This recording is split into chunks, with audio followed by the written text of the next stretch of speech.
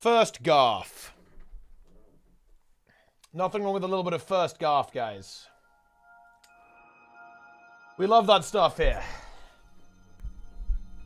Let's go. Let's go indeed. First mold. I don't want to see any molds here, guys. No molds.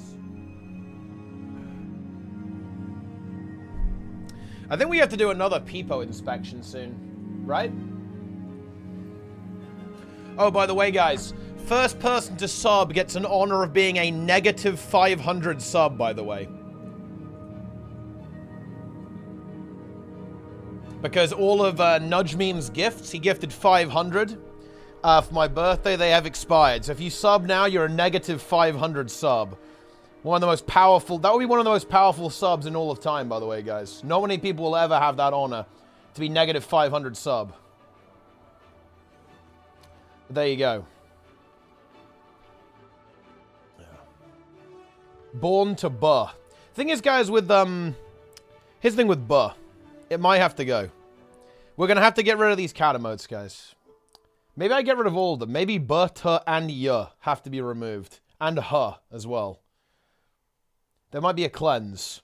Dr. Orca, though, with the Prime. Oh, here we go. Yeah, there it is. Congratulations, Dr. Orca. You are a negative 500 sub. Few can ever say that.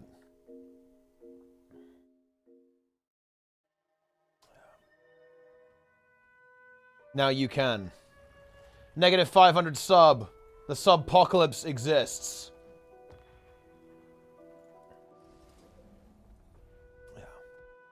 I will replace all cat emotes with tree emotes.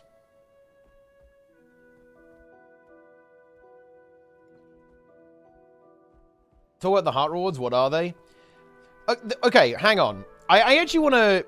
We need to talk about this a little bit, guys. Someone gather me. I'm very tired and sick today. So I need you guys to do the work for me, okay? Did they not say that the hearts were going to get more rewarding over time? Because if that's true, that is incorrect. That is actually objectively incorrect. Because they don't. The rewards stay the same. And the repeatable rewards are awful. Like, I'm actually mind blown at just how bad the rewards actually are. So, here are the rewards, guys. Once every 3 days... Once every 3 days. Not once every day, guys. Once every 3 days, you can pick between a Thimble of Karma, 1 rare, or 3 champion bags. Like, it is actually mind-blowing just how awful the rewards really are. It's just... What? What? It doesn't make any sense. They are genuinely appalling with how bad they really are.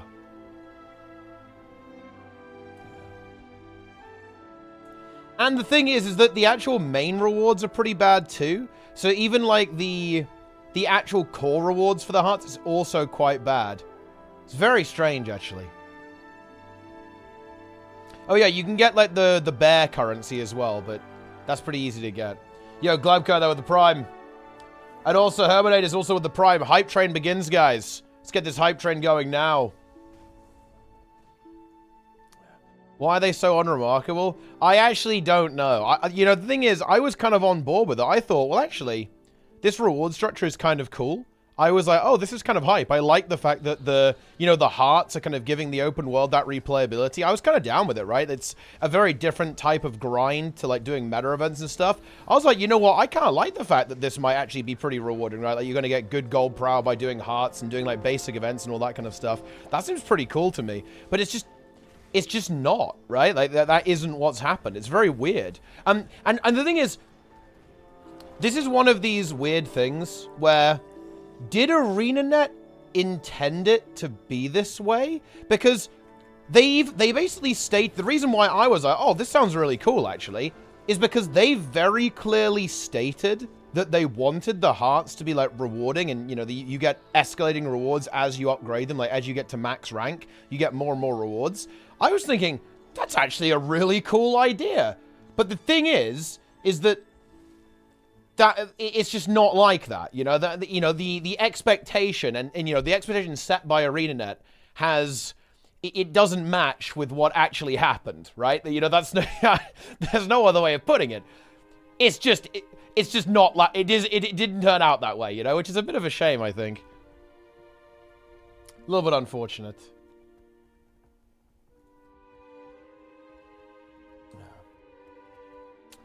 Yeah.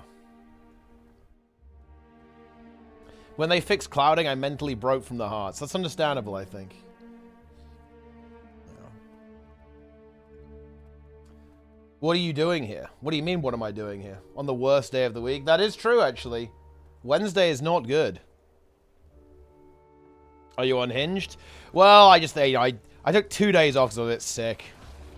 I'm not going to do 3. We've got to get back on it, guys. I wanted to actually show up. Wait, Nudge Meme. Nudge Meme, we've got some work to do, okay? Look, all of your subs from last month expired. Even you can't save us from the apocalypse that is to come. 60 gifted subs from Nudge Meme. What did you rate Janthir again? I give Janthir a very solid A tier. And I hold to that as well. Like, I stand by that, I stand by that rating, actually. I do. Level 7 hype train is now in session, guys. Love to see that. Very, very nice. What are we doing? Good question. Who's actually here? Is that rating a paid ad? No. Yeah, if only. No, I could very easily defend that. POF rating is not holding up with the casuals. They deem balance not important at all. Yes, but, you know, that's... I mean, I know people are going to disagree with that. Like, I know people like Path of Fire, but... no, fuck them. I don't care. It's my rating. But, yeah. No, I think Janthir Wilds is very good. It's a very good expansion. You know, it's like... I just view it as, like, a better version of Path of Fire. It's like Path of Fire exploration, but the gameplay is a bit better.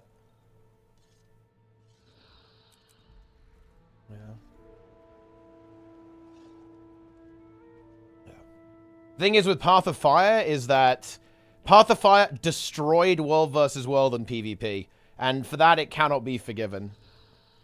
Can you rate Heart of Thorns? Yeah, of course. It's like it's absolute S tier, easily the best expansion they ever made. Not even close. Not even like remotely close. Yeah. Just not rewarding the meta boss nor the hearts. I think that the boss actually is rewarding. I think you get like 10 gold for doing it. No. Yeah, it is. Because you get, like, the homestead materials and the rares and all the usual stuff.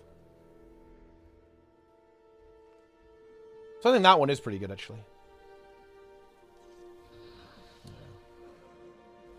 That's how it is.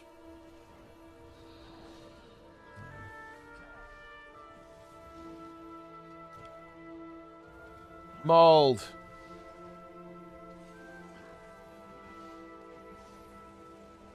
Bog Queen cosmetics. I think you can actually get the... Well, I mean, you can get the Bog Queen's outfit. It's like the Priestess of Lissa outfit.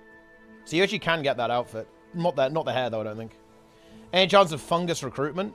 Not for now, no. And certainly not today, guys, okay? Today I need to... Today Look, I am here in physical form only. I am not truly with you. Like, I am absolutely drained.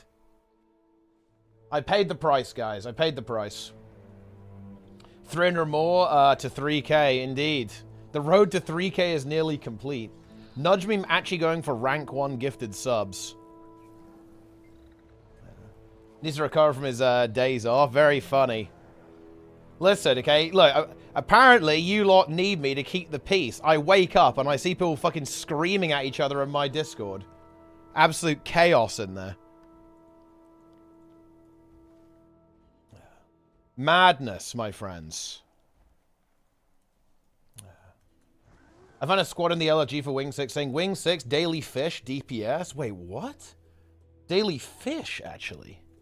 Wait, can you fish in Wing 6? I guess you can, actually. I mean, I assume there is like a pool of water there.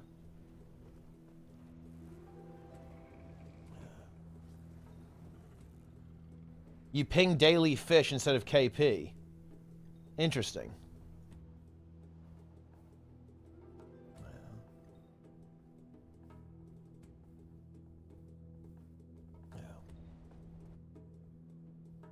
Does Path of Fire not get a lot of credit for the 5 mounts added? Well, for me, mounts are a negative, so no. Yeah, I would prefer mounts not to have existed. But, you know, that's obviously just me. Like, mounts are a very well-made system. It's like, you know, the mounts themselves are very good. But they make the game worse from my perspective. I'm glad you're enjoying the builds.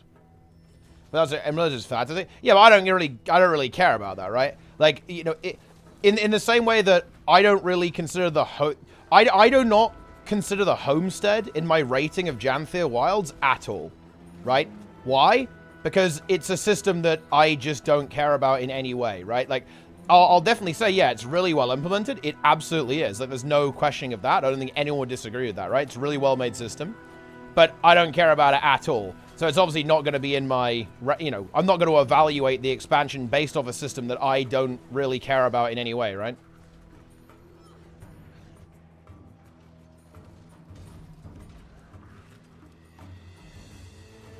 That will make no sense. How much of a reader are you? I used to read a lot. Now I listen to audiobooks while I'm doing other things. ArenaNet has confirmed that power creep in the game only for the NA server because there's so much more fails in NA compared to EU. Very funny. Do you like the WoW dragon mounts? Not particularly, no. I mean, kind of for the same reason. I mean, like, I don't really like mounts in general. I prefer to just, like, run everywhere. But that's just my jam. Yeah. But, I mean, you know, the implementation's alright. It's okay, and, yeah. I don't hate it. It's could be a lot worse.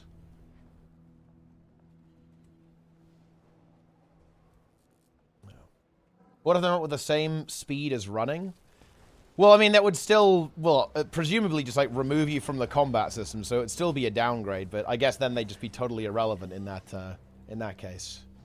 Hate the portal to Ashkahet so much, it shouldn't exist. It is kind of weird, right? It's because, you know, it's actually very interesting, guys. Like, the War Within is like the giga casual WoW expansion. I actually think it's too casual. I'm going to put my foot down, guys. As a disgusting, sweaty nerd, I'm going to put my foot down. The War Within is actually too casual. No Mythic Plus for 3 weeks. No M0. Hardest content in the game right now is fucking heroic dungeons, bro. Jesus Christ. It won't even let me do, like, tier 8 delves. Let me delve, at least, right? But I can't even delve.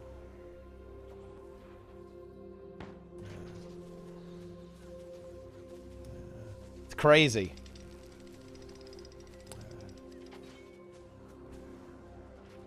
Yes. Hardest content in Janthir Wilds right now is Greer. That is true. So I guess that is... I guess Guild Wars 2 has even less, but, you know, to be fair, it's Guild Wars 2. It's not really the same game. Delves can win. Those slap. The Delves can win. How do the Delves win? I don't think I dropped below, like, max HP when I was playing them. Reroll the tank, guys, okay? That's the based way to play. Can't you have Bran tank for you anyway?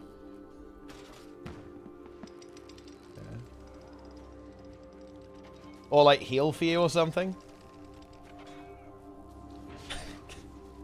Brad is DPS or healer. Based. That's because they recognize that they can't create an AI advanced enough to tank. You know, they can obviously very easily emulate the mind of a healer or a DPS player with an AI, but the mind of a tank is too sophisticated. It's too high level for a mere AI to be able to execute.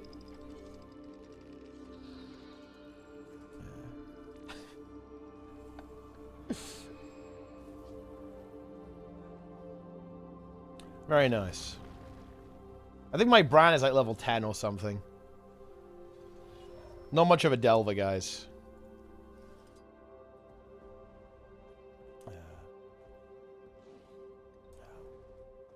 Delves. He's a worthless healer. If you don't have Bran at level 15 for heroic, wait, is that, do you actually need level 15? I guess I can do that as well. Seems to level up pretty quick. Bran. Bran.avi. Oh, that's the current max level? Okay. I'll probably do that then just to get him at max. Probably makes sense. Go delve on your shaman. I mean, my shaman's like level 40. So I don't think you can do that yet. I'm delving.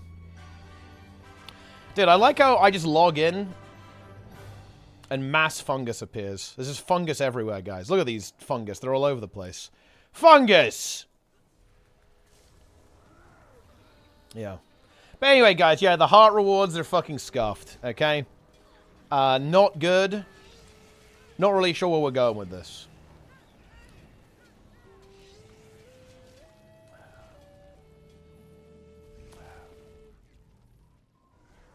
And also, guys, I never want to hear anyone say, I never ever want to hear anyone say that WoW is like a hardcore game only for like extreme hardcore gamers ever again.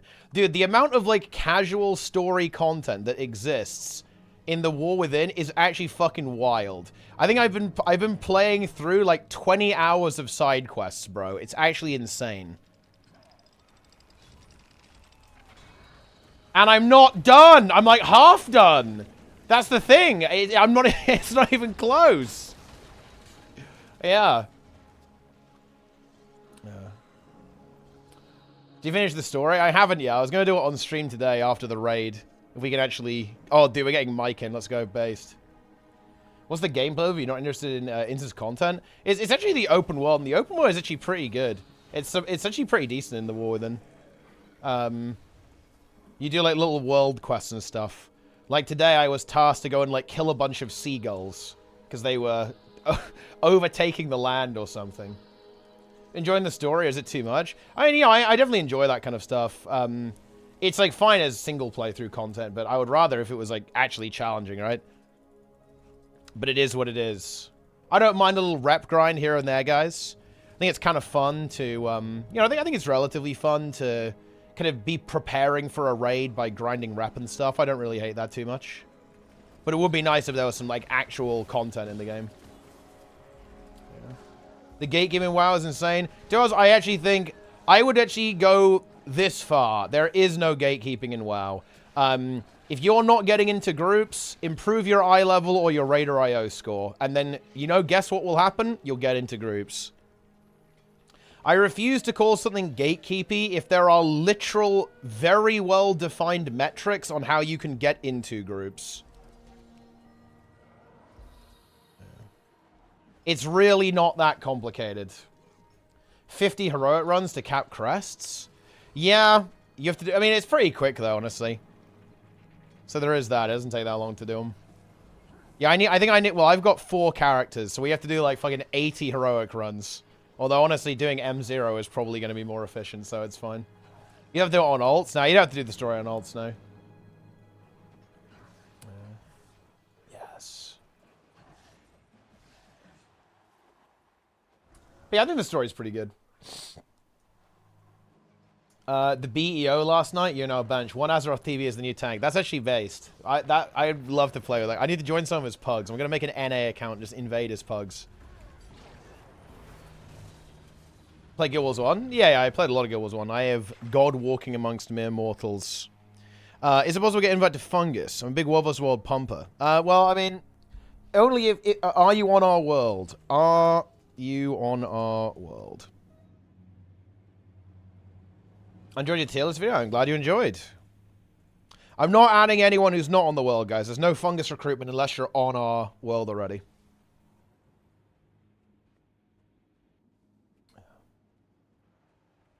Incredible. But yeah, I would actually say the open world is pretty good. I'm kind of a... You know, I was actually very pleasantly surprised. I think it's very interesting. Like, my diagnosis of the open world in WoW is actually that the main issue with it is that it just becomes very, very pointless after like, the season actually starts, which is kind of weird. Because, like, right now, it's actually very relevant. Like, doing all of the open world stuff is, like, very rewarding. But the thing is that, like, as soon as Mythic Plus is out, like, all the gear you get there is just obsolete. Which is interesting. Alright, nice. I'm going in.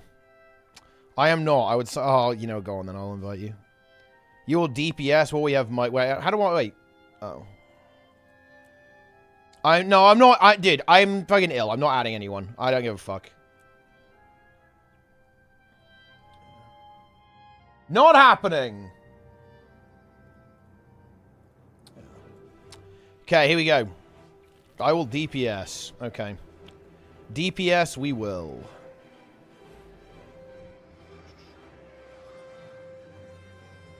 We love to see it.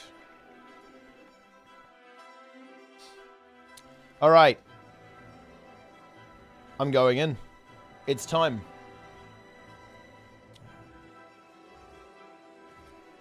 Completely new player and proudly claim the mold rank. No. I'm not adding anyone to the guild. I'm DPS, guys. Dude, Mike is in, man. It feels damn good that Mike is in the group. That feels insanely good. Feels Mike, man. Mike.avi. Mike the God. Wait, am I? Wait. Ceasefire, ceasefire. Am I playing Alak or DPS? It's over. I need to pull blue over. Any reses? Anyone gonna press F? Anyone at all gonna revive? Okay, never mind then. Not even one person pressed F. Okay. Yeah. Fair enough. Yeah. High skill group, guys. Not even one person pressed the revive key. Yeah. And that's why I play support, guys. That's why I play Heal Scourge.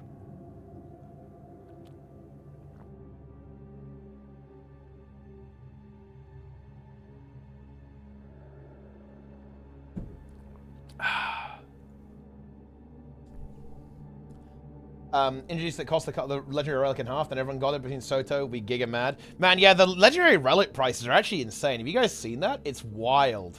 It's like 2k gold. It's crazy. We're not messing around. Well, I got sick. I don't have time to organize it. Look, you guys gotta understand. I have to do literally everything, okay? I have to, like, I have to make people do things. And I'm not doing that when I'm not feeling very well. Look, guys, I'm actually saying this. We're not talking about this. Because whenever I think about this, it's like, man, it's very easy to get people to actually put effort in the video game World of Warcraft. And it's really hard to do it in this game. But, yeah, we're not talking about that. We're not doing that.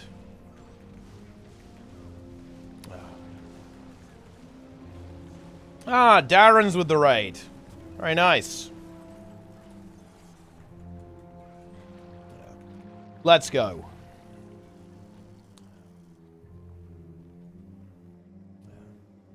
Ahead of the curve, cutting edge, pauses, eye level, radar eye, all that doesn't count as gatekeeping, then nothing does. That's the opposite of gatekeeping. Those are clearly defined things that are achievable and you can climb up. They are not arbitrary. They are directly related to the content.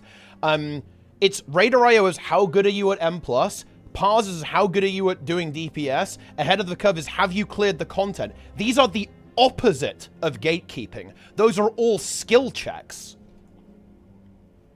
That's literally the opposite of gatekeeping. Wait, am I doing a lack or not? I think I am, maybe. Because this is probably a DPS. But I have no idea. What, like Heal Scourge? Because it's overpowered. Yeah. Big alert next to the Prime! Am I a lack or what?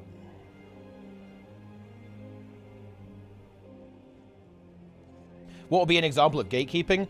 Sure. A really good example of gatekeeping would be achievement points. So, like, keeping people out based on achievements. Or actually, funny enough, I'd kind of say... I would say that the way kill proof works is a little bit weird in this game. It's not very good compared to Raider.io and, like, paths and stuff. But yeah, like, really obvious one would be achievement points. Because achievement points is like nothing to do with it, right? It's like nothing to do with it.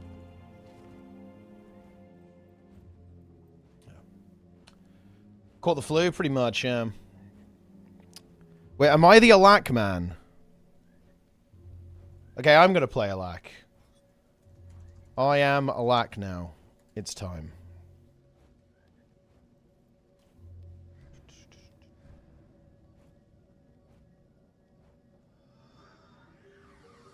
Alright, here we go.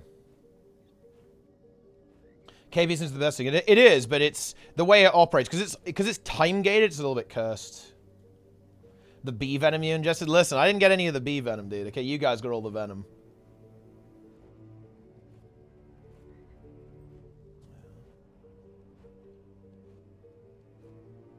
But yeah, like, anything that, basically, like, skill checks are not gatekeeping.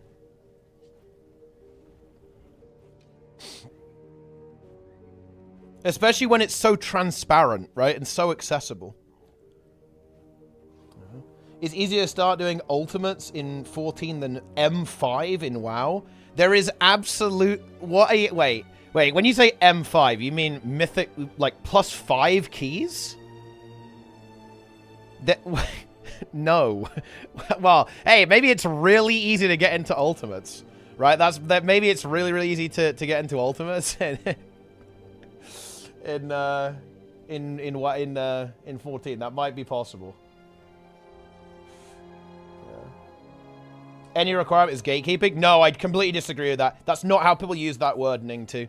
When people say gatekeeping, that is there is a very negative connotation there. Yeah, like people are saying that it's a bad thing when they say gatekeeping. That is completely incorrect. That is not how people use that word. And you might be right in the technical dictionary definition sense, but that's not how language works. People do not use the word gatekeeping in that way in this context.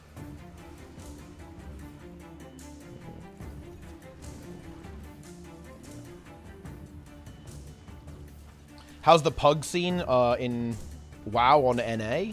I don't know. I haven't played on NA, but it's probably all right.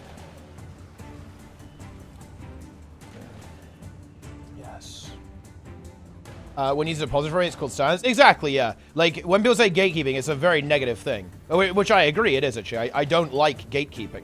But that's why it's really important to actually point out the difference between gatekeeping and just setting expectations and standards for a group. Because those two things are not the same. This is a fucking fiesta.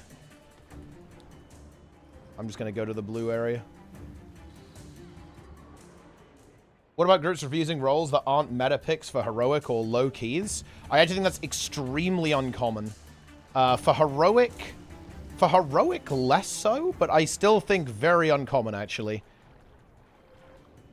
People care way more about, like, your IO score, your eye level, and if you've killed it before, then what class you're playing.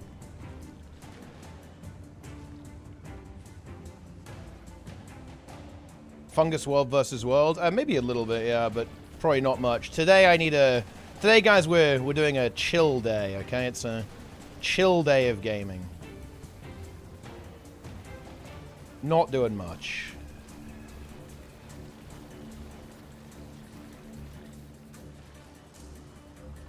We did it. Illegitimate way of storing build. I completely agree, Hoth, yeah. Like, that's the way people use it, right? Wait, do I not have food? I do have food. It's still giving me the reminder, even though I have both of them. Hold it with the prime, nice.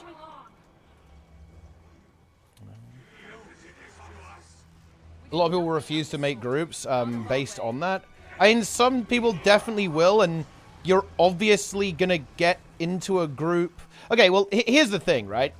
I'd really encourage you to look at it from the other, from the group maker's perspective, right?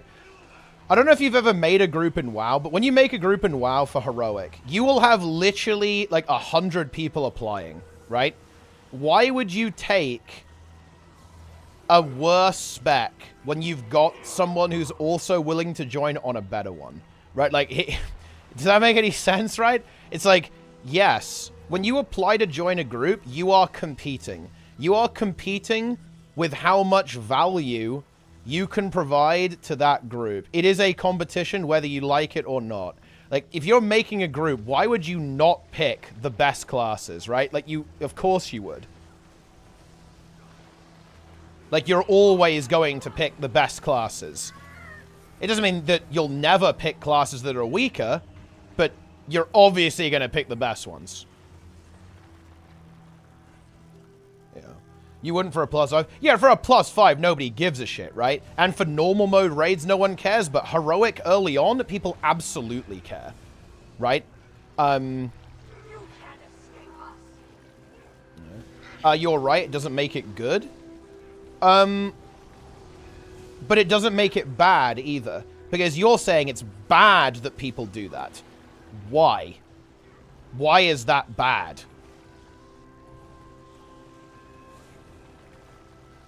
Like, because you're saying that players making decisions that increase their chance of success is bad.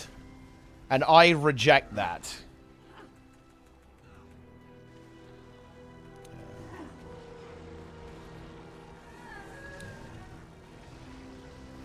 Balance classes, remove key depletions.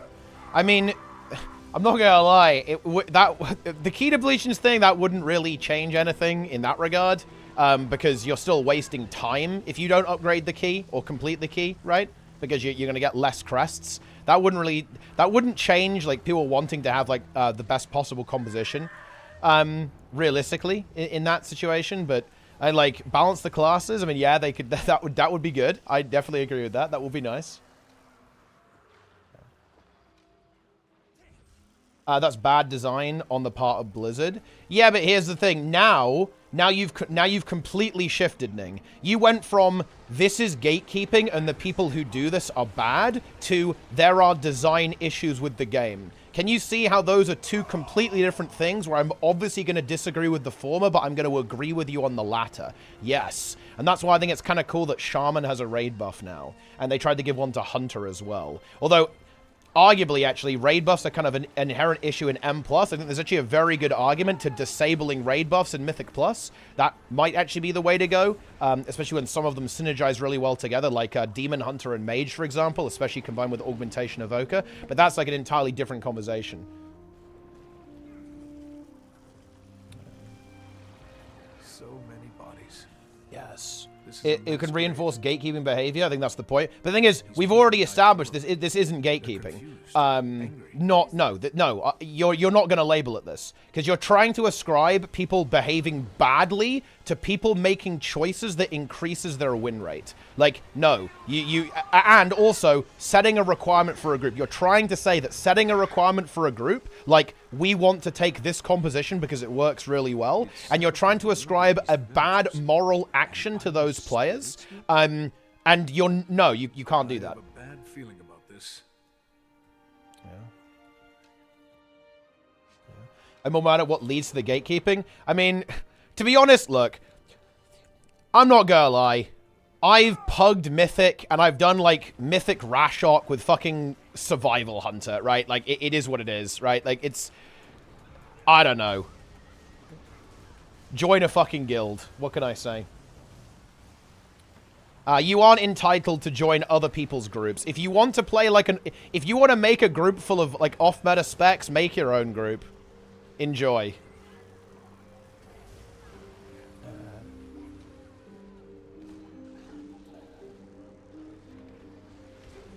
Do it.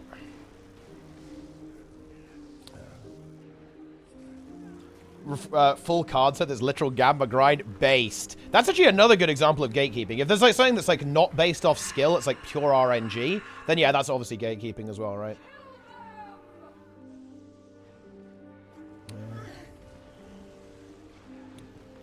I think there's actually, around like the key depletion thing, I think there's actually a really interesting thing that you, I don't know.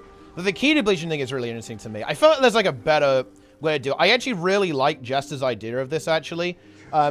Jester said it would be good to have like a surrender system, and I actually really agree with that. That would be really fucking good. Like if you could, so basically to prevent people leaving, right, you add like a pretty strict leave penalty, like your 15-minute, 30-minute timeout if you leave an M+ key. Probably would have to be half an hour, actually. It'd have to be like a half an hour, like a timer, and you can't join another key if you leave.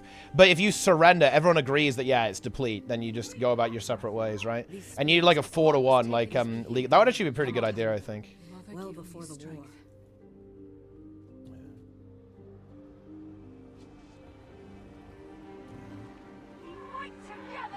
Oh shit, dude, we're already in. We're literally already in, bro. I made it. Okay. Did everyone make it, though? That's the question. I don't know. Wait, did my quickness not make it? Oh my god, dude, this is despair. I don't think my quickness player made it. Also, my life didn't make it. Yeah, Zeb didn't make it, and also, I think I'm just dead here, actually. I am. Nobody revived again. That's a bit unfortunate. Well, I mean, you know, that's a rough one.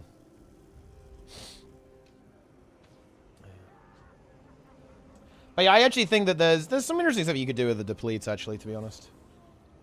I rarely have people leaving a key that probably wasn't deplete anyways. Well, no. Honestly, I think you'd be surprised, actually. I think people leave way too... Well, I've watched Jester's stream, and context here. I do title every season. People leave way too early sometimes. Like it's fucking ridiculous. Yeah, people leave way too early, I think. A lot of the time, anyway. But I mean, that's just the way it goes sometimes. A fragment that can be made into a new key. I mean, the depletion thing is really interesting because you need a key to get the loot, basically. Tom with a tier 1. Nice.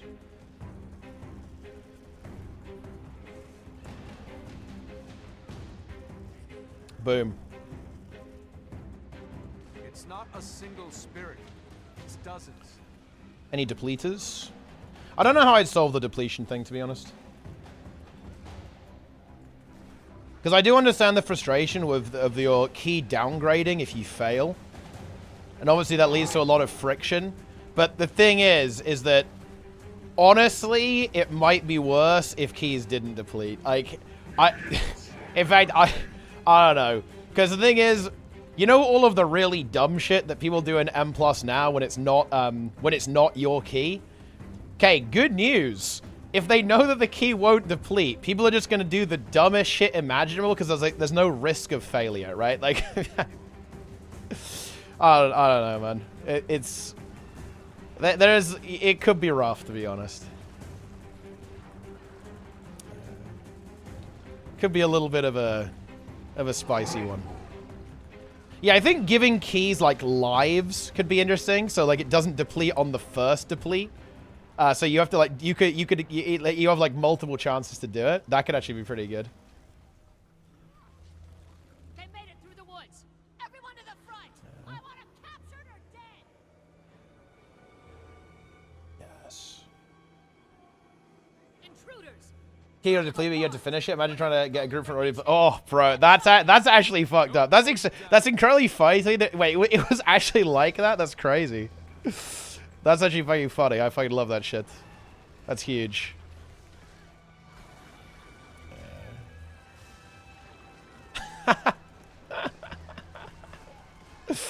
Oh, that's funny. Yeah.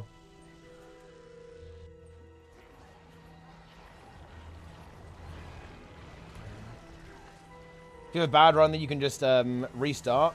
Now if the key isn't on the way to clearing, people just rage quit. The thing is, though, is that You gotta think about the other thing, right? People already do dumbass pulls and stuff and, like, aren't really paying attention to M+. If there's absolutely no risk, then people are gonna be fully checked out and just do, like, insane shit. Adding viewers to the stream call? Well, I mean, no, if I plan on doing it a lot more, because if I use that... Dude, nobody's using that system, so Twitch is even offering front page for people who do. And therefore, I am going to use it because I want free front page. But, like, dude, today, look, I don't want to talk to anyone. Look, these are some of the coolest people I know. I do not want to be on voice with anyone today, guys. I do not. I don't want to be on voice with anyone. My brain hurts. My fucking everything hurts, right? My brain, my head is full of cotton wool. I do not want to talk to anyone. Yeah, I want to talk at people. That's the best I can do. I can talk at you guys. But I don't want to have people talking at me. Like, my brain is dying. Athodoma, thanks for the tier 1. I appreciate it. I'm new with a couple of weeks. We're doing a raid, Muttdog SD. It's some raids today. Are hot rolls bad? They are, unfortunately. It does not feel good. Yeah.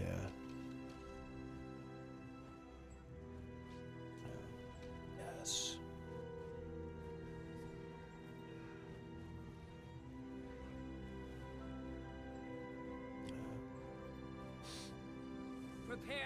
Oh shit, let's go. We've got some visitors. I'm going in.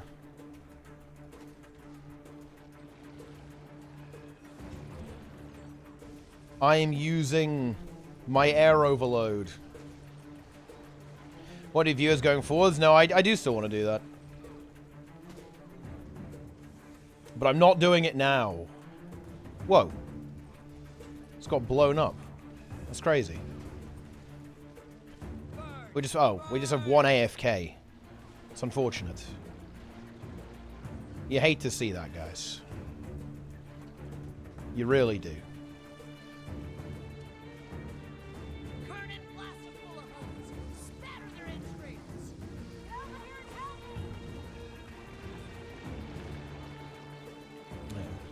Nice.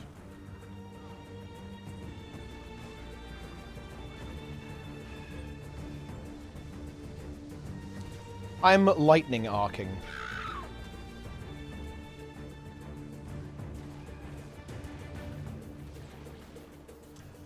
But anyway, guys, yeah. Quick, just look. Setting requirements is not gatekeeping. Well, assuming the requirements make sense. Which, more often than not, they kind of do, to be honest. Oh, whoops. I can take you to it. I can lead you to... Bite your tongue. What's your opinion on augmentation evoker? Stop playing before they add it. Sounds cancer. It's probably one of the worst things they've added to the game imaginable. The way it works is just fundamentally toxic to Mythic Plus.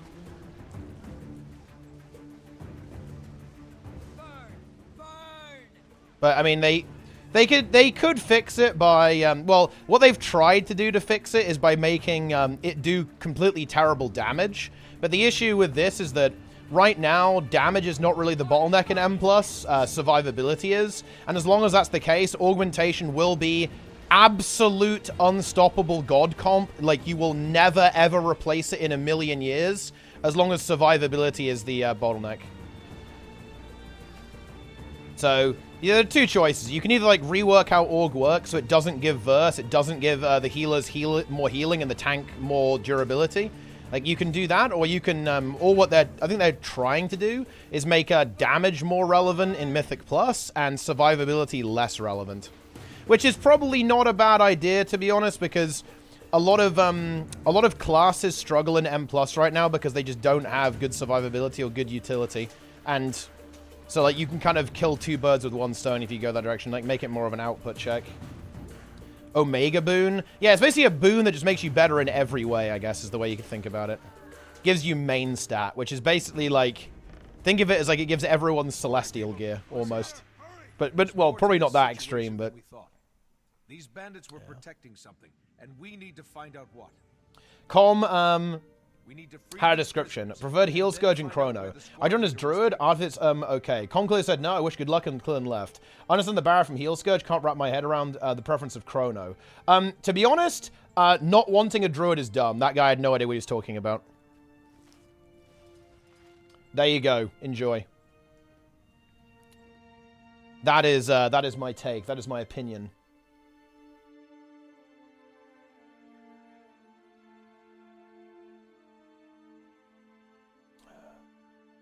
Enjoy!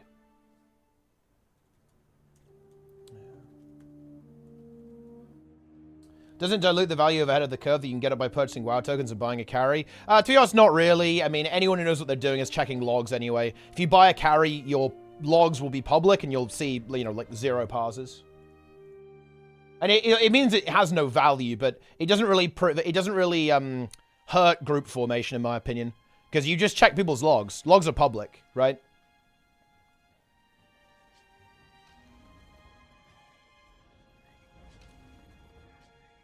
So, yeah. Yeah, we did, yeah. And this is why you check logs. Like, there was a guy who had, like, 9 out of 9 Mythic, but he'd bought a boost, and he passed 0. But it was, like, the one time I didn't check, and he got in and leeched our Rashok. But, hey, that's how it goes sometimes. That is just the way it goes, my friends. But...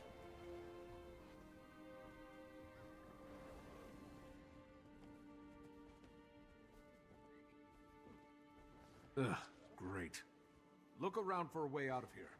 And try not to annoy that thing. What's going on? Sloth. Are you okay? You look different. We'll deal with the large... Slobling. Wait, why is Jester dead? Oh, did he just not make it in?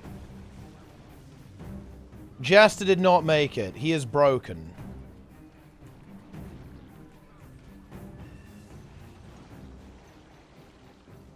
More a problem with cutting edge? I actually don't think it's really a problem at all. Well, I mean, I don't know. Like, it kind of is, but it kind of isn't. I don't really care about it that much because, again, everyone can see if you bought. Like, it's not hard to see, right? I don't really view it as a huge issue. I'd obviously prefer it didn't happen, and yeah, you can kind of blame the WoW token for that, but even without the WoW token, it would happen anyway. It's just, like, more accessible because of the WoW token. And I don't like being able to buy gold in any MMO. Like, if you... Look, here's the reality, guys. If you can buy anything in an MMO, its value is devalued. And if you can buy gold in an MMO, then everything in that game is devalued. Because the moment you put a dollar price on anything in a video game, it usually ends up worthless. Because at the end of the day, stuff outside of the video game holds its value more because it's real, right? Like, you're not really going to be able to, hold value when you're exposed to reality, pretty much. That's just not really how it works. So, the moment that you can buy gold, or buy anything, like, anything in-game is worthless. That's just, like, the way it goes. I think I'd care a lot more about video game rewards if you couldn't just buy stuff, right? With real money. But as long as you can buy real stuff, it's all worthless.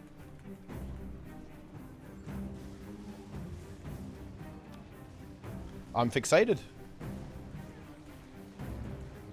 Get back soon. Your brain being in pain sucks ass. Yeah, it's just no good, is it, to be honest? But I mean, that's how it goes sometimes. I was very tempted to not stream, but no, we're on the grind arc, guys. We're on the discipline arc. Watching the Rebirok's video. I'm not sure I want to watch the video, to be honest, because I don't think he's very likely to talk to me, and I don't really want to. Look, for what it's worth, I actually don't want to disrespect the guy, and I do think that watching his videos and commenting on them with a much larger audience and him not wanting to engage is actually a little inappropriate. I don't think I'm going to do that anymore. I'll probably watch them off stream, because I do find them very interesting, actually, but if he's not willing to engage, then I don't think I should really engage with him either.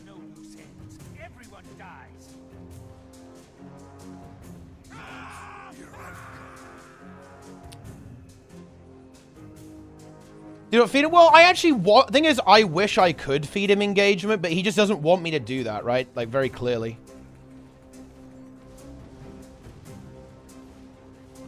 I actually think his videos are good. It's just very annoying.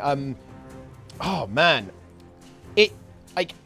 I wish I could convince him. He doesn't believe I'm in good faith, which is a really tricky position to be in. And I understand why. Right, I imagine most people wouldn't be in good faith with them, especially people in my position. So I understand why, but it is what it is. Isn't that what he wants to be exposed to? You know, I actually think he's under a misapprehension there. I actually think that a lot of the people who watch me would probably be interested in what he has to say. I think he's actually wrong about that, but I definitely think that he thinks that, yeah. Straps, thanks for the tier 1. I appreciate it. If they don't let you buy gold, then bots become rampant. I mean, bots are going to be rampant anyway, because, like, RMT is always going to be rampant. But the thing is that there's a really big difference between... There is a huge difference between the video game itself putting a price on something and a third party who is breaking the rules doing the same. Like, I do not view RMT and the WoW token as the same thing. The WoW token is infinitely worse. And, to move over to in Guild Wars 2, yeah, I view anything you can buy on the trading post as worthless. It has zero value. And yes, that includes all legendary skins that you can purchase essentially with real money. They are almost, to me, by definition, worthless. Because... They literally aren't worth my time. Like, because the moment that I can see the dollar price, right? Like, how much does it cost to buy a Gen 3 Legendary? It's never worth it. Like, all of your time in the game to actually earn that item is not worth it. Definitionally. Like, my time is worth far more than the game is saying it's worth, right? Because... When you, look, let's say you have to grind, like, 50 hours to make a legendary, right? Like, to make a legendary is what? Maybe, like, $150? I don't know how much legendary costs these days. I'm sorry, 50 hours for $150? That's not worth my time. Like, obviously not. Like, that's not worth anyone's time.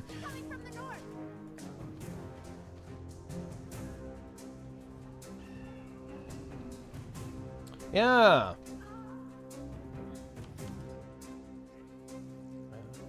Might also be isn't 100% sure about what he's saying. Kind of rambling, puts himself out there. Might want to get himself out there too much. Well, I mean, I don't know, maybe. I mean, we shouldn't really talk about it too much.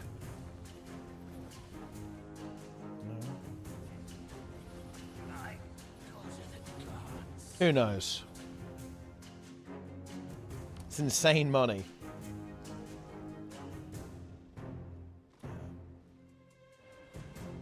Incredible.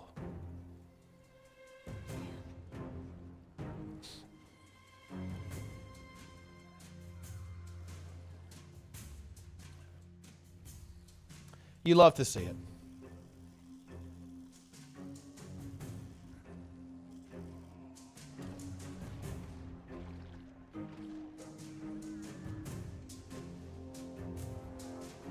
Incredible.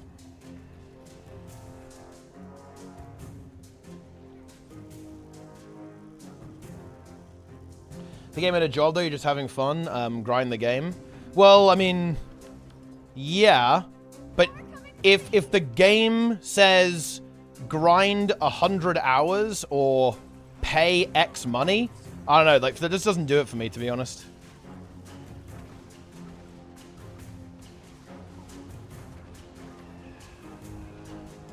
That doesn't do it for me, man. Do you think the game can ever get its sense of danger back?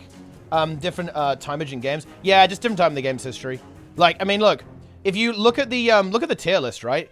The tier list has multiple people saying, yeah, all of my friends mentally broke and couldn't continue in HOT and said it's one of the worst things they've ever played. Because they're you know, ultimately they I don't know how, but they managed to die to Pocket Raptors or something, right? Like, yeah, no, we're never going back to that. Like, we're never going back to anything challenging in open world. Because it breaks people. People mentally, psychologically break to even a very small amount of challenge in the game.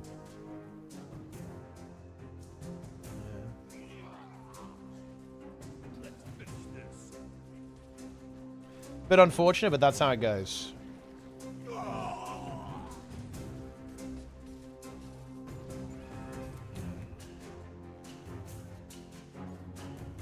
Isn't that part of the experience? What's the trade-off for those people? Well, I mean, look, most people just want to play a reward simulator at the end of the day. Nothing wrong with that, by the way. It's just, you know, it kind of sucks for us, I guess.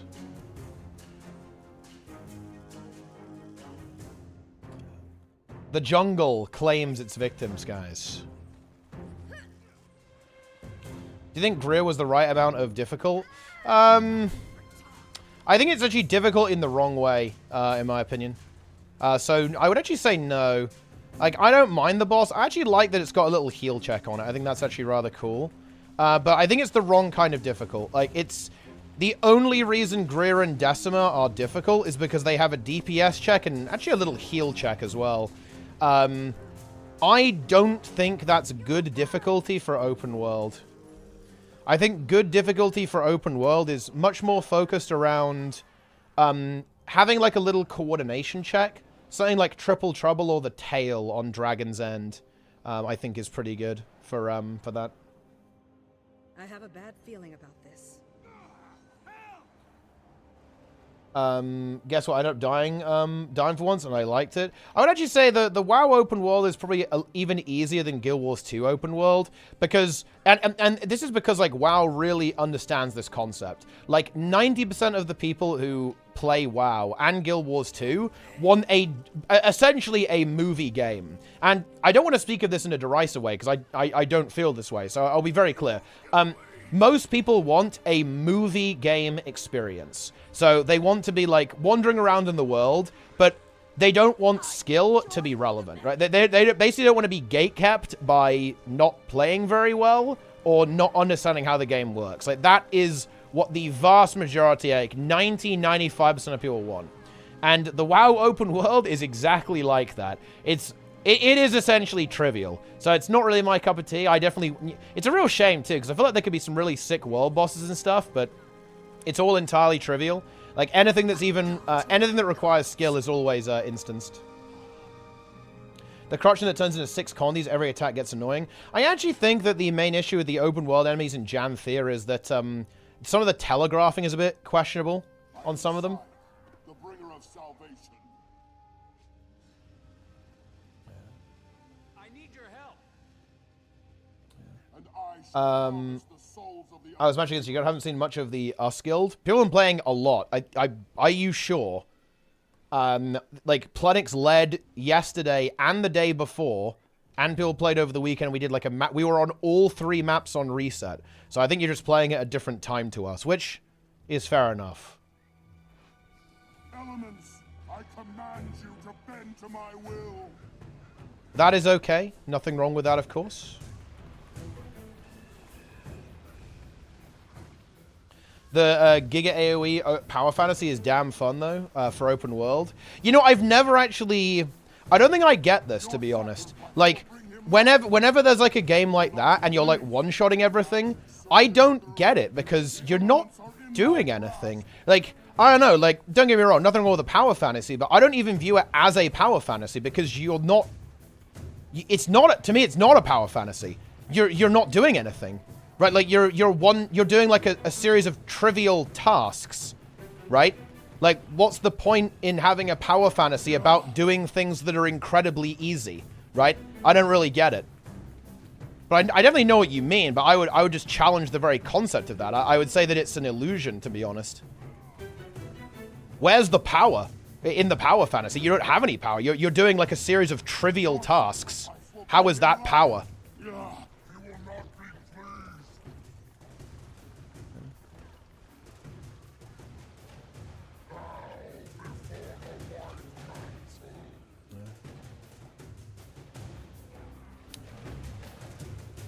You're doing it as fast as possible, like Mythic Plus. Yeah, but Mythic Plus is actually hard. Like, Mythic Plus is not trivial. Like, open world is trivial. Right? It's completely trivial. And again, there's nothing wrong with that, but I'm just kind of explaining why I don't really get it. I don't like mowing down enemies that don't fight back, right? It's not particularly fun.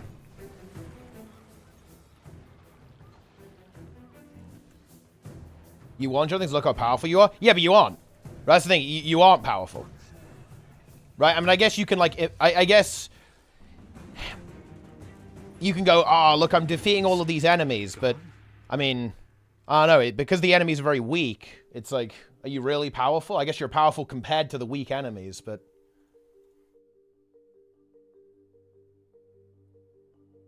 Yeah.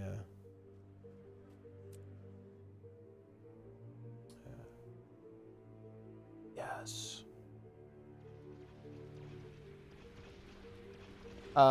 Difficulty comes to the amount of enemies, not their strength. It's quantity over quality.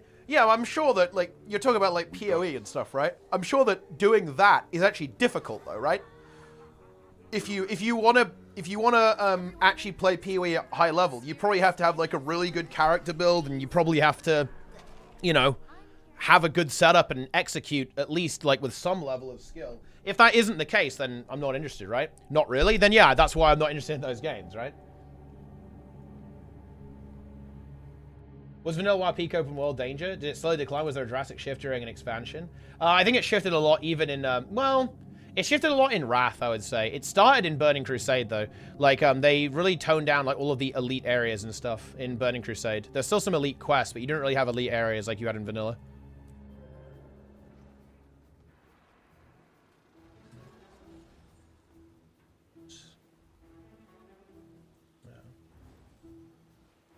PoE is 100% not free. Yeah, I haven't played these games, guys, so I can't really comment that much. I cannot comment, guys. Mode on Hordes of Vengeance and Diablo and stuff the same. And look, again, guys, like, to be clear, I'm speaking up my personal taste. I don't like it. If I'm doing a task that is easy, I'm not gonna feel powerful. Does that make any sense? So look, let me put it like this, guys. I cannot be immersed if the content isn't difficult, or rather, I am peak roleplay when the game is fighting back. Like, for example, I do not find LFR in World of Warcraft to be a very good story experience whatsoever, right?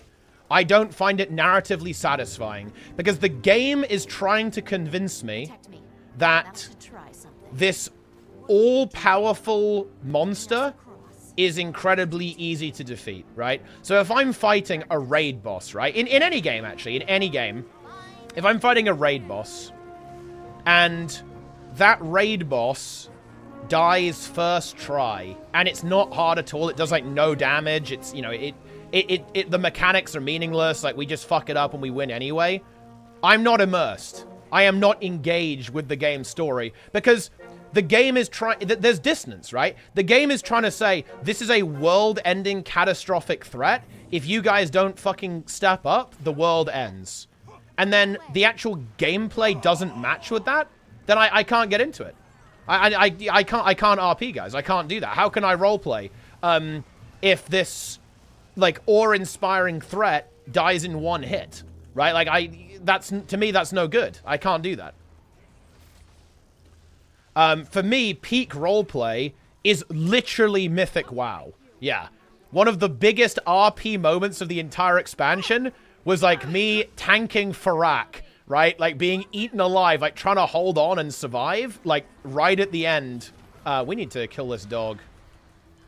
Yeah, like, that was, like, peak RP for me. I don't have my blind right now. This is a little bit sus. We got a big immobilize off there, though, so I think we're okay. Yeah. Yeah. Should have Echo from Final Fantasy, so you at least keep dying in story mode. It will let the peepos eventually win. Well, no, I'm just speaking about a preference here. Like, because obviously, like, for some people, like, Heroic will be the equivalent of Mythic for me, right? Dying to Rag 150 times? Yes, it actually is, though. Yeah, for me, it actually is. Because Farak is going to blow up the world. He's supposed to be, like, super, super powerful. So, yeah, if we kill him first try, then it doesn't... he clearly wasn't, right? You know? I want the game to convince... Okay. I am actually a mega role player, guys. I want the game to convince me that its narrative is real. So if a game tells me this is a world-ending threat and we need your help to defeat it, and you know, this is like so powerful that almost nobody can beat this guy, then the gameplay needs to match, right? It has to match. This is it. Keep watching. It's why I really struggle with getting into MMO stories, because the game always says, oh, Janthir is so dangerous. And then it isn't, right? You know what I mean? It's like, I can't get into that. I can't roleplay with that, to be honest. Because it's just not, right? Like, the game isn't hard, right? Like, it's telling me that this is like a dangerous wasteland. It's not, though, is it? It isn't. It's easy. Yeah. If you wipe 40 times, doesn't mean the baddie canonically wins, though. I'm pretty sure the way you're supposed to interpret it is actually, whenever you do kill it, in the lore, that was your first try. Maybe? I don't know. It's a bit hard to say, isn't it? That's one powerful mesmer right there. That's one powerful mesmer right there. She just slipped up. They may have Lazarus. If so, then the I think my arc DPS food add-on is completely fucked and does not feel good, guys.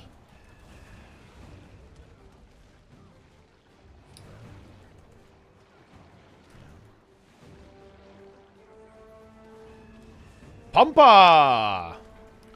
I'm literally 40k DPS. Oh, we probably should have moved the boss a little bit here. Huh? Oh, I also did not... Okay, someone else's stability. We're good. We're good. Oh, we actually managed to kill it. Nice. What the fuck is going on here? Mergies! Wait, what the fuck is going on? Raids. Borpa!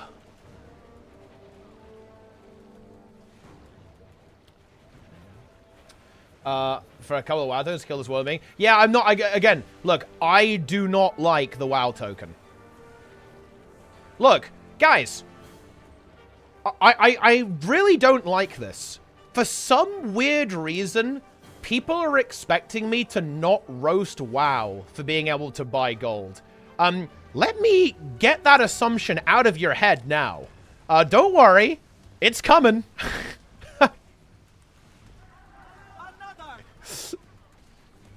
Not really sure where people are getting this idea from. Yeah. Ooh. Yeah. Having a challenge level raid boss in the open will be good for the game. I mean, I fucking love that stuff, yeah. Well, I mean, it's called... well, I'll tell you. ArenaNet agree with this. It's called convergences. They're doing that. In convergences. I'm gonna converge. Ah, we are. Okay. Nice.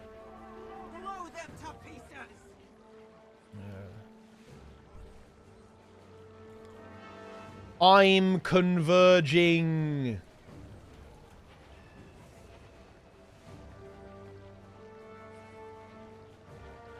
We'll see how that one goes. But I mean, yeah, guys, like, everyone can... Like, obviously, like, in any MMO, there's always going to be, like, this kind of weird surface economy with boosting, right? Look, trust me, guys. If something can be sold in an MMO, it will be sold. That's a bit of a guarantee you can have there. That is just kind of the way it goes. I have limitless power at my disposal. Limitless power? Not sure about that one, Zara. I don't think I'd say limitless.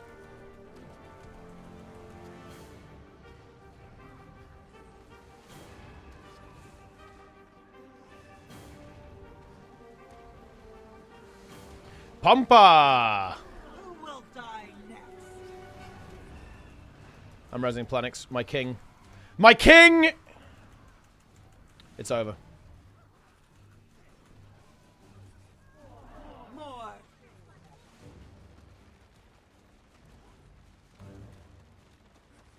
Wait, what is the... Wait, the definition of a convergence. This is interesting, actually.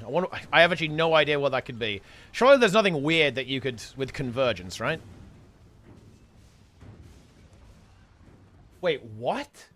Wait, how is that the definite... Okay. But I don't need to destroy you. I only need to slow you down. I really I don't like people who think the WoW token is bad, then they still buy it anyway. Well... Wait, why not?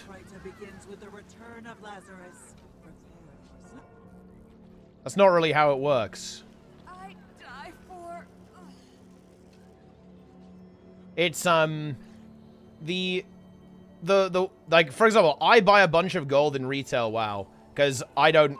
Look, it's kind of this, look, it's kind of like part of where I'm at in life. It actually is relatively easy to farm gold even in retail WoW, but I'm kind of at the point of my life where I'm not gonna do that. It's just not worth my time, right? Realistically, I'm not doing that.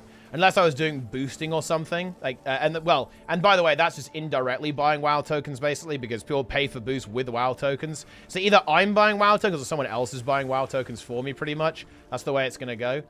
Because, yeah, I'm not farming gold. Like, you know, my time isn't... the game just isn't worth my time.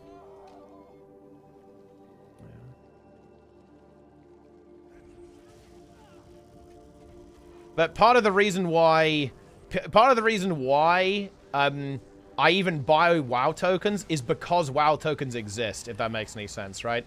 Well, okay, well, obviously, right? But what I mean is, though, is that the only reason I need WoW tokens is because of the WoW token, right? Like, the way that the game's economy is set up is that way because of the WoW token. Like, if WoW tokens didn't exist, then I wouldn't need to buy gold, because the game wouldn't be set up around buying gold. It's the same thing as, like, gems in Guild Wars 2, right? Like, do you really think, guys, that rewards would cost as much as they do if you couldn't buy gold in Guild Wars 2? Of course not. That would be ridiculous. There'd be no point in that being the case. Like, the Guild Wars 2's business model is set up such that you buy gold. And there's nothing wrong with that, by the way. That's perfectly legitimate. Like, ArenaNet are very straight up about this. Like, it's no bullshit. It's not like, you know, it's not shady or anything. But look, let's be real here, guys. Both World of Warcraft and Guild Wars 2 are set up in a way to incentivize you to buy gold. Right? Obviously. Of course they are.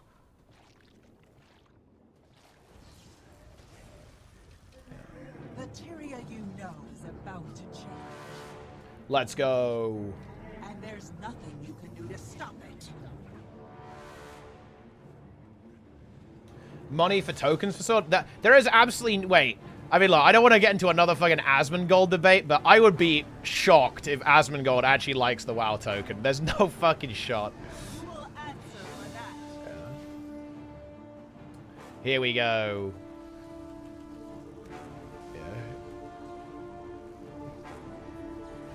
Okay. You have no idea what you're meddling with. Let's go. Yes. It's time. I just fucking trolled, to be honest. That's, this is a cursed opener. I've waited years for this day to come. No one can stop what I've set in motion. It is what it is, my friends. Hello, Master Sentinel. How you doing?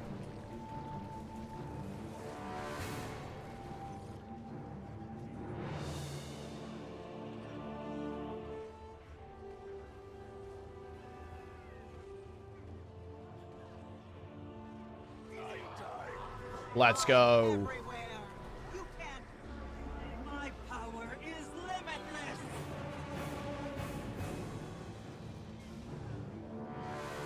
Boom.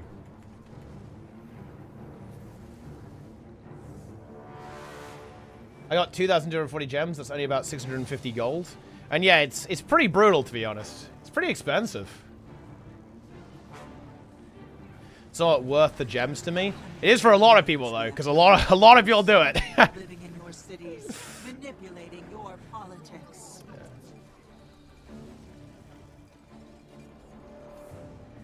Guidance on Heal Revenant. Is this what Zergs want? Hashtag about making it reality? Yeah, that sounds like a perfectly good build. Like, Heal Vindicator is definitely pretty juicy. you can get going on that. No problem. Let's get your gear and get in there.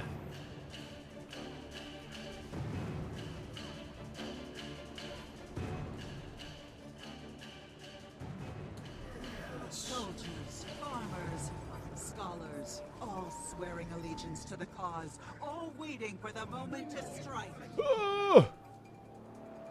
It's over.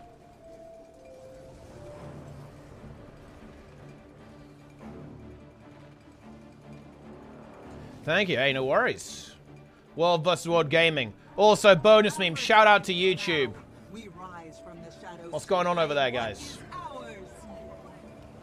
Man, I did so much admin, and I did a lot of admin behind the scenes work after, you know, when I wasn't streaming, and I still haven't unfucked my setup for watching the YouTube chat. But don't worry, I'm working on it, guys. I'm working on it. I'm on the case. Bow before Lazarus. That's us, it is. Don't worry, YouTube. I will soon be able to watch your every move. You're very close to my list of things. And, oh yeah, I need to make the bot work with YouTube as well. Right now, the bot does not work. Although apparently the YouTube chat API is actually a little bit of a pain in the ass. Because it doesn't really work like, it works very differently to the Twitch chat, which is kind of annoying. But oh well, it is what it is.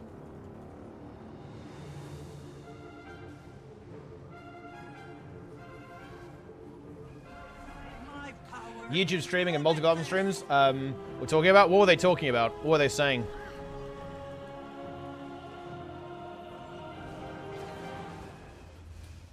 See you later, Nudge Meme. Good night. Thanks for the 60 gifts once again. 1 billion gifted subs from Nudge Meme. Road to 3K. Works like comments. Yeah, that's exactly how it is. Yeah, you have to... yeah, it's an awkward system. Because it is basically a YouTube comment, yeah. World vs. World Builds. I'd look at a meta battle right now.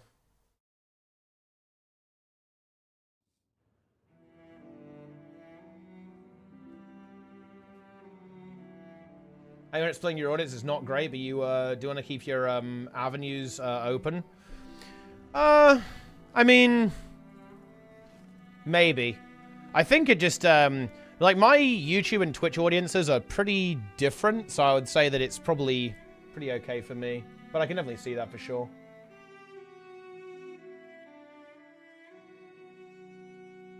All right, here we go. YouTube streaming is not worth it for big creators unless their audience is mainly a YouTube one. That makes sense to me, yeah. Yeah, I can see that being the case. I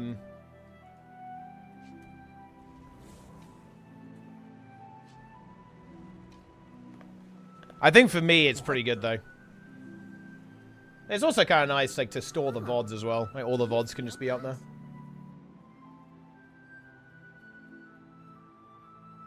How about the Janthir Wilds hearts? The fucking hearts, the rewards suck. Does not feel good, guys. Feels very bad. When TJ are going back to Twitch because of that. Yeah,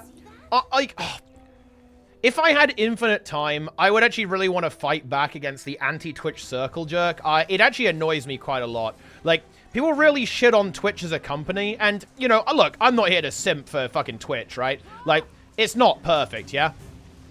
But, I really disagree with all of the Twitch hate. I think a lot of people are figuring out right now just how good Twitch Prime really is. Like, oh, where's our insane, like, you know, 90 fucking 10 deal?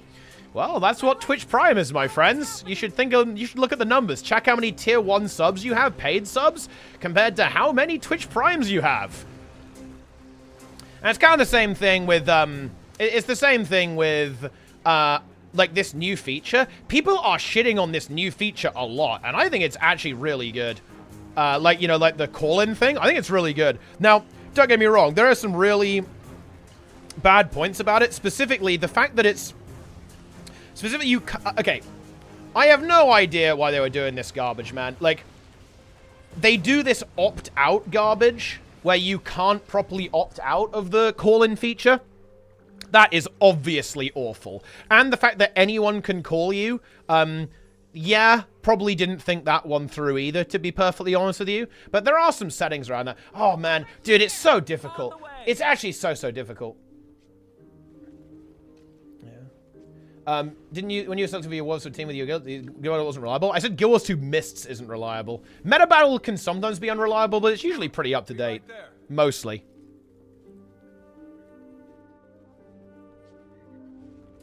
I don't know. Like, yeah, I'm not here to, you know, just fully be a yes man for Twitch, but Twitch is good, okay? Twitch is good. And so is YouTube as well. Like, YouTube is good. There's something in the next room. YouTube is good. That doesn't sound good. I think the biggest thing that I really don't like about what YouTube has done is removing the dislike button. I think that is unforgivable. I think that YouTube deserved to be bullied for the rest of time until they add the dislike button back. Because the funny thing is, guys, is that the dislike button, removing that was almost certainly an appeal to try to appease corporate people who were getting like huge, like corporate clients, basically, and corporate users who were getting mass dislikes. I don't know why, just make it a setting. Like, if you want to disable dislikes, I think that's absolutely fine. Like, you want to do that on your own YouTube channel? Hey, knock yourself out, 100%. The issue that I have with it is that you can't opt out. I can't re-enable dislikes. I would want to enable dislikes on my channel and make them public so that everyone can see them. But the thing is that you cannot do that. Like, that to me is a really big problem. But if you want to disable it, fine, sure. But why apply that to everyone? What an absolutely appalling decision that they made. Oh my god, what a disgusting thing to do. Ugh. Again, because it was such a corporate thing as well. Like, it was purely a corporate move. It wasn't really to make the experience better. They made up some bullshit like, oh, you know, it was people getting like harassed with dislikes. Nah, I don't buy that at all. They don't give a fuck about that. Okay, not even a tiny bit.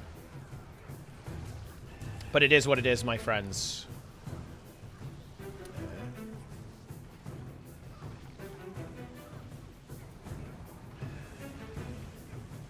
But no, Twitch is good. Twitch is good, guys.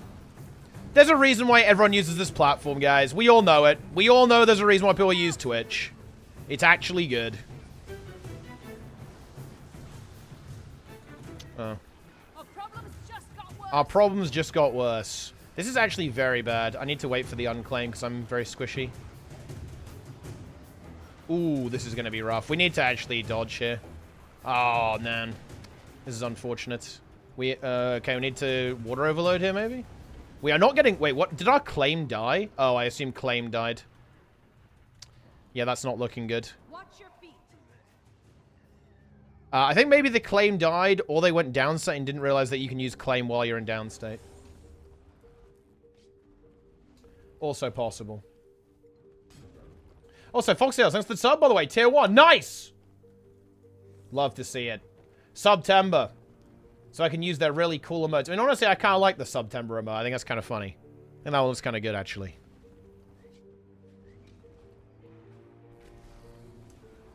Little kind of creature that kind of eats things.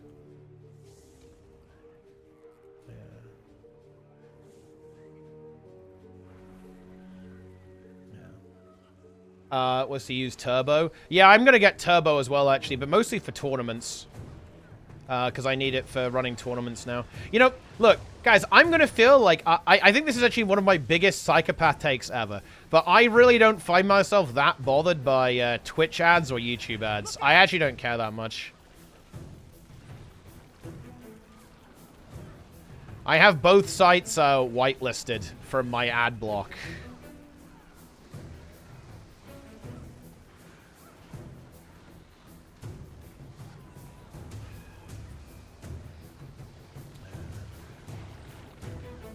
But that's just me.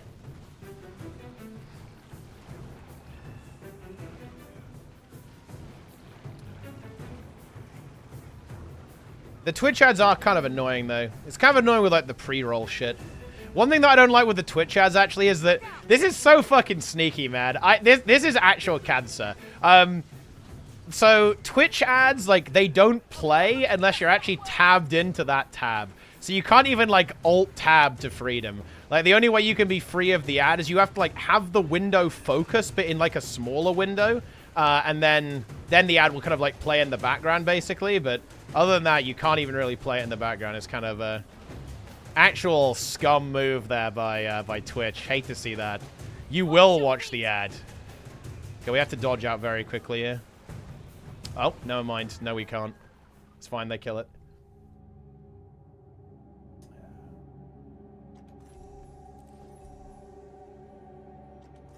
You will, yeah, exactly. You will watch and you will buy the ad. You will buy. Same escalation of the ratio of ads to content. Maybe it happened, but slower. Definitely has. I mean, I think Twitch's job to make money is harder than YouTube's. Because, like, okay, think how much video is actually being served to you guys right now. Think how much money Twitch would be losing if you guys weren't subbing. Right? Wow. And I know this because I pay for data. Like, I'm familiar with some of this stuff. You know, like, we use it for the Hardstuck website. Holy shit. Like, I am burning their money right now. And again, without subs, there's no way they get money. There's absolutely no way. Even with all of the ads they have, and the ads on Twitch are pretty aggressive, even with that, there is absolutely a 0% chance they'd be making money off me without subs. No way. Absolutely not. Just no shot. It's a tough business, honestly. It's a tough business that they're in. That's why they do stuff like September, and they wanted to do stuff like the Twitch Bounties program to get in on, like, the sponsorship deals and stuff. That program never went anywhere, actually, to be honest. I think some people still do it. And they do stuff like drops, too. Like, you know, like a company will pay to do drops, for example, for promotion. It's like, that's probably how they make a good chunk of their money. But off streamers, yeah, no. Like, people like me who don't run ads, we'd be a money pit for Twitch, if not for subs. I wonder if Twitch even makes money off me. That's actually even... It's actually possible, guys, that Twitch might not make money off me. I could imagine that being the case. I could be a loss for Jeff.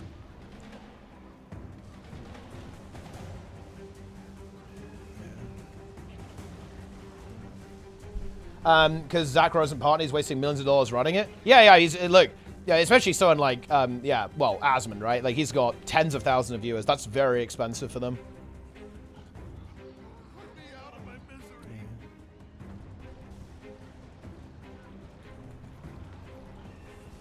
Yes.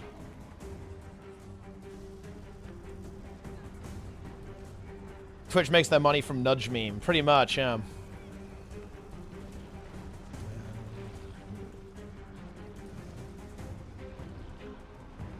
Kind of crazy, right?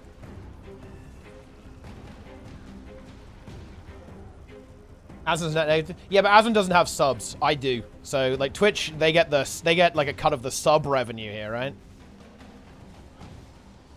Whereas I don't think Asmon even has subscribers or anything. Want to play this game? Any server recommendation? I think I'd go for NA. Play the North American region.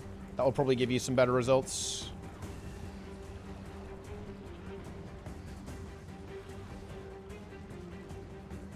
know when Motor is, by the way? I need to know when Tournament of Legends is. Then I can pick a date.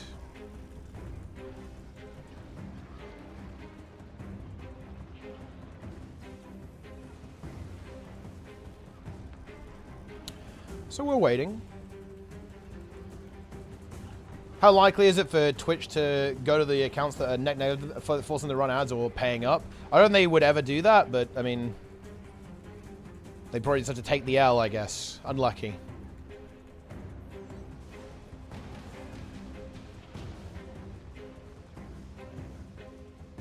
Yes. They force his non-partner, right? Really? They actually do that? That's crazy, actually. That's really interesting. I didn't know that.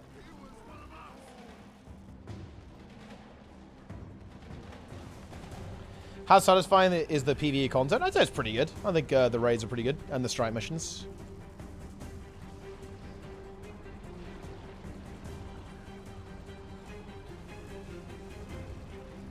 Why doesn't he have subs? Well, he just doesn't want them. He is not. He's not a Twitch partner. He is chosen. And he doesn't need the money, does he? He's doing pretty well for himself.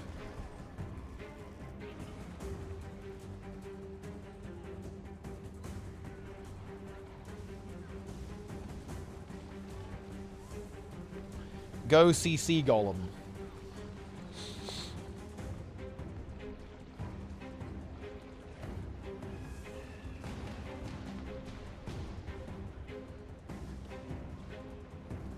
So to his first account? I guess that makes sense.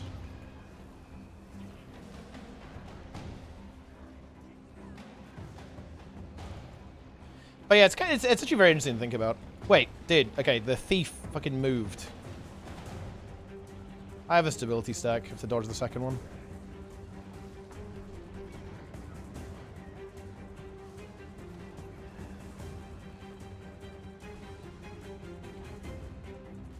Let's go. Is Raid Academy still active? Oh, I should think so. Necro Greatsword needs an overhaul. Interesting. Join the others.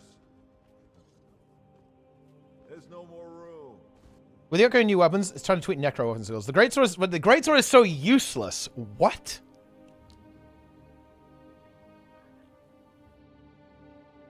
Greatsword 2 should be like Heartseeker. What? Oh, like so it does like more damage? More damage against lower enemies?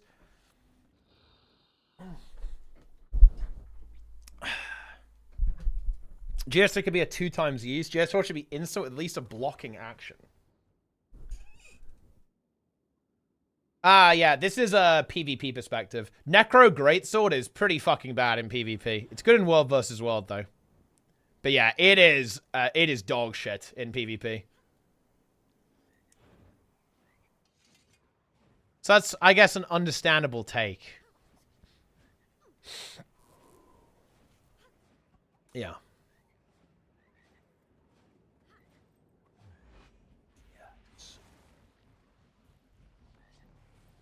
You're bad in PvP. Do you need to rework? Apparently, yeah. What are you doing? Apparently you do!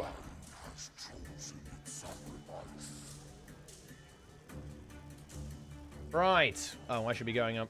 I didn't go up. I stayed.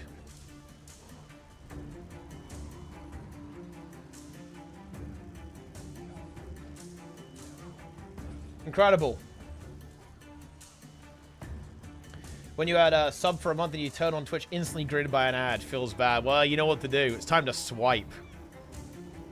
It's time. Swiper!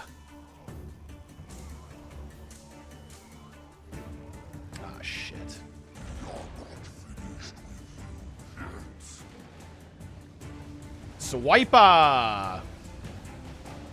Oh, I do not have Aegis. This could be potentially an issue. Maybe the other Tempest will have it. Oh, they do, nice. Love to see that.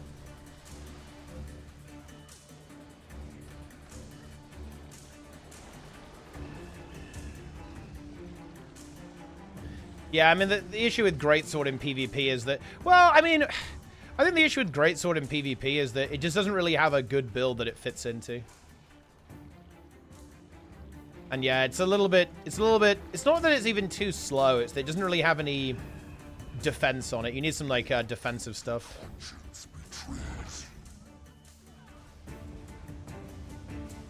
Need a way to sustain and live a lot of the time. That's very unfortunate. We need to CC this. Aww.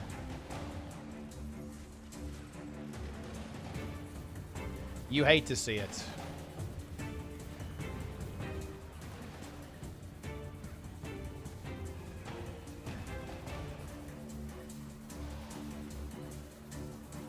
$45k DPS. Yeah, I mean, Rev Spear, it's still, you know, it's pretty good.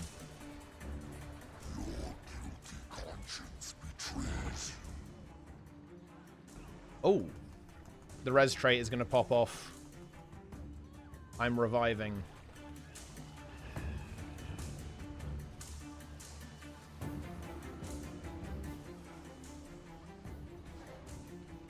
Destroyed.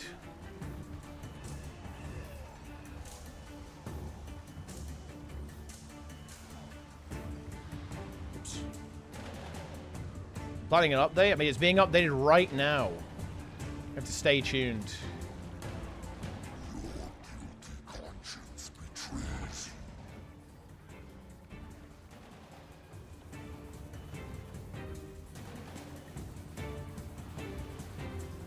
I will be the sacrifice. I believe. It's going to be me, guys. Just wait and see. Here we go. It was not me. It was blue slime. We actually oiled. That's a bit unfortunate.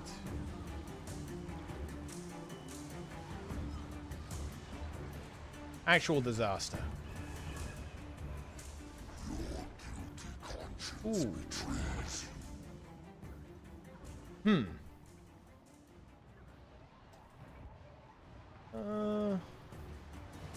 This is maybe recoverable if they can res the healer. We did not have an Aegis there. I think I'll take one as well. They actually can probably finish this. Well, maybe not. It's just Jester left over now. We were Aegisless. Bit unfortunate. Nico's logging to Firebrand. I don't need Aegis anymore. We're good. Bit unfortunate, guys. Oh, no, dude. The raid loot is filling up. This is bad. I'm just going to sell these exotics. There we go. Yeah, you probably don't want to do that, by the way, guys, if you care about gold. So don't do that.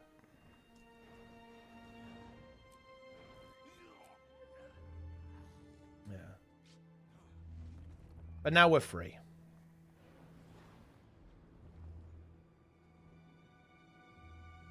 Let's get in there.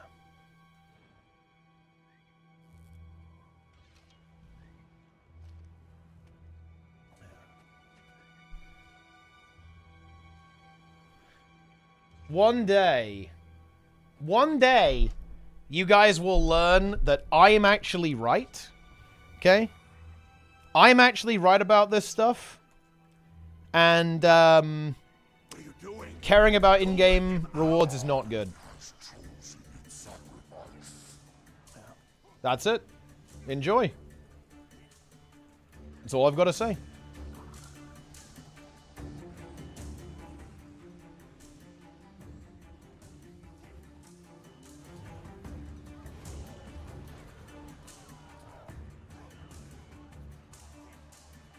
Nice. Full legendary? Oh, God.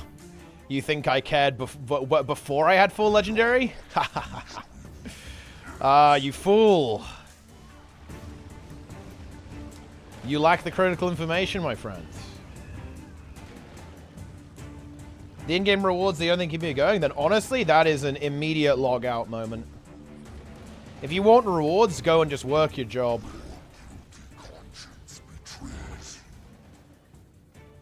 Anything you could get in real life is infinitely more valuable than anything in these video games.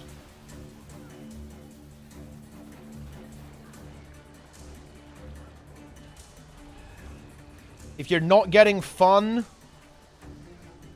out of the game and you're only there for the reward, then it is uninstall time.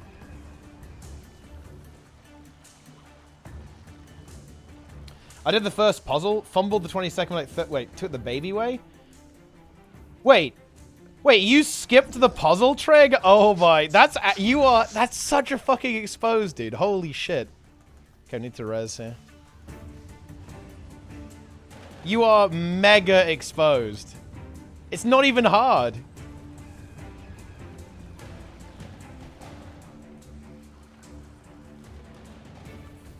Not playing with fives. Oh my god. Trig is a casual, dude. He is such a casual. What a noob. I'm gonna save my Aegis.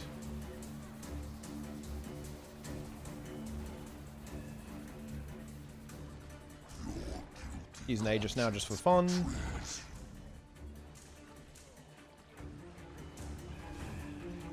Win 5 through 7? Yeah, we'll do them all, yeah. We're doing them all.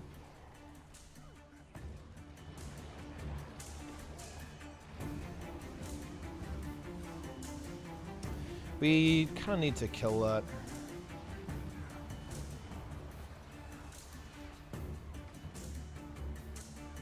I'm firing my electric beam at it. Now we can just cleave.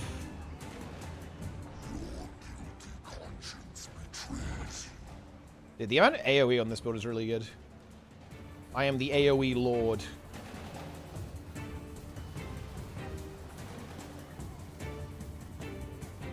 $2k HP, super fast. It's using revive traits or various other revival abilities.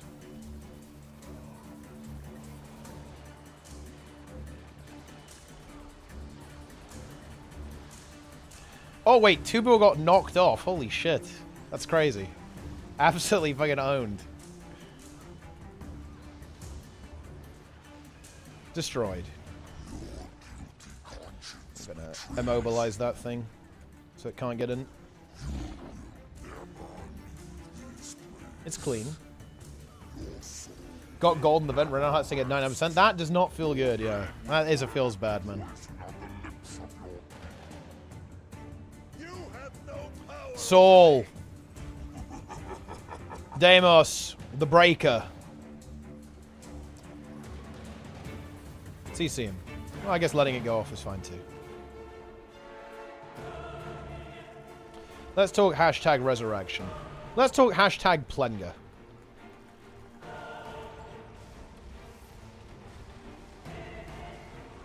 Let's talk deep Plenger.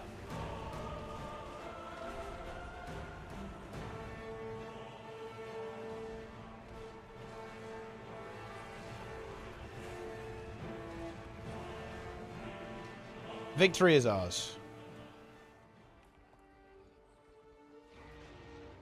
Owned.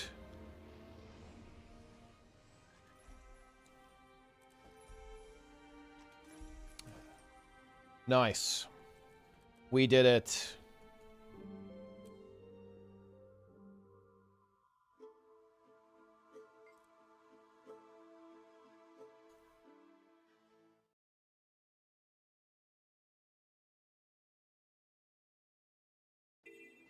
We're in. Flawless? Yeah, that was a flawless gameplay there. Are the legendary sidekicks big value? Yeah, they are big value. Well, if you want to make legendaries, they are.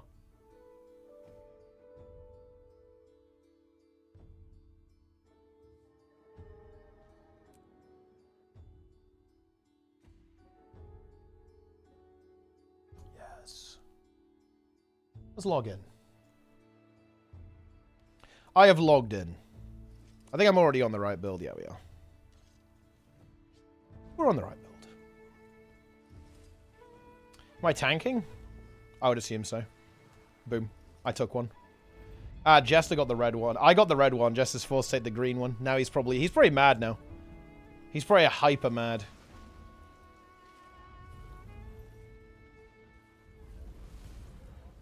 Oh, wait, I'm the fucking tag.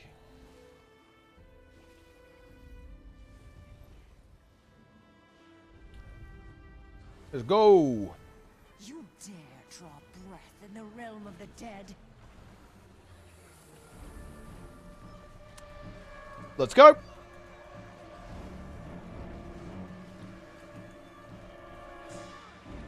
Jester's tanking. Crush these abominations. Deep tanking, even.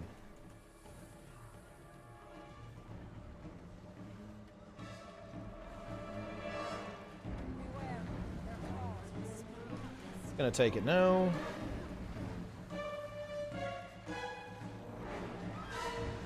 Pressing Jester. The dead hunger. Probably shouldn't have used my CC there.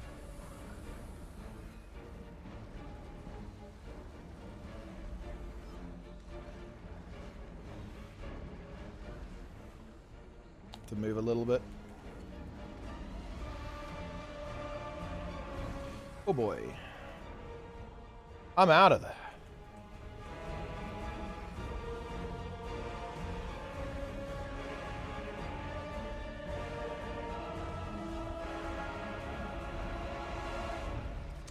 I'm not going to use my stun because it will AoE hit the golem. Sweep these insects from sight.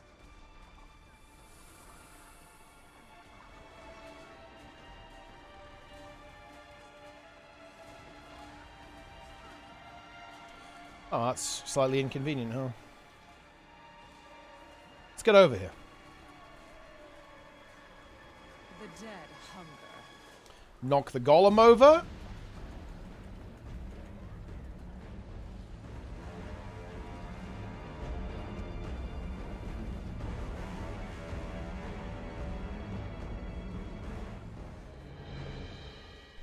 Nice. We did it. Victory is ours. The corner of Sintry needs the event spawns up. Yes, it does. Give me that patch. I'm really hoping that they're gonna try to address some of this actually. Next week, because there's supposed to be a patch next week. That's what it says. Now who are you? That is what it says on the thing, right? Like that shaman patch timer. That shaman says there's a patch next week. So there better be. My body is too damaged to fight. There better be a patch next week. What protection I can, but be ready. The consequence of mortals falling on the River of Souls is unclear. I'm in. Death may not result in the expected. Rev Spear will die. Well, it will just be reduced down to sensible levels. Fixed a server crash. I mean, they'll probably do a little bit more than that. Or at least I hope so, anyway.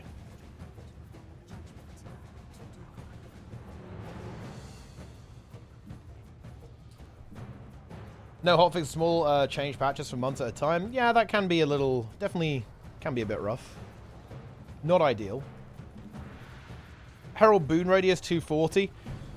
Well, I mean... There's a really interesting conversation happening here, in my opinion, where... Okay. How do I want to put this? People are going to gravitate to the lowest skill requirement option, right? So there's actually a little bit of complexity here. Is Herald even optimal everywhere right now? No, it's not. Herald is not optimal everywhere right now. Like, Firebrand is really good right now. Like, Berserker is also strong as well. There's a couple... Chrono is obviously really good. Like, you know, Boon Chrono is really good. Quickness and Alacrity is really good as well. So is Herald optimal everywhere? No, not really. But here's the problem. Herald is by far the easiest. So there's a kind of an issue here that it's actually disconnected from the power level. It's the same reason why people don't play Ellie. Is Ellie bad? No. In fact, Ellie is really strong in a lot of places in the game. But, you know, it just requires more skill than Virtuoso, right? It's kind of the same thing right now with Sarah CM. Is it even optimal to run full verts on Sarah CM? Probably not. It's probably like this kind of crazy Deadeye concoction that, you know, people have been running. Like Saris is like a very extreme example, to be honest. Like it's probably is. Vert is probably a little bit optimal there, to be honest, right? Like just because of the way the fight works, but I don't know.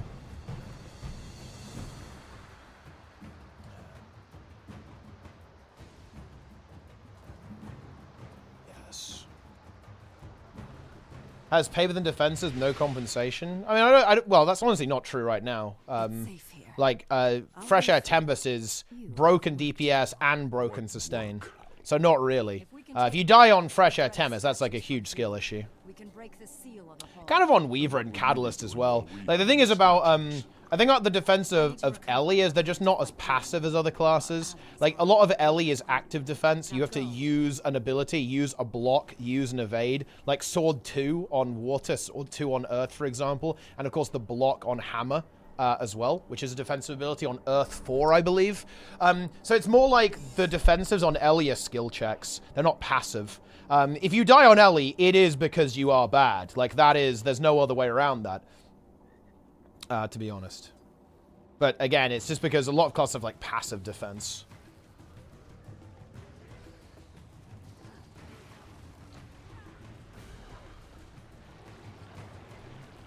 I'm gonna hold my Plague Lance here and use it on the other side.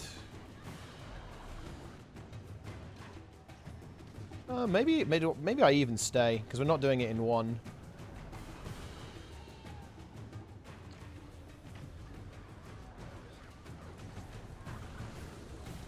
I think I should have stayed.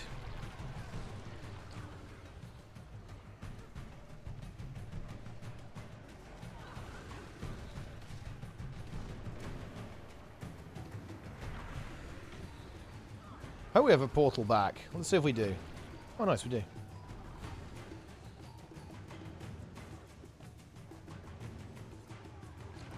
But yeah, this is a big problem with Guild Wars 2 balance. Well, it's kind of game balance as well. Yo, Dagger, thanks for the tier 1. There's this really big problem with a lot of these classes. People will pick an easier option even if it's suboptimal. To be honest. Like, that is a really big player pattern. And that is very hard to design around, in my opinion. Because to make, like, I guess the trade-off worth it for people, you have to make specs that are harder to play absolutely broken. And even that doesn't always work, by the way. Like, because this is the other thing. What people are willing to play depends on the content as well. Like, Guild Wars 2 being easy actually kind of backfires here, I think, in a sense. Because why would you play a class that has better output but for a bit more effort if that output doesn't matter? This is complexity. This is where it gets more complex. Because the truth is, guys, is that Guild Wars 2 is kind of easy overall. And because of that, playing a class that performs better isn't really that relevant, right? It doesn't matter that much. And because of that, there's no payoff, right? Like, even if you make, like, a really strong class kind of broken, or, like, a hard class to play kind of broken, it doesn't really matter that much. Because, again, like, the content isn't, like, hard enough to warrant people putting in the effort, right? I like to be larger radius than hugging distance. The Alak is not the problem, actually. I'd say like, you could argue that Fire Overload and Earth Overload are a little bit scuffed, actually, but I would not say it's a problem. I would not say it's a problem when it comes to Alacrity. You have a 360 radius. That's actually fine. Like, that's not a problem. 360 is fine.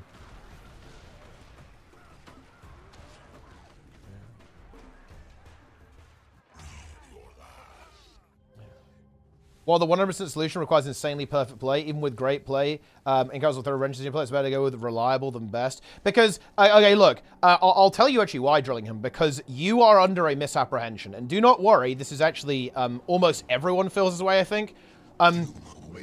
The issue I have with this statement, the 100% solution requires insanely perfect play. That's wrong. That's just incorrect. You do not need to play perfectly to do good DPS on Elementalist. Like, you think I was playing perfectly in all of these runs? Of course not. I was like looking at the chat more than I was looking at my ability bar, right? Like, you don't need this is the misapprehension. People think this. And don't worry, almost everyone does. I'm not singling you out, but it is incorrect. It is misinformation. This is misinformation. Fake news, if you will. You do not need to play at 100%. To get value out of these more complicated classes. That is wrong.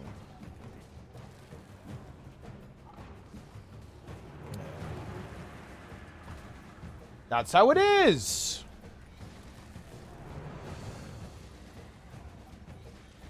His name is also very easy. Yeah, but I mean, so is like doing like a basic rotation for Power Weaver. It's not difficult. It's fire, air, fire, air. Like, it's not that hard.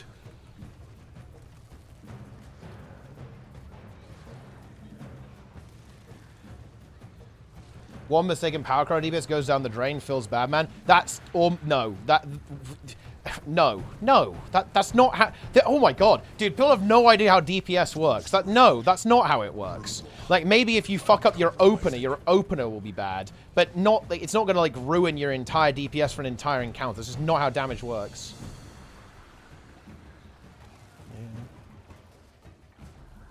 If you, like, completely fumble your CS, that's probably not going to be great for you.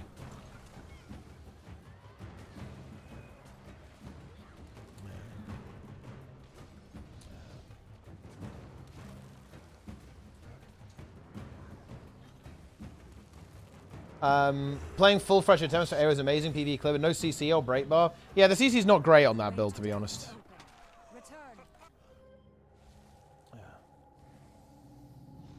Dude, look at the Warclaw. The influence of the statues overcome Doom's corruption. The gates are unlocked. Our allies are here. It's time. We will do what must be done, Red Witch. We've returned to silence the voice in the void. Spears CC on Ellie is half decent, but Volcano is still bugged on half the raids. That's unfortunate. What's wrong with it? Do not let them fail the ritual. I'll help as my strength allows. I'm going in.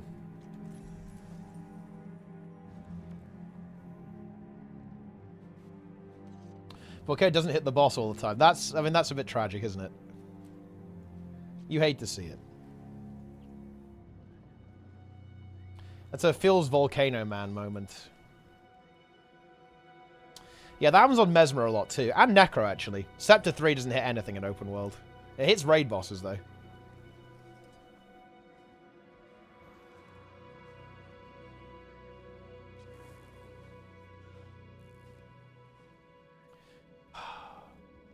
Man, it's so funny. What? You know, this is my... is this my fault? I don't know. Why do people think this? Why do people think that you need to, like, play perfectly to get any value out of any complex cards? I'm pretty sure it's just because people say it. I don't know how to beat this narrative.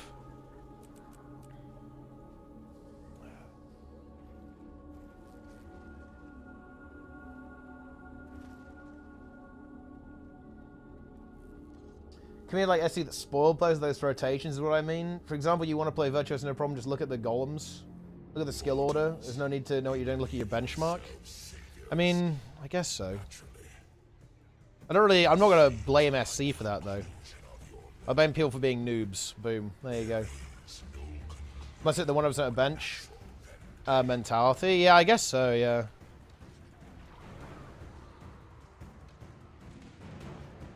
You know what being benchmarked isn't it? You're playing very, very poorly. The funny thing is that I feel... Where does that come from? The thing is, like, where does that come from? Like, who says that? That's the thing. Like, wait, I'm actually curious. Who says that?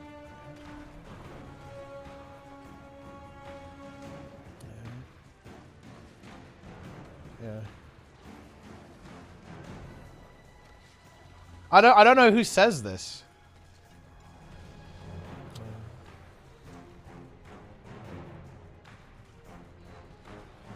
My raid leader told me that. Man, maybe it is just a skill issue. Like, is it because the Guild Wars 2 community is relatively low skill and, like, low understanding and there's, like, very high misinformation that people think this? That might kind of be it.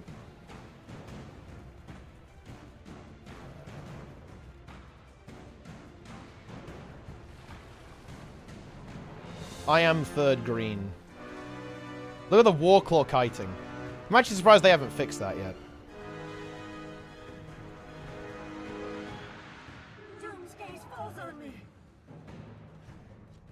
It's time.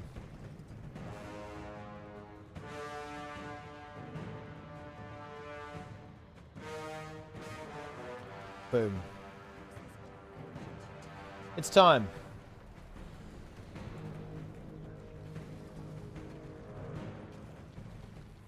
We did it. I think what I would say about this is that I think a problem that Guild Wars 2 has is that it's very low information. I don't think people get information. Wait, surely it's me tanking, no? Wait, what the fuck? Why did it do an auto attack there? Should be on me, no? Wait, is it on Luarin? It is, okay. I have Epi, I should probably have Fleshworm. Doom's gaze falls on me.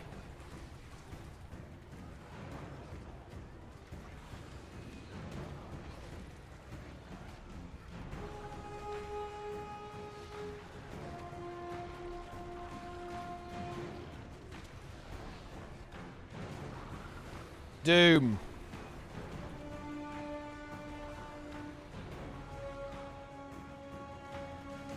Wait, is Lauren doing green? Are you going in? Okay, you're going in.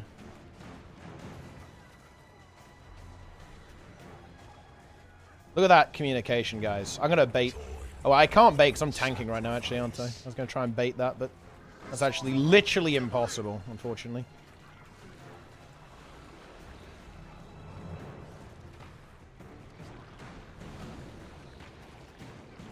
Can't be done. We have a pick, but they'll get unpicked. Pickies! I see a light.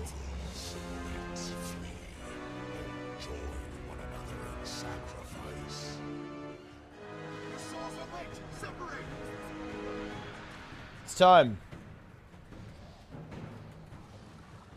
I think Grimm's right, actually. I think this is a good point to bring up. I think the issue is that I feel like there's so much information that's out of date, right? There's a lot of, like, information that might have been true, but really isn't anymore. Join one another in sacrifice. And people perpetuate it.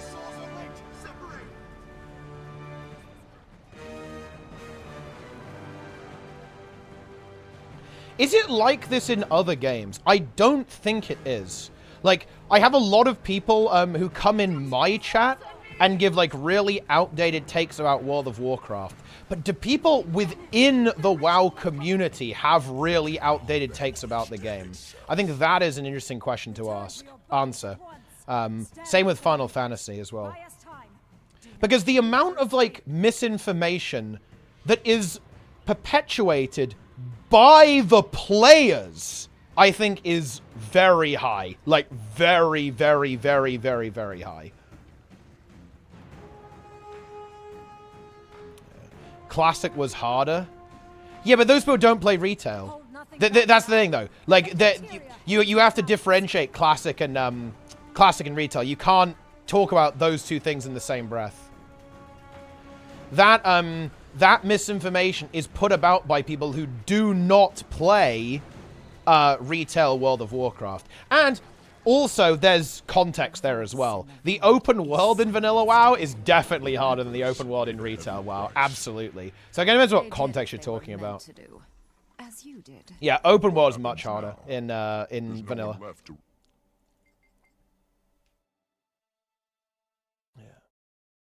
Unusually high amount of complexity, its variety of skills, and its content. The thing is, though, that's not it, because other games are just as complex as Guild Wars 2, to be honest. It's not special about Guild Wars 2. I don't think so, anyway.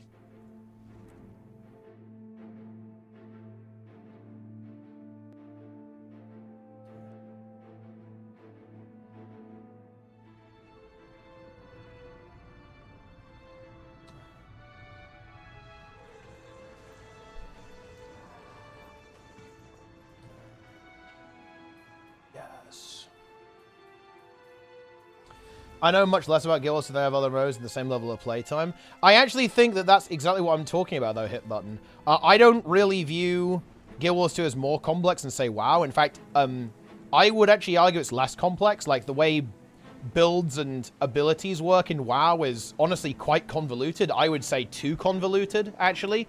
But there's so much more, there's so much more information, if that makes any sense, right? There is just... It's so much easier to learn about WoW than it is to learn Guild Wars 2, I think. Because the information quality is much higher, and there's more of it. That's what I would say.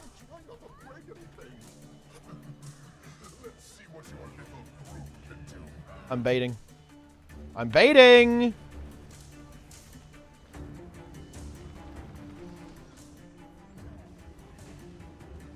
Unleash. Ooh, we're not getting that. Yeah, I think we didn't get the swords quite quick enough. That's actually a bit unfortunate. What wager? What are you talking about?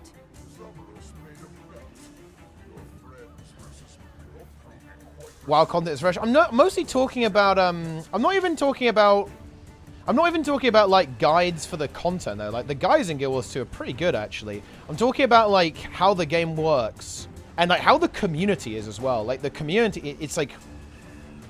The way people talk about raids is just... wrong. It's not right. It's just not reality. Okay, this is a fucking terrible idea. Jesus Christ. This is not gone well, guys. It's fucking over. This is deplete, dude. This is actual deplete.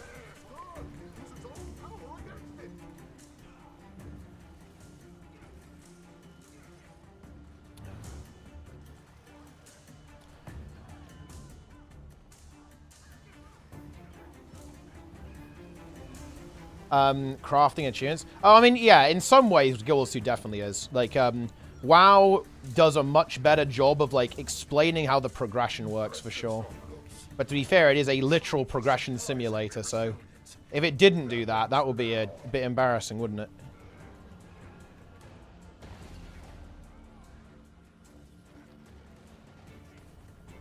I'm getting beamed. It's over.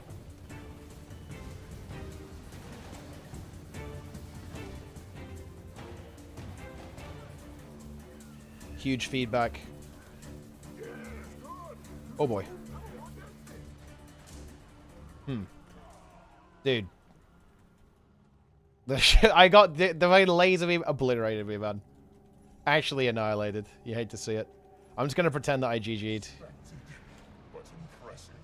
I'll have to make the next challenge more interesting. It was the retail. I had my I knew I was fucked there, man, because I had my pulsing air. I had my air overload down. The retail shield was up.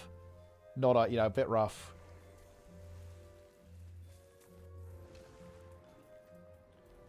I tell you what, the dark field combo for when you use a world fisher, but that's irrelevant though. That's just not very important. I'm not talking about irrelevant shit like that. When I say misinformation, I mean people who say stuff like people are gonna flame you for doing less than 100% of the benchmark. I'm not gonna lie. No, that is just, it's just not a thing. That's just not a thing, right? It's the same conversation you had about WoW. Like, people are saying, oh, yeah, if you don't have, like, the meta class, you're never getting into pugs. It's just wrong. Like, that's just not accurate, you know? That's just not a thing about the game. It's the same in Guild Wars 2. It's just misinformation. It's incorrect, right? No, that's just not how the game works.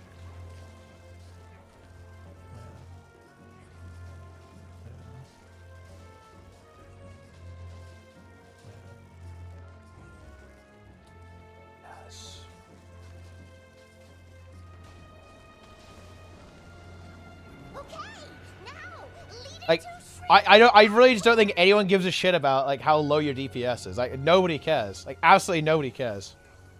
Is everyone going to let Survival Hunter into their plus 30 runs? I mean, well, I mean, I actually think nobody even did a plus 30 on Survival Hunter last season.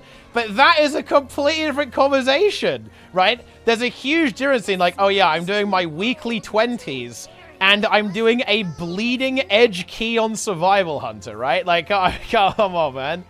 It's not really the same thing. And people aren't going to be, like, pugging... People are not fucking pugging plus 30s, right? Like, it's relatively uncommon.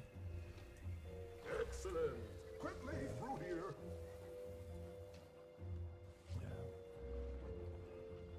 Nice. Pushing keys on a DPS is a nightmare without a group. But, I mean, no shit, right? I mean, obviously, it's going to be rough. Because you've gone into the competitive space, right? Like, the moment you get past, like, weekly keys, you have entered competition world.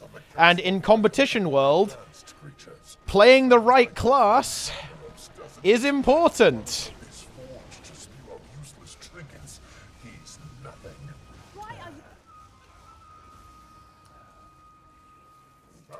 Yeah.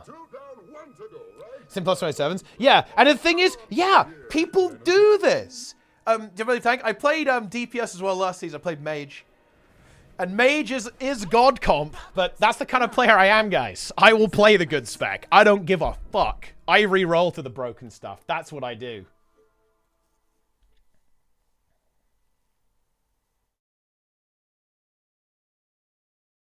Hell yeah.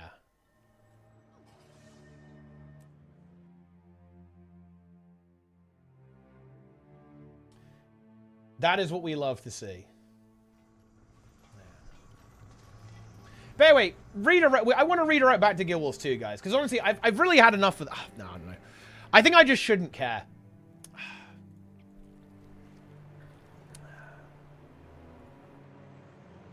Because, allow me to be intellectually honest, guys. I am too detached from the game to actually want to fix this problem. We have to be honest here. I'm too emotionally attached. I'm much more invested in, like, maybe trying to have a go at this in WoW than in Guild Wars 2. This is just not important to me. Yeah. Don't try too hard. This will be embarrassing. So this conversation is kind of a waste of time. Is it true that there is extreme misinformation perpetuated about the game by its own players? Yes. But to be honest, I don't even give a fuck. I don't even care, chat. Enjoy that.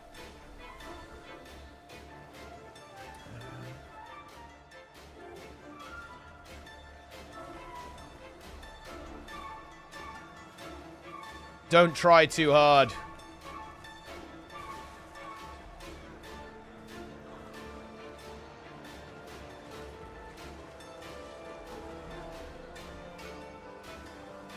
Let's go. I assume everyone is crazy and enjoy random things. I mean, that's pretty much it. Yeah, it's not a bad idea. Without more information, why doesn't the wiki have builds anymore? It did in Guild Wars 1. I think some of okay. I was about to say I was about to say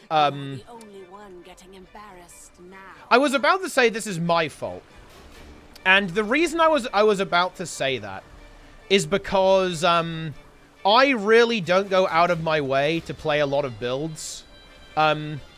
Because if I'm being honest, guys, it just doesn't matter, right? I can play whatever and I'll just completely dominate the game. That's just the way it is. It's kind of how PvE works, to be honest, to an extent.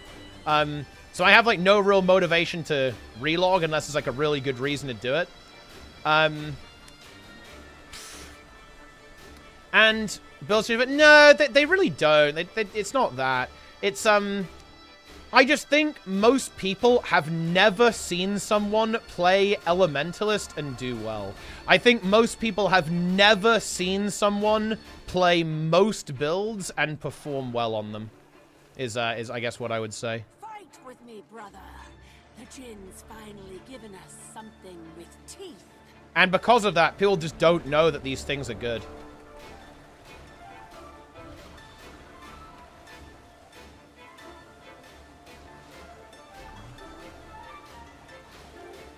And when it comes to, like, the raid thing, to be honest, the reason why so much raid misinformation sticks around is because there aren't many new players playing raids.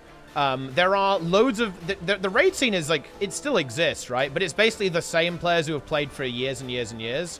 It's not new people, really. And because of that, like, a lot of conversation about raids is made with years out-of-date information. The water draws close. Right, like, that is kind of the issue. Someone didn't make it. It's over. Man, dude, Rev's spear is so fucking broken. Holy shit.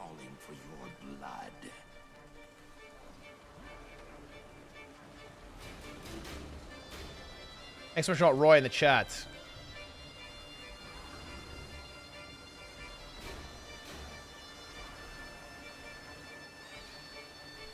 Nice. A lot of variety. Two people playing the same vastly different builds. Outlaw, there isn't much margin. I mean, yeah, but that... I don't think that's actually super relevant, realistically. There's a lot of fucking builds you can play in World of Warcraft. Like, every spec is pretty different, right? Like, I'd say it's more like, you know, if you play Mage, there's a pretty big difference in, like, Fire, Frost, and Arcane, right? There's, like, a lot of variance there. I don't think that's actually the problem. I think it's a very social problem. I don't think we can blame game systems for this. I think it is a social thing. And the social stuff is downstream from the systems, but I actually think the systems in this case are actually irrelevant. I don't think they're important, to be honest. I think there's a huge lack... Look, I was going to say it, guys. I think there is a huge lack of content creation that is done by people who know what they're doing. There you go. I said it. I went there, guys. I went there. Yeah, I think this is actually kind of the big problem. Like, and also, it's not just content creation, actually. It's also, in-game guilds. I think not enough, there's not enough content creation and guild leadership, like leadership. Yeah, there's not enough leadership in the game that is done by people who understand the game. I think almost all leadership in the game is done by people who do have a very, very poor understanding of the game's mechanics. And, well, I mean, yeah, no surprises on why that doesn't really work out very well. Calling out SE? Of course not. SE is exactly the kind of thing that we need, right? Obviously. I wouldn't bet on it. Then you're smarter than Zoros. YouTubers, Reddit posts? Oh, yeah, YouTube videos, Reddit posts... anything really, like any social media. Doesn't have to be anything specific. Maybe should I take an Aegis? I'll take an Aegis.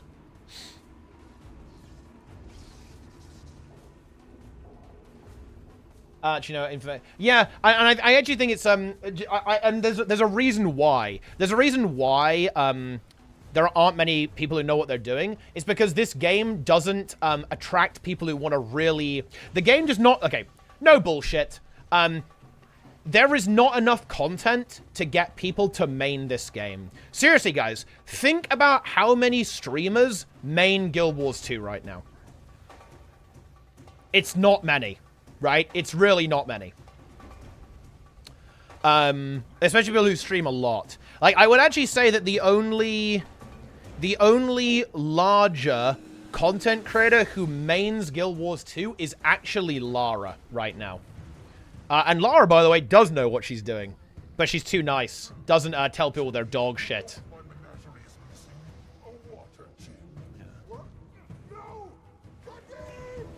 Not Marco. He doesn't main Guild Wars 2. I said people who main the game, guys. He doesn't main the game.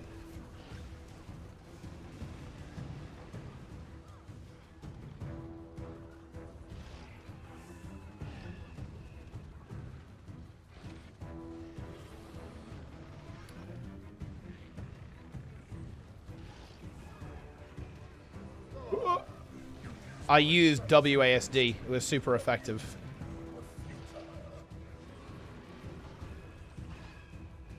You don't know what you're doing, Kadim.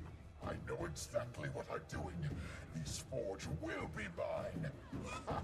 Look at you, scurrying about like Someros's little rodents. It's portal time.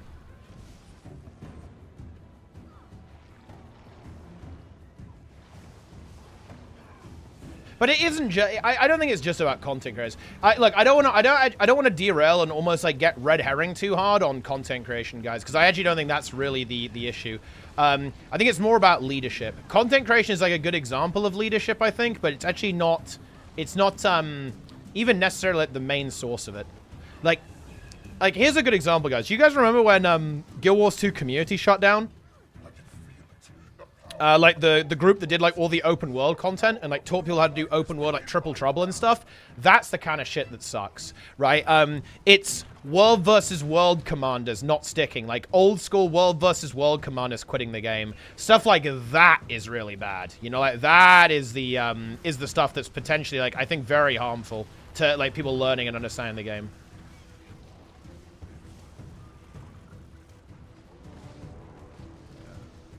It's about leadership. And streamers are a form of that. But yeah, we should talk about the actual larger group rather than a subcategory. The real thing that we lack is leaders. And again, those aren't necessarily streamers. Like, streamers are a type of leader, but it's not necessarily the same thing. I don't think the game is retaining... I don't think the game is retaining veterans very well. And people who, like, know things about the game and share information about the game. And as a result of that, I think it's much harder for new players to kind of pick up the game and learn. Because there's nobody to teach them, or not enough people anyway. Because, like, ultimately, all, you know, MMOs are social experiences. Like, you don't really learn how to play from, like, you know, playing tutorials. That's not really how it works. No MMO operates that way. The only way that you learn how to play an MMO is entirely, basically, from the community. I mean, that's how it works in WoW, anyway. You don't learn from, you know, the fucking dungeon journal, right? That's just not how it works.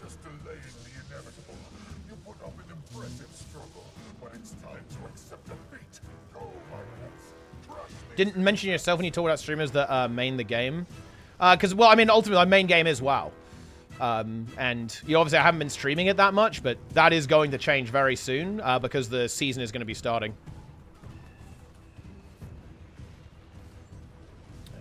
Wait, dude, I had an Aegis, but it just got fucked. Unlucky. You hate to see that.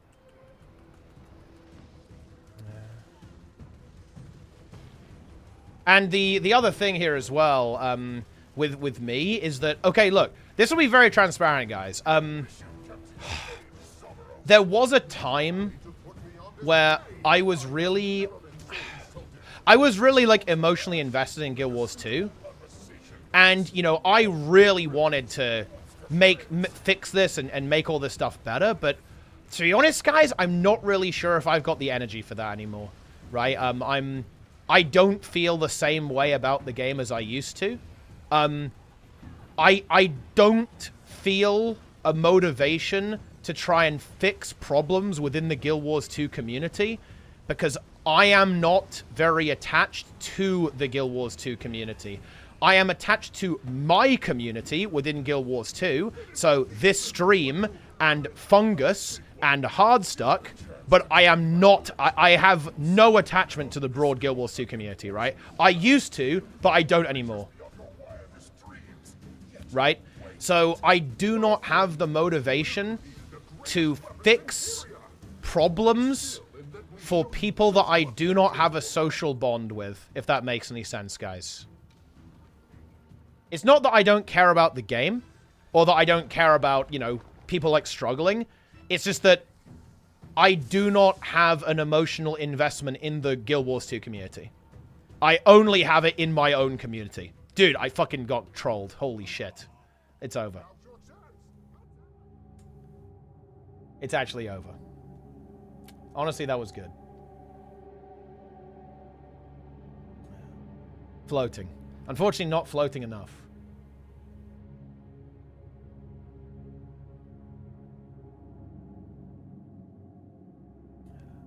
No one has a connection to the overall community for any game, though. I definitely used to with Guild Wars 2. In my opinion. I really, really cared about the game.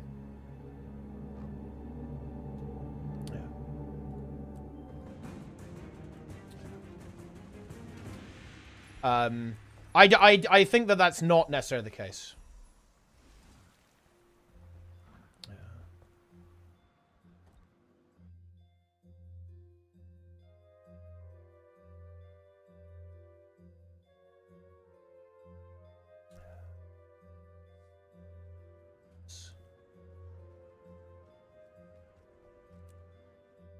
Ah, thanks to the Prime. Managed to get 580 Lore Master from Pathfinder. Ah, very good. Very good. Love to see it. Cared, past tense. Yeah, sure. Yeah, my engagement with the game is, like, fundamentally different now than it used to be, for sure. I was a lot more invested in Guild Wars 2. Is that incident named Kadim? Zamara sent us. Let me put it like this. If Wing 8 is really bad, I'm gonna be upset. I'm like, oh man, that feels super bad. But let me put it like this, guys.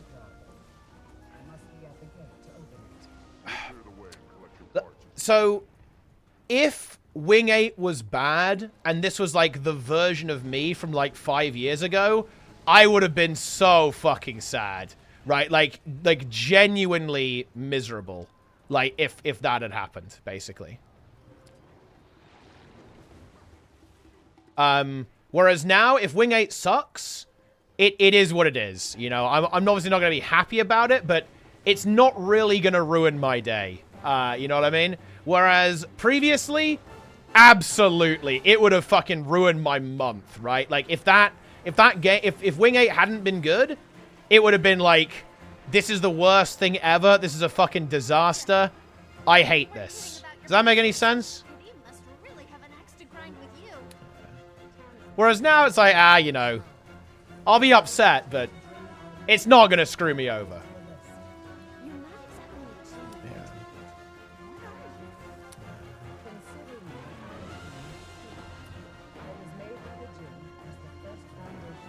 What changed?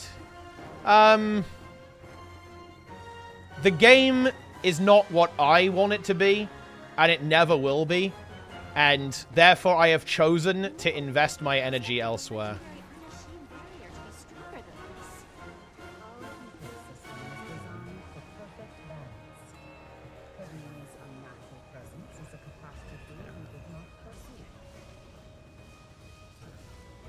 That's probably what I would say.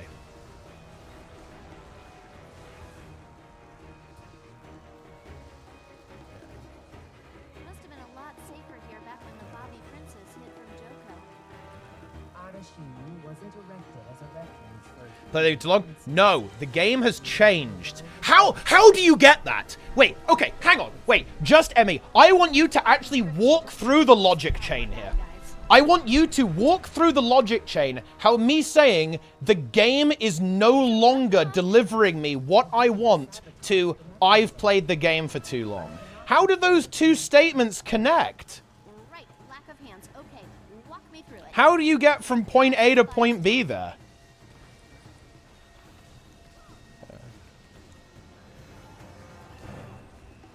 No!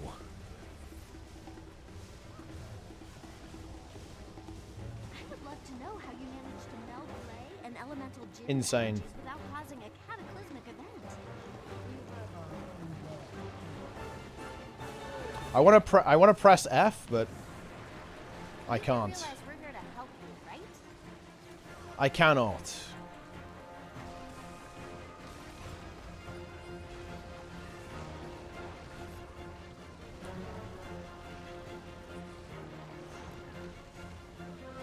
We did it.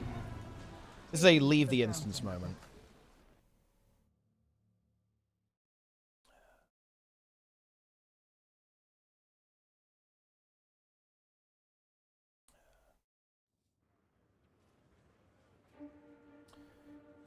Which is very fun to watch as a viewer. Yeah, it's not fun for me, though, to be honest. Like, you know, when it comes to Guild Wars 2, look, okay, I hate saying this because it can come across really badly. Like, the reason why I stream Guild Wars 2 is because I like streaming Guild Wars 2. Because I have an audience here, and that means I can talk to you guys, we can yell at each other, right? I find that really fun. I find it a really fun social experience, and I feel like I have some expertise in the game. I can talk about stuff, and I like doing that. And I can talk about the balance, I can talk about this, I can talk about that, you know. We can do this, and, you know, I can just play. Like, I'm not really good enough at WoW to do that yet.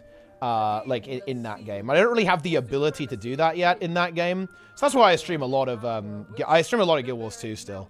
But, like, I want to have that in World of Warcraft as well, obviously. But it's, you know, it's going to take some time, right? I've spent a lot of time, like, I spent a lot of time building up Guild Wars 2, so I have to do the same in World of Warcraft, right? It's going to take a long time to do the same in that game. Ow. Dude, I spawned and it immediately got electrocuted. That's fucked up.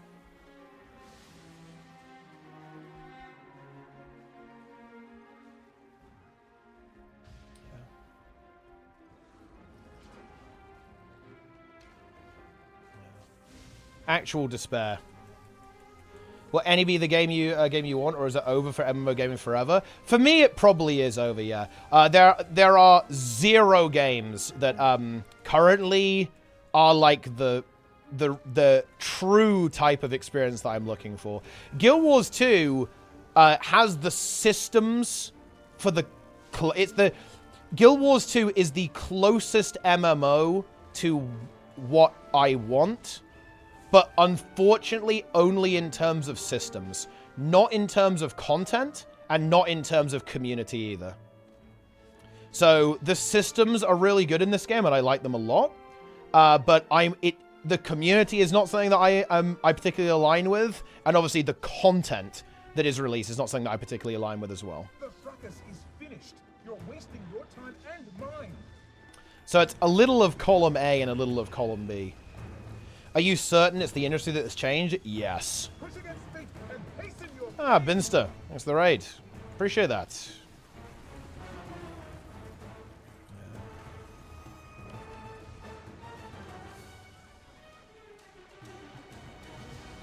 I'm getting charged. Why should I fight and lose when I can acquiesce to the inevitable and survive? Okay, so what you're looking for? Well, I'm looking for a game. Well, I mean, we can kind of like list off the systems, I guess. I want a horizontal progression game. Wait, oh fuck. I want a horizontal progression game, basically, that has a big focus on both PvE and okay, I have used rebound too soon, I think. Oh, I actually didn't, but I was checking. I want a PvX game that has more than one game mode with no vertical progression, because vertical progression is a waste of time. I also want it to be a highly competitive game, competitive in PvE and PvP. It also needs to have open world PvP as well. That's actually really important. It needs to have open world PvP. And there you go, that's it.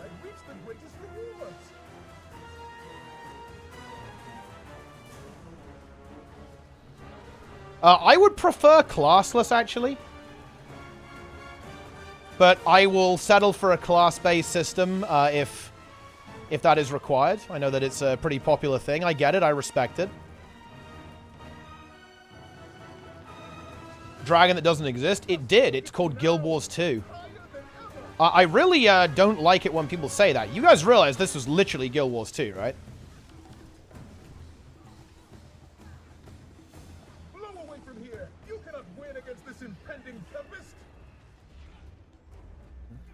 The community is more helpful in Guild Wars 2. I actually don't agree with that, to be honest.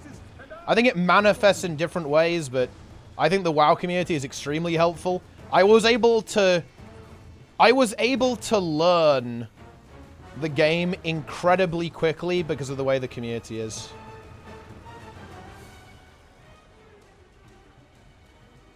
But that's because I like winning. Like, if you like winning, you'll fit right in the video game World of Warcraft.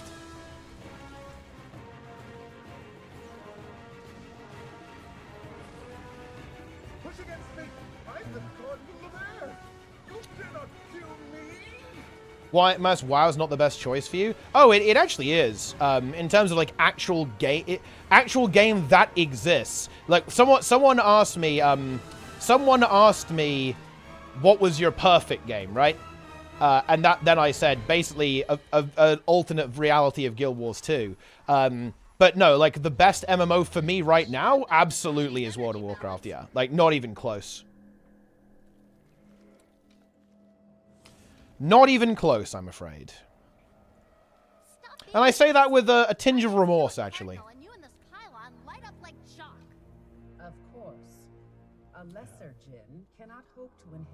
Razor, is anything else that you feel missing in Guild Wars 2? The biggest thing is actually community, to be honest, Sharkburn CA. I would say that I wouldn't care about any lack of content or anything like that. The thing that's missing for me in Guild Wars 2 is the competitive nature of it. I am a competitive player, and Guild Wars 2 is not a particularly competitive game, and that is kind of the deal breaker.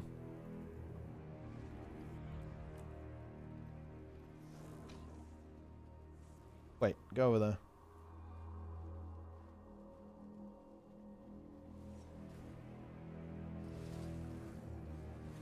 Here we go.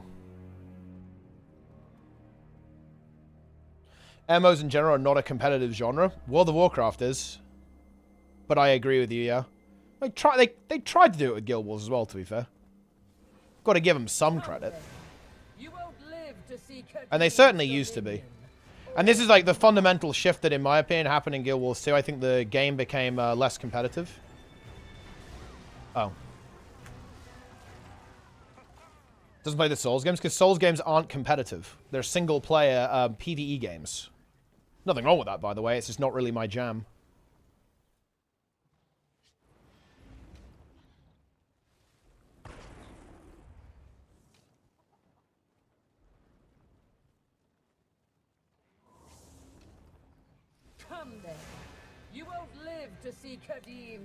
A gameplay play when you switch to WoW. I mean, I like the gameplay in WoW. It's very skillful, right? It's like very skill-oriented.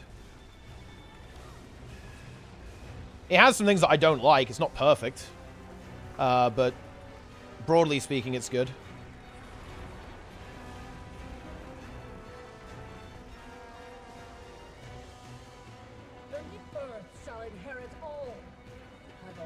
Was MDI AWC and Eraser World first? Yeah, exactly. It's like mega competitive, and I like it. I like that a lot. And look, guys, I'm actually hyped. I was actually a little bit, almost like a little bit sad about this. I thought there wasn't going to be a great push until Season 2. But Blizzard is doing MDI and TGP for Season 1, which is actually mega hype. So I'll hopefully be, I don't think I'll play MDI, because honestly, I just don't have the skill set for that realistically, but yeah, well, I'll definitely try to go for TGP in Season 1 for sure.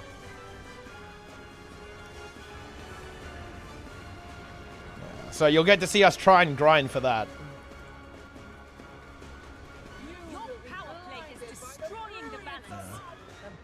MDI and TGP. MDI is basically a dungeon speedrunning tournament in World of Warcraft. TGP is basically do the hardest possible dungeons you can tournament. Like, that's the fundamental difference between the two.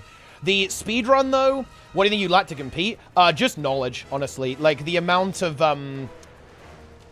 you need, like, an encyclopedic understanding of the game's mechanics in order to even be remotely competitive in MDI. Because you need to, like, know what to look for in a way. Like, the amount of tech that people... Wait, what is going on here? Oh, this is bad. Wait, I'm tanking? Oh. Yeah, this is not looking good, is it? I think our healer has become deceased.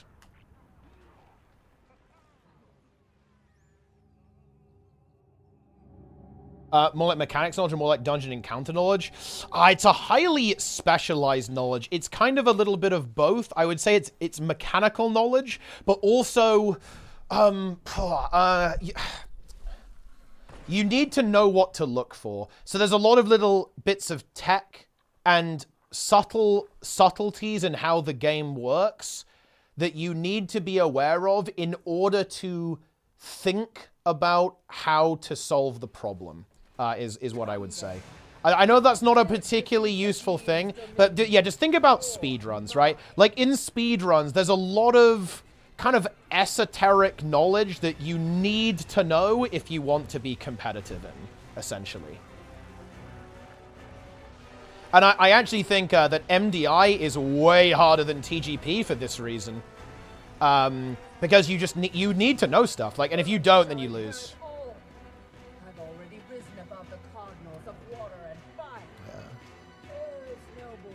With gw2 quarterly update model, do you think it could catch up to WoW as being a main worthy as an MMO? No. Well, no, I mean, yes, but okay. What are you asking me here? Are you asking me, will it release as much content? Will it release as much content as World of Warcraft? No. But do I think it will actually be a way better model? Hell yeah. I actually really like the model for this. But I wouldn't call it main-worthy or not main-worthy. I wouldn't use that language, because I think that language honestly doesn't really mean anything. I don't think there's I don't think there's any useful... There's no utility in using that language.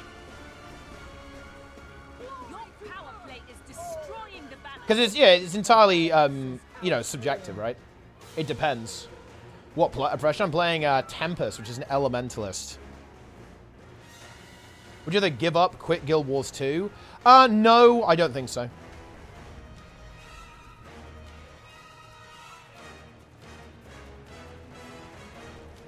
There's actually multiple reasons there. I actually really like this game, is number one. That's the most important reason. Ow. I'm defeated. So I would never quit purely because I actually do like the game. Quite a lot, actually. And I enjoy playing it. But the other reasons are a lot of my friends play this game and I really value social experiences in gaming, actually. So even if it's not my favorite game, I'm still going to play it purely for that. And also, I really like streaming the game. And, you know, I like doing things that I have some expertise in. I think I'm pretty good at streaming this game. Maybe you guys agree. I don't know. So I like doing that as well. And also, the final one, and look, there's absolutely no point in being coy about this, in my opinion. The financial incentive alone, even if all of those other things were gone, I would still stream the game anyway. Even if I fucking hated this game, I would still do it. Because the ArenaNet Partner Program deal is extremely good.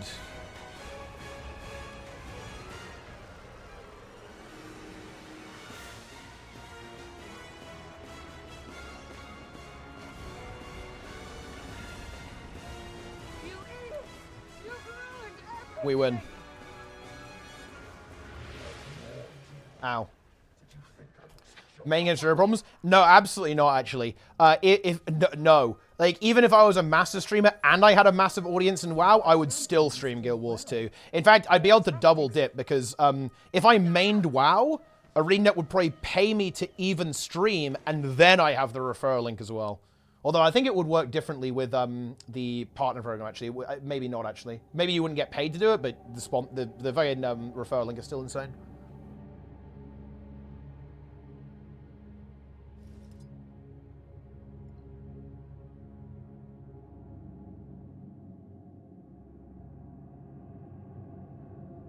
Would you play Guild Wars 3 over WoW? I mean, it depends on Guild Wars 3, right? And uglier than you were at the Mystic Forge, but you still won't win. Champions. Yes. Boys and lesser. Some people hate the game so much with 20k people watching all the time. To be honest, do they actually... The thing is, though, do they actually hate the game? Right? Do they hate the game in the same way that, like, the Hearthstone streamers hated the game? I don't know. It kind of depends. It depends on what you mean by do they hate the game or not. Is Guild Wars 3 confirmed? I mean, kind of, I guess. I mean, it got talked about in, like, a shareholder meeting. Not officially, I guess, but sort of.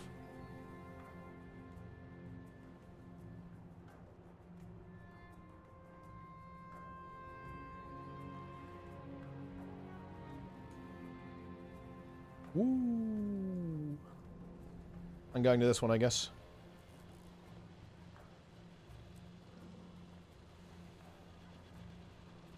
Wasn't a bad translation. Doesn't appear to be.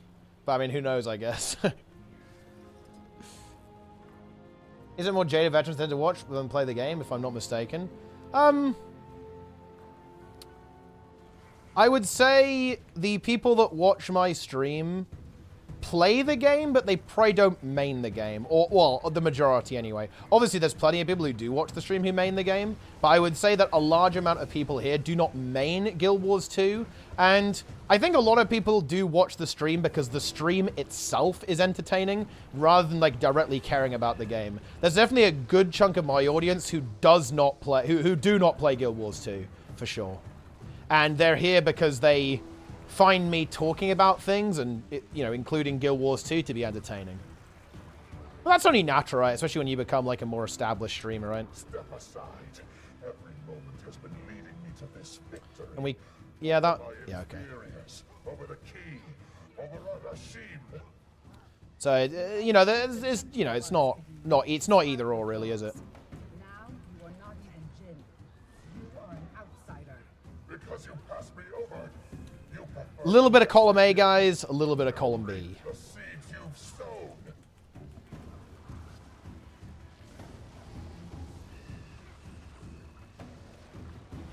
Hate watching. What a very weird... Oh, actually, this is fine. We can just drop this one here. Like it did. Holy shit. If it ever goes there, it's going to get destroyed. The key's right. All the power you've taken has corrupted. Very indignant Sylvari voice actor there. It's very funny. Vision. The future will be what I deem it to be. Since you hunger for my power, have a taste. Have a taste, guys. Little flavor.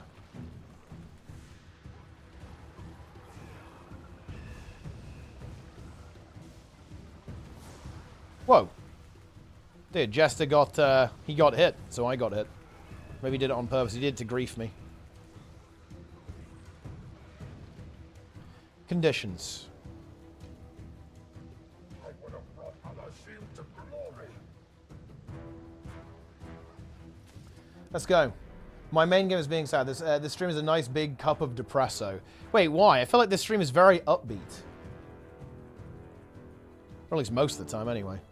But to be honest, I'm not really into, like, the... Look. Do you know one of the things that I actually hate about social media the most? In fact, I think this is, in fact, the worst thing about social media. Is that there is this veil of positivity that is an illusion. I'm a real person, guys. I'm not always happy. And I'm not going to pretend that I am. Sometimes I'm actually very sad. You know, sometimes I'm not having a good day. Today is actually one of those times, to be honest, because I'm sick and I don't like it, and I'm annoyed about it. Boom. There you go. Oh, we need to actually not phase. We are going to bug this. Oh, shit. No. For example, guys, if we bug this fight because we're doing too much DPS, I'm actually going to be pretty sad about it. Yeah. I'm not going to like that. And we actually need to hold DPS or we're going to bug it, so I'm not going to attack. We still need to hold, actually. We still can't attack. I think we're good now. Okay, we're good now.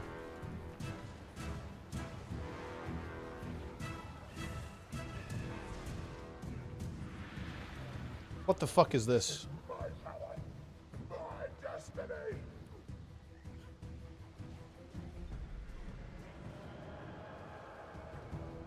What's the DPS bug? Basically, there's a mechanic that triggers every 10% here, 40, 30, 20. And if you kind of skip it by not solving the mechanic before the next one happens, it hard locks the fight. It'll just wipe you. Okay, we have made it through, though, which is nice.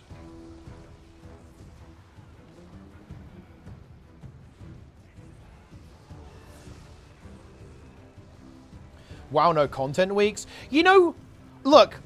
I'm actually going to say it. Initially, I wasn't, and I didn't log in. I was like, what the fuck is this? Then I logged in, and I was like, ah, you know what? This is kind of okay. I still don't like it. I think it was a huge mistake to not do to delay Mythic Plus by a full week after the raid. I think that's a huge mistake. And I do think that it was a huge mistake to not have Mythic 0 on launch. That's another really big mistake. And I think it's probably a mistake not to have level 8 Delves on launch as well. That's another really big mistake. However, I haven't been, like, mega unhappy, I guess, about, like, just doing... Heroics suck. I am not... Oh, wait, is my game crashing? Is that really what this is? Okay. Unfortunate. I don't like heroic dungeons. They're way too easy. They're way too fucking easy. But I actually don't mind doing all the little quests and stuff. Doing, like, all the side story and the rep grinds. The rep grinding has been the best thing. Actually. No joke. The rep grinding is actually quite based. I view the rep grind as based. Or at least a little bit based. But the heroic dungeons, dog shit. Don't like it.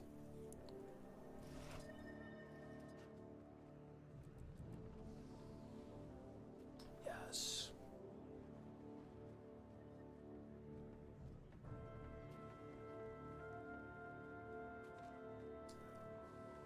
Enjoy. If Guild Wars 3 comes out, do you think characters from Guild Wars 2 can be transferred? I think it's going to be lost. It doesn't make any sense to doesn't make any sense in my opinion to keep them to carry over progression.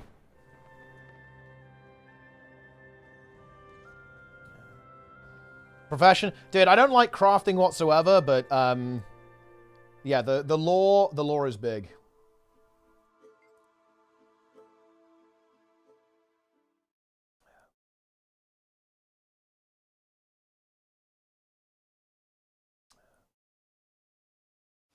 Yeah, I don't really do that there.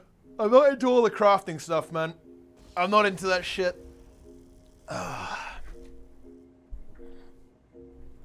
I have other people craft for me. That's what I do. Rep grinding is terrible. I kind of like it, actually. It's one of the things that I like about vanilla WoW, actually. And I'm definitely aware this is obviously a, you know, a pretty, a pretty, you know, niche opinion. But I like the raid being something that you prepare for in the game. I find that very immersive.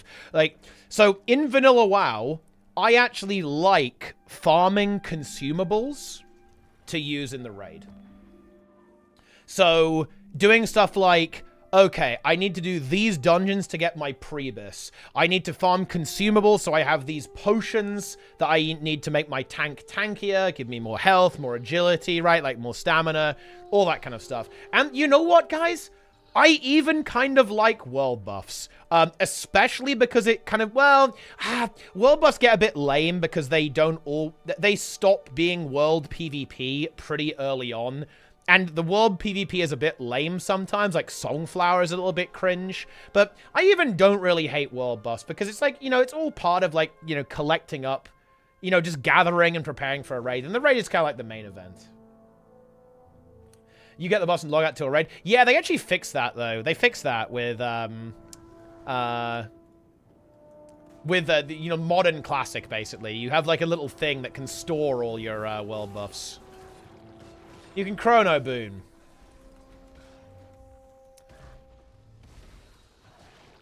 Yeah.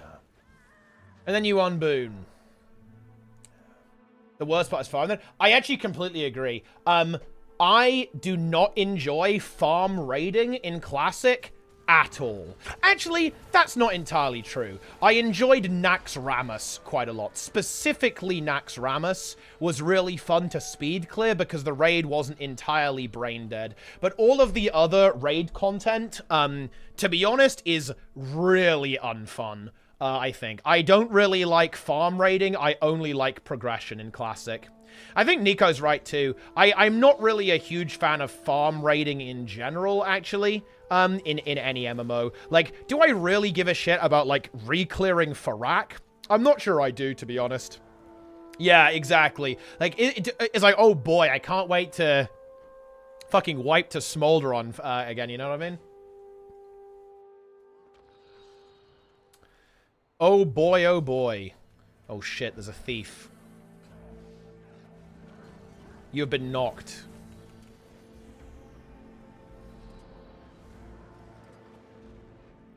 Incredible. Yeah, one thing that I don't like is that, I mean, obviously, the raid gets easier when you get better gear, but I actually think it gets too easy, especially in Classic, actually. In Classic, it's too easy. The boss is not being fun enough to want to be replayed. For me, especially in vanilla, it's because the content gets too easy. The vertical progression is too much. So the difference... Okay, so the most recent version of Classic that I played was Season of Discovery. And the DPS difference from, like, kind of a dogshit quest-geared character to a fully juiced-up raid character was no joke, like 3x. So you'd be doing, like, triple damage, maybe not triple, actually, but it was, like, very extreme. And that really sucked the fun out of it for me, because it went from the fights actually being simple but punishing to simple and trivial. Gear, for me, in SOD, gear was too strong. Much too strong. And in Classic, to be honest, if I'm being real, gear is so strong in Classic, actually. It is ridiculous. Even when I played Vanilla, look, let me put it like this, guys. I was the main tank for my guild in Vanilla in Classic, right? And I had Thunder Fury. I would farm Winterfall Firewater for gold and consumables.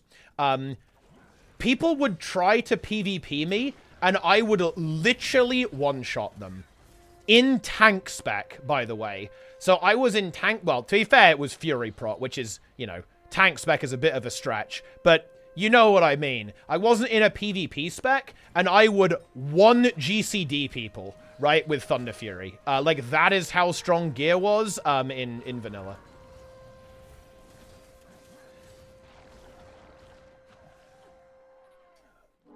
Content.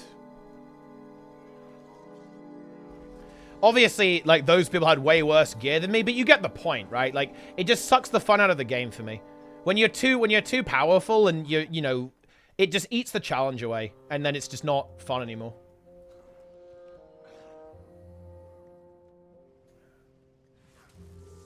I don't like vertical progression games. I don't even like the fact, you know, look, because of vertical progression, the most fun I'm gonna have in Heroic is going to be the first week of Heroic in Retail WoW.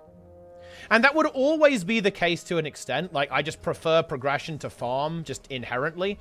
But I don't mind stuff like, you know, doing, like, speed clears or whatever, like, all that kind of stuff.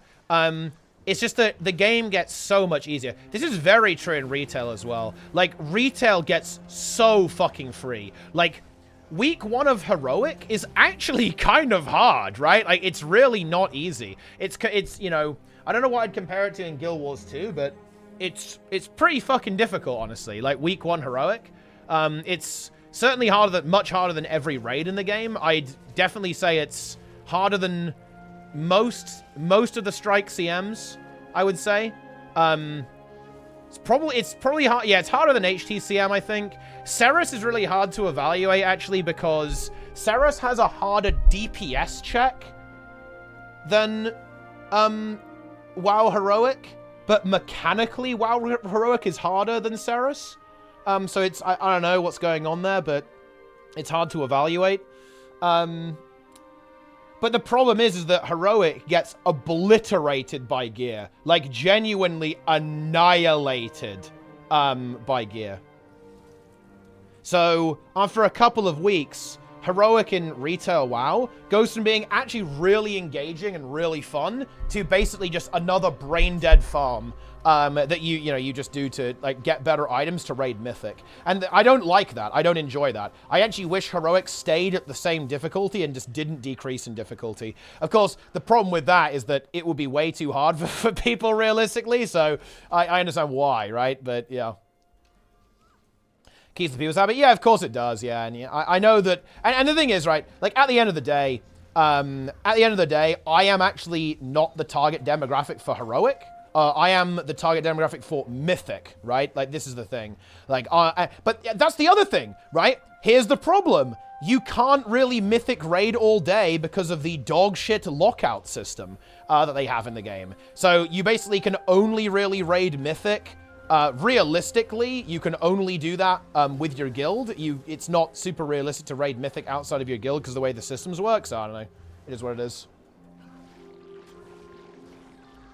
So you know if the raid over time. I mean, that's one of the parts. I mean, the primary reason for the vertical prog is to see the number go up. But yeah, that's like definitely a side effect for sure, yeah.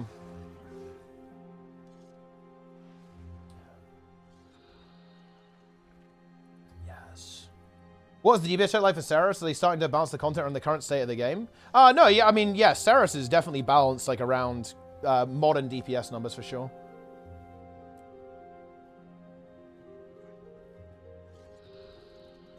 I want Mythic Flex or Blizzard enable 10-man Mythic raiding. Yeah, I mean... I wouldn't be opposed to it. But you would still have to make... You'd have to enable it after... You'd have to have a second cutting edge. And...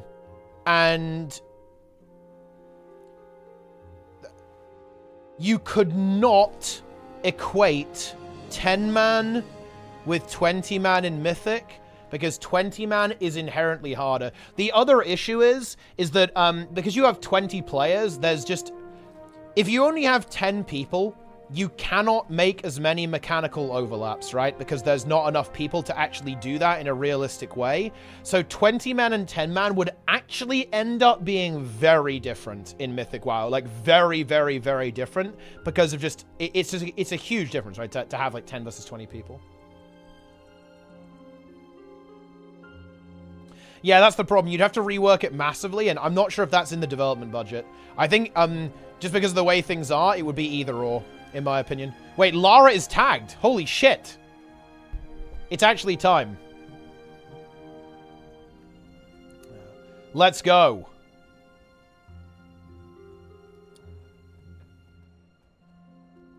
Ten-man Mythic would be my dream. Yeah, I actually think that there are some problems with the difficulty scaling in WoW. Like, the difference between... Well... Not really.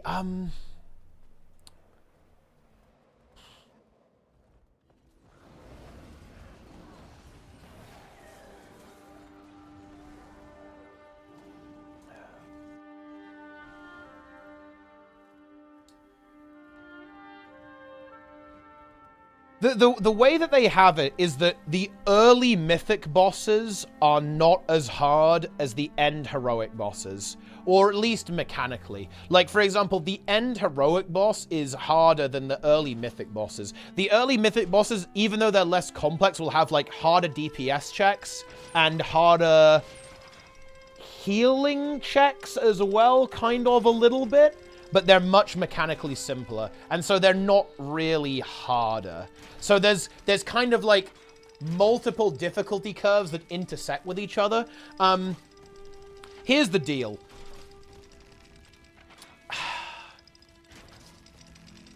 Okay, this is a big meme, but the way it's supposed to be is that you need to be okay with not being a cutting-edge Mythic guild, right? Or that's the intended way it works. The way it's intended is that you... If you're like a Heroic guild that clears 9 out, like gets ahead of the curve, maybe you only get to, like, 4 out of 9 Mythic, right? And the thing is, the way I see it, there's no shame in that, guys. There's no shame in getting 4 out of 9 Mythic. Congratulations, you're still literally, like, top 1%. Probably better than top 1%, realistically, if you get 4 out of 9 Mythic. But I think that, people really don't like not being able to beat the end boss on the highest difficulty that they play, if that makes any sense. And this is where the complexity is.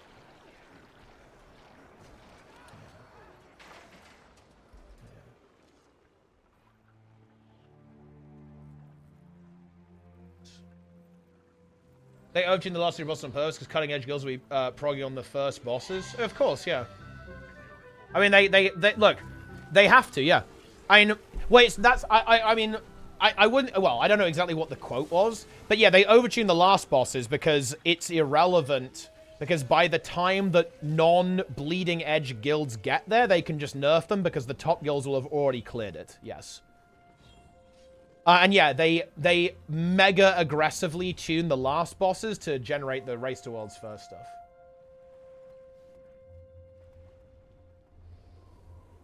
Going for Legendary Raid Armor, I'm something between heavy or light. Zoom in your character and show me how it looks. There you go. Behold. Enjoy.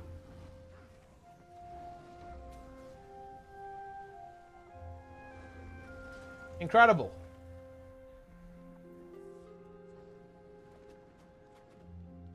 Out of over 1,000 LCM kills, there's like 3 that have a single power vert in them. Rate my tier. Let's see what we got.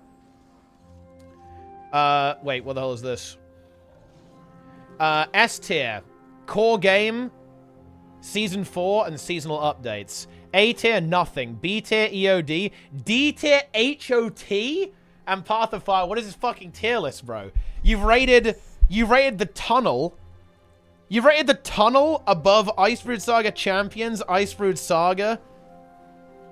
And then you've rated that above HOT and Path of Fire. That's crazy.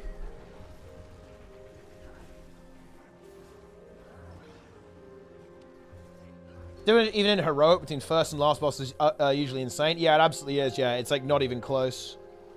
It's a big ramp up. Yo, Ruik in the chat, by the way. HT made the game worse than with Desert Borderlands. Well, to be fair, they did get rid of it, though. And yeah, look, I said this in my tier list. It was definitely a rocky start for World vs. World. It was a very, very rocky start. But they fixed it, to be fair. Dude, end of HOT, World vs. World was fucking peak, dude. Full melee ball meta, Reaper, like all the good shit, man. Like, oh my god. Yeah, Ruik with the 20 gifted subs. Ruik, one of the most powerful gamers out there. Gifts hard and fast.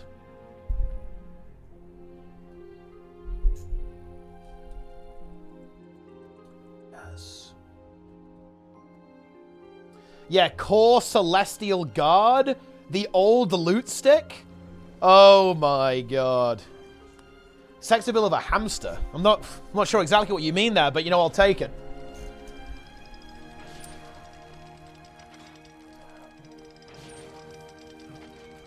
Yes. But yeah, I do really agree. I think there is this problem in WoW. I feel this in Guild Wars 2, actually. I feel like it's really hard to get this right. There's a dead zone between what do you do if you've really got Heroic down, but you aren't good enough to clear Mythic yet. That's a legitimate place to be. And also, Mythic guilds are extremely hard to maintain because Mythic WoW, guys, is hard. It is very difficult. And you can kind of have a couple of trash players and clear Heroic no problem. That will not work in Mythic. You cannot do that. So you have a lot more churn in Mythic raiding. You're going to be aggressively removing bad players from your guild and players who don't want to get better. And you have to very aggressively replace them and add new ones.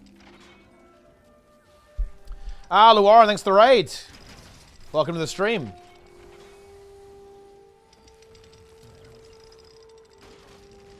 So that is actually a bit of a problem, I think. Insane burnout. It definitely does, actually. A lot of the players who came over from Guild Wars 2 to play with us basically played one tier with us and said, actually, that was a little bit too much. I'm out. And I actually completely respect that, actually, because in Guild Wars 2, you have, like, a week of progression every year. Yeah? In World of Warcraft, you have multiple months of progression, and then if you're not that good, you're going right into the next one. Like, so, for example, guys, we killed Mythic Sarkareth 1 week before the end of the season. So guess what? We did really intense progression, and we just barely made it. We were managing the roster issues, like grinding away like crazy. And then guess what?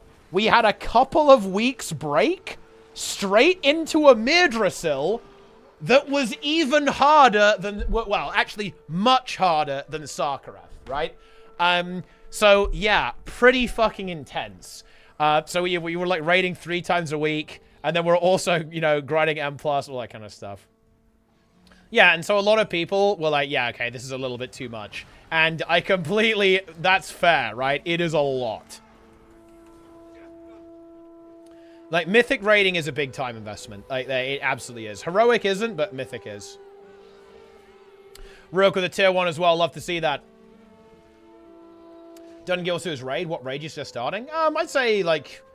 I think, don't do Wing 5 or Wing 6 first. Everything else, I'd say, is a decent place to start. Maybe not Wing 3. Do, like, Wings 1, 2, 4, or 7 first. Boom. All the strike missions.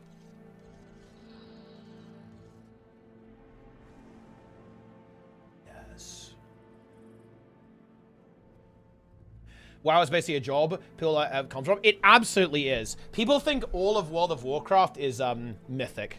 It is fascinating. But you know what? It happens in Guild Wars 2 as well. Like, when people think about balance, people only think about Cerus. I shit you not. People go, oh yeah, Condivert is the most broken build in the game. Even though, in like most raids, Condivert is kind of bad, to be honest, right? Like most raids, if you play Condivert, you will get destroyed by anyone playing a half-decent power build.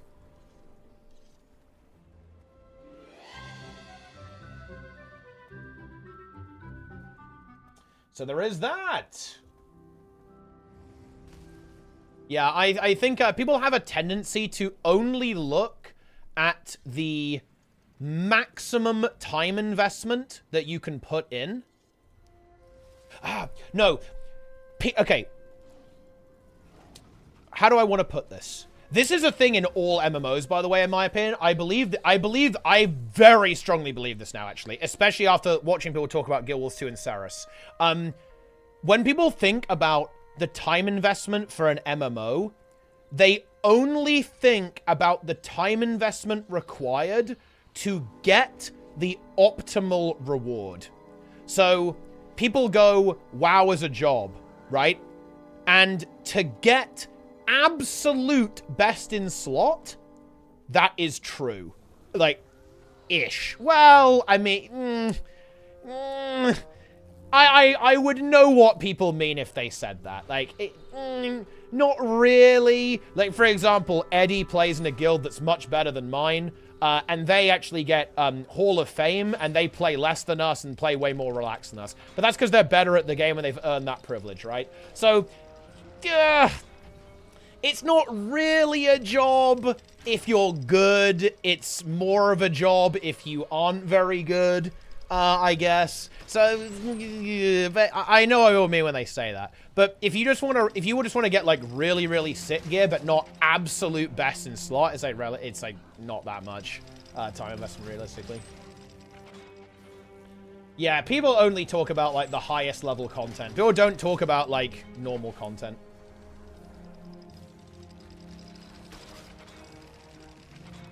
Whoop.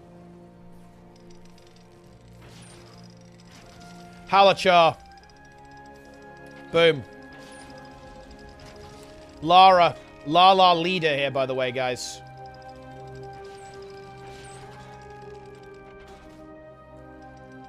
Boom. How many nights a week we're raiding? We're raiding 3 nights a week. Our goal is Hall of Fame by the end of the expansion.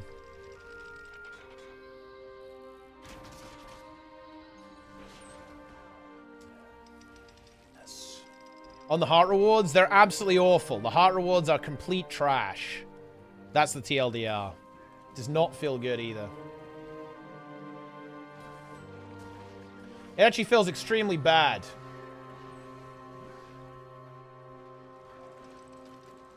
Do you have a raid roster? Yeah, we do. Get Hall of Fame easily? I mean, we'll see. I think it's actually very difficult, but we'll go for it. Hall of Fame is top 500. It's top 200. Top 200. We are on the case. And then another goal. This is a smaller goal, but the Mythic Plus team. We want to go. We want to see if we can do TGP. Qualify for TGP. So that will be the goal. If we can qualify by the end of the expansion, that would be nice. I kind of want to go hard, actually, in Season 1. Like, we could go big, actually. There's not going to be a lot going on.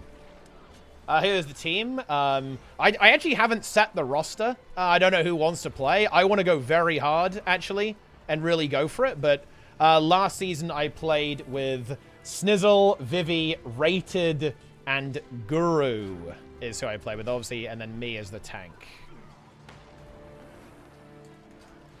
For Mythic Plus.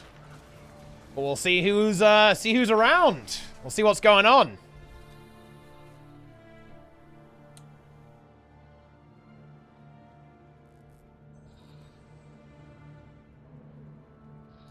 Ah, yes.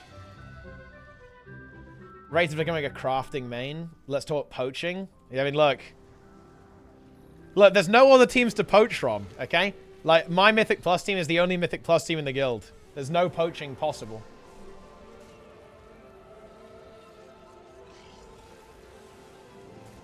Nice.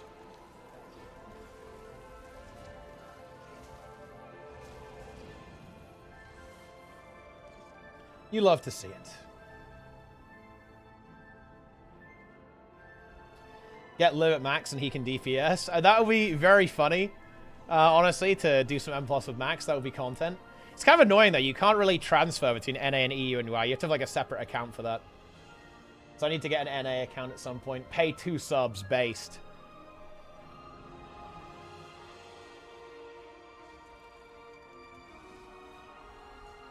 Get Triller. Look, dude, you guys have no... Look, you have no idea how fucking bad we are compared to actual top players, guys. We're fucking dog shit.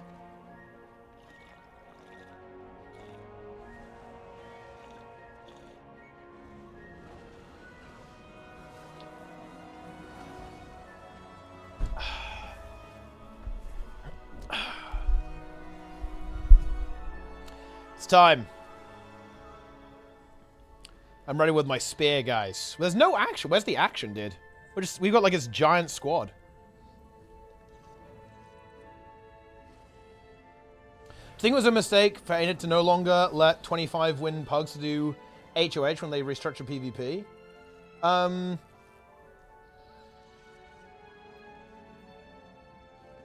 Wait, what are you even talking about, actually?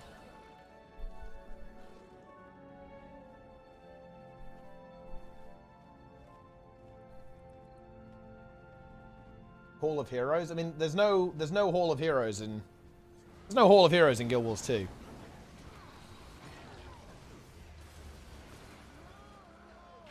What tier is this? Probably dog tier.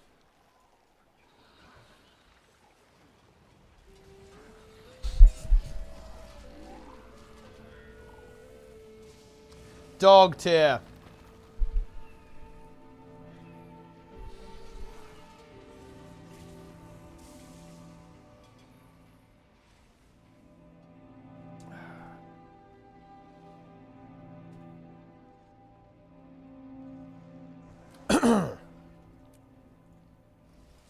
Man, fuck, I don't think I'm going to stream much longer, guys. Man, fuck me. Oh, bro. I actually haven't been sick like this for ages. This does not feel good. It's my own fault, actually. I can give some context on this. I messed up really badly. I actually was really proud of myself for how I handled the drops week. I did a good job, guys. I'm just gonna say it. I did a good job. But here's the problem. I didn't really slow down after the drops week, so I kept sleeping low hours. I was kind of like drawn into tasks and stuff like that. You know, I was just kind of grinding, going crazy. You guys know how it is, right? Like making content and streaming and stuff. I kind of kept doing it. And that is not a good idea. Like, if you do like a really big grind, like a really intense gaming session, you have to slow down eventually. I just failed to do that. And now I have been, I've been punished, to be honest. I've been punished very hard. And it doesn't feel good.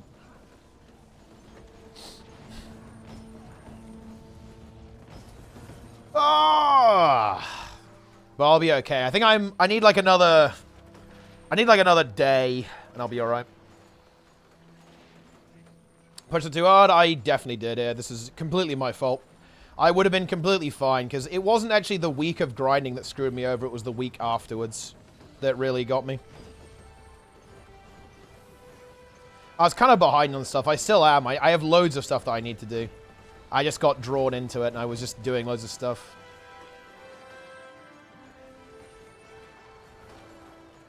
V-Ray, thanks to the Prime. 2.7k subs. Guys, every single sub will soon be a negative sub, as all of the gifted subs from last month will be expiring soon. Prepare for the sub-apocalypse. My career is over. Do normal projectile block, stop ballista? Nah, it has to be the bubble. Chill with the earth in a bit. Take a walk under the sun of Belladar. Well, I mean, you know, I've done all the Isle of Dawn quests. I still have to finish the quests in the Ringing Deeps, and I haven't done any quests in Ashkahet. So I need to actually do that. I'm going to do all of them. But seriously, man, there is so much content in The War Within. I was actually really surprised how much content there is. There is so much content, man. Crazy.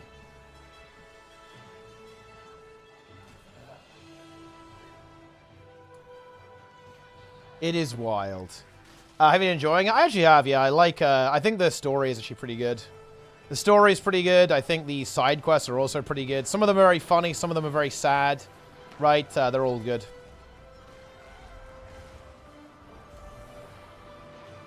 I think some of them could really use some voice acting. Like for example, the one where you basically hang out with Farron and Anduin. That would have been so much better if it had voice acting. You know what's funny though, actually? Oh man. The WoW side quests are the perfect example of what I wish Guild Wars 2 would do with collections. And let me explain why.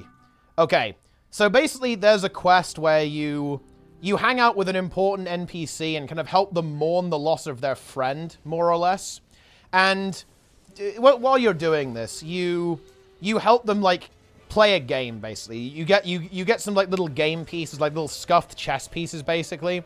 You gather them up, and then at the end, you actually play the game of chess, right? Or, well, it's this kind of, like, weird board game thing that you play, and you, like, control the towers, and you can, like, move your little piece around and stuff like that. And is it scuffed? Yes. Is it a bit jank and not particularly insane? Also, yes. But it really adds a lot to it, like, to the actual RP factor, I think. Didn't even someone who would go for all the quests. I mean, look, I'm here to win, Angels. I will have the eye level. I will get it. I actually like. This is kind of a good phase. I like the rep grind, to be honest. It's not seeds, right? Like seed grinding, that's just brain rot. I'm only doing that if it's like Race to Worlds first angle. But this is not like the bad type of grind. This is the good type of grinding.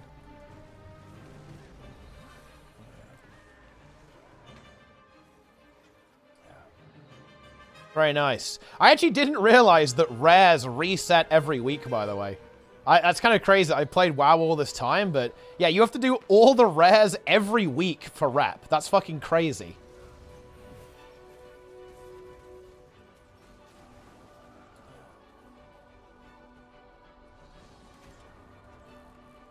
Here we go. They got replaced by M0s. Well, what is it that makes the heart rewards bad? Well, they're just not very good. They aren't good. That's what makes them bad. You don't get a lot for doing them.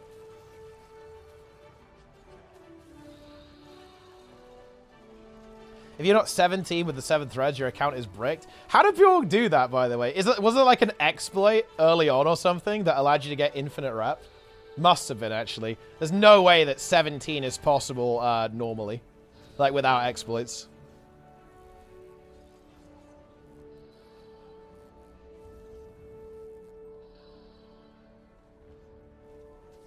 Dude, look at Lara just ganking this, like, small group. That's crazy, actually. Lara is vicious. No mercy. Remorseless.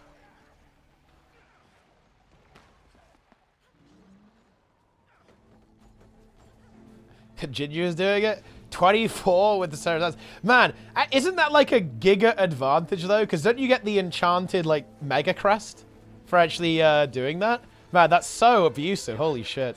Based.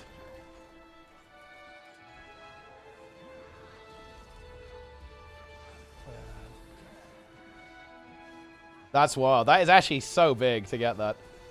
Honestly, dude, I would have done that if I knew about it. But to be honest, I kind of fucked up on this. I was definitely pretty disheartened, to be honest. I was like, bro, heroics? Are you fucking kidding me? I should have just done the quest instead. I didn't really think about that. Because heroics suck. They are boring. This is Now's rep? Yo, what the fuck? Hallowfall 17, Assembly of the Deeps 13, 7th Thread 16, and then Dornagal 14. Level 60 Bran. Wait, how did he get Bran to level 60, actually? That must have also been an exploit, no? Based. It was uncapped during early access? Holy shit, that is extremely funny to me. Wait, how much more powerful is level 60 Bran? How does that even make any sense? What does that actually do?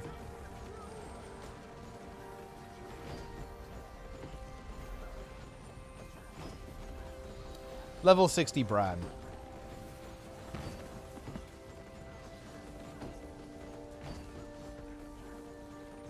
Boom.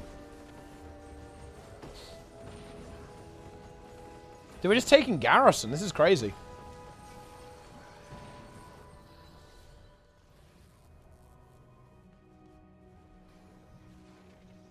$50k DPS from Bran. Oh, I guess that's not that relevant then. Let's go.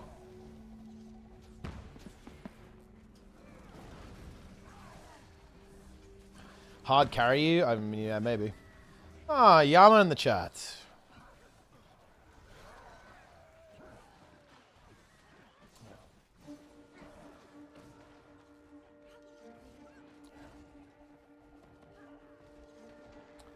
I miss World vs. World. Well, I mean, you could play World vs. World. That's an option.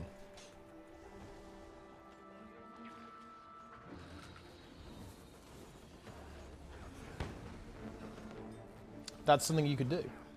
Did the World vs. World meta change already? I think it hasn't changed much. I think people are playing Core Rev and Core Warrior now. It's like Core Rev instead of Renegade, maybe a little bit, because the Alat got nerfed very aggressively in World vs. World.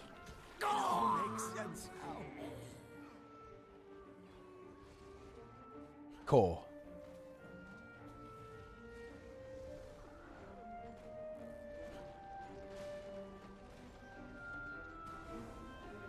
It's time.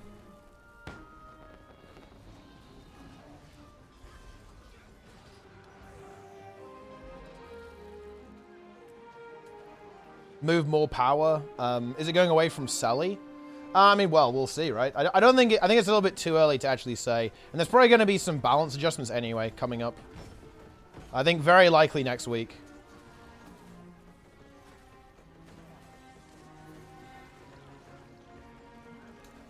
We shall see.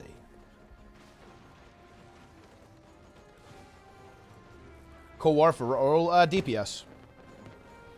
With the spear.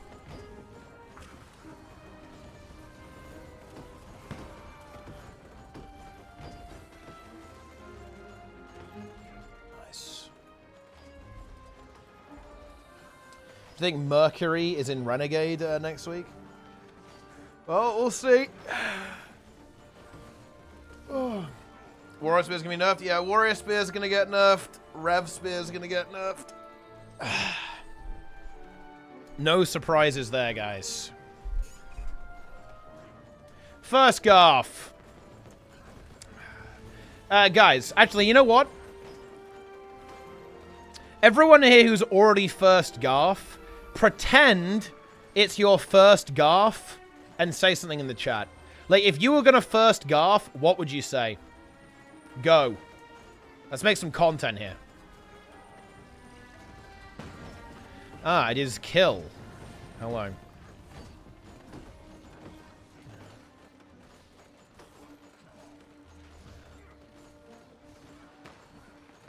Buh. Don't know what that means. I'm new. Well, look. That actually, seeing as that is your first message, that is indeed your first Garth. So, congratulations. It's a pretty good one, actually.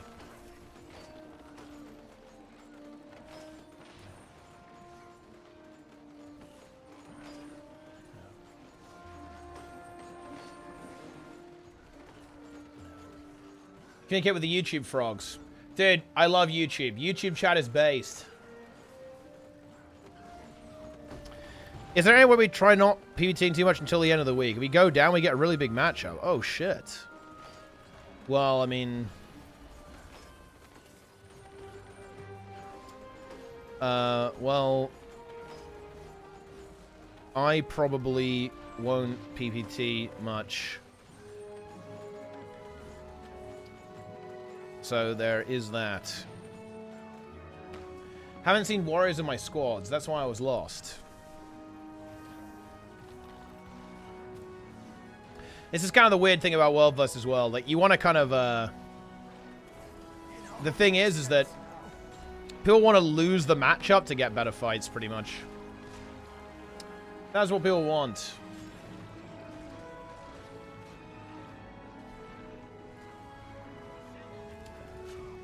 Boom. Emergency waypoint is activated. I'm not sure they can really stop us.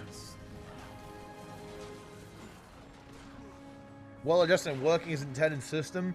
Yeah, I mean, it's mostly because the system just doesn't really account for people not caring about winning or losing. Man, this is the weird thing that does happen sometimes with world restructuring. Where the fuck are the enemies, bro? What is this? It's well, I guess it's getting a little bit late, but where is everyone? What's going on? We need the winning matter update. That is what we need. Bring out the fungus. Well, we have a massive fungus army here. This is like the Lara land Lara fungus. A fungus among Lara. That is our new guild name. Fungus land, maybe. Yeah, fungus land. There we go. Lungus, yeah, exactly. Yeah. You take the Lara, combine it with Ungus. Lungus. Larungus, exactly. That's right, guys.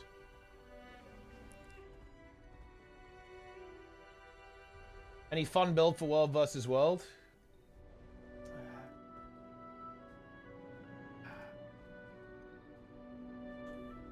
Nice.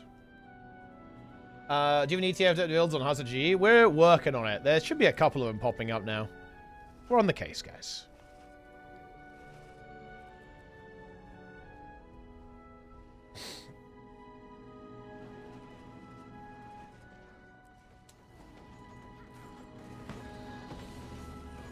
Let's go.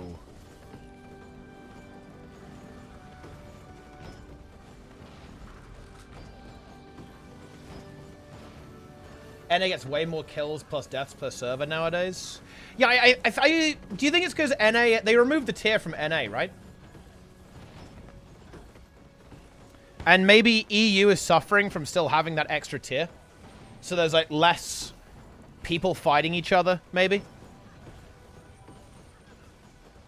Because EU has one more tier. Because they added a new one, right? With world restructuring.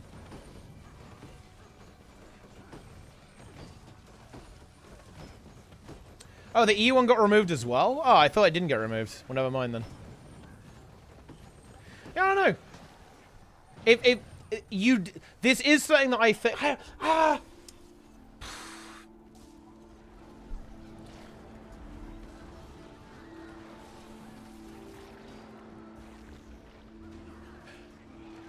Okay.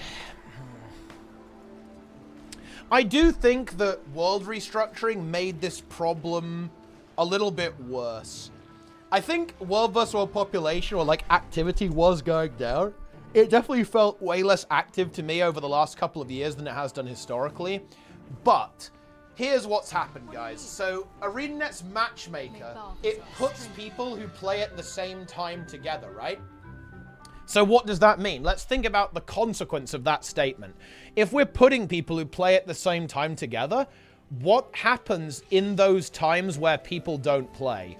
Oh yeah, nobody plays. So I think what's going on here, and maybe why it's working a bit better on EU than it is on NA, is actually because of the fact that on EU, you're going to have this burst of activity where it's matched everyone together, and then you're going to have big dead spaces. That's kind of what it feels like to me. Like, you have big periods of activity in World vs. World, and then it's dead as fuck for the rest of the time. You know? Does that match you guys' experience? That's kind of how I've been experiencing it. But, I don't know. Maybe I'm crazy. Among the Lara. Yeah, fungus among Lara land. There you go. We can just kind of combine them two together. What kind of people get thrown in the bottom tier world vs. world matchups? It's just like people who don't play as much, probably.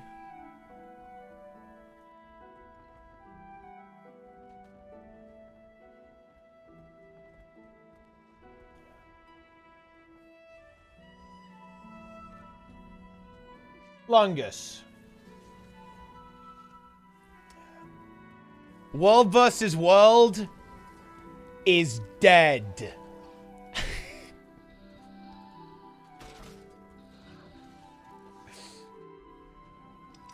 Okay, you know what, actually? Okay, look, we have to role play. Okay, hang on. Lara. Ping, build, and gear. This is impromptu fungus inspection. Will you pass and escape spore rank? Here we go. Okay, yeah. This is actually, look, there we go. There we go. Oh, what? We have a water rune situation. I believe that is legal for more boon duration. Oh my god. Look at this, guys. You honestly love to see it. Full minstrel. Lynn is running gear check. Okay, like...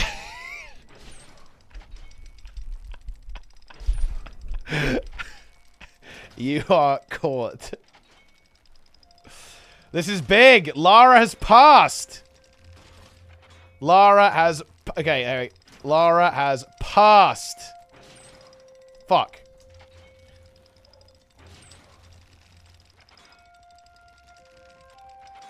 Okay, here we go. You are honorary fungus rank. Not mold. Wait, tier 6? Wait, whoa. Wait, Lara has tier 6 Jadebot? That's crazy. Is this true? Are you tier 6? Tier 6. Wait, dude. My fucking caps lock is broken. What the fuck is this?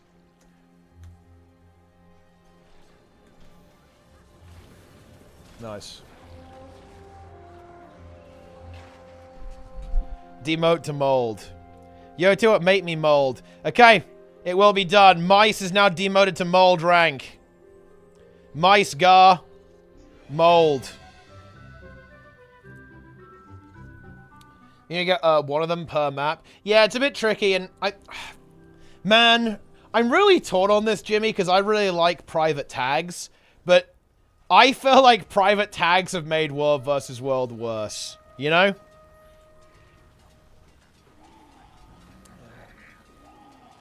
I'm not sure if I like private tags anymore. Yeah. Fashion inspection? Oh no. I have full legendary armor and spear, so I win. Goes into mold fat. Whoa! Dude, Lara is slamming me. Lara's character does it pretty cool, actually. I do like this type of, knight character that Lara's got going on here. It looks very cool. It reminds me of Lord of the Rings, actually. A character looks like kind of like a warrior, either an elven warrior or a Gondor character, right? Like kind of one of the Gondor knights. So I respect that. But I've got the shark spear. How can you not like the shark spear? Yeah, Lara's got the shark spear as well.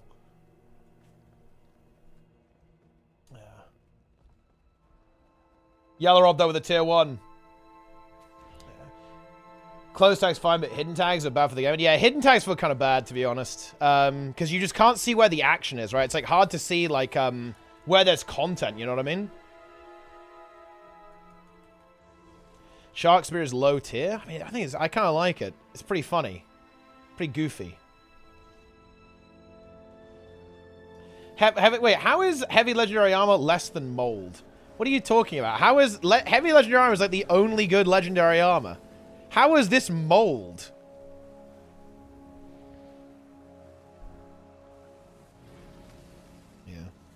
I am not mold. Any molds here?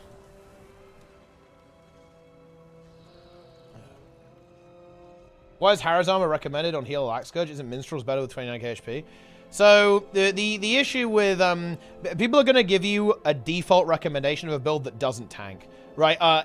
In any fight where you are, not tanking, then yeah, Minstrel's going to be really good. And if you want to tank, then you could play Minstrel. In general, I'm not a huge fan of Heal Scourge tank, though, because you kind of want to be running around, like, transfusioning people and rezzing people as part of your kind of role, your function.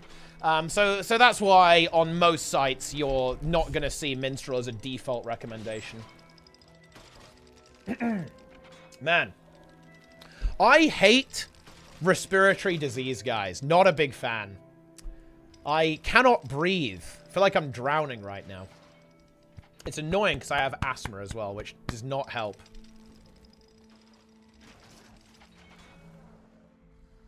Oh.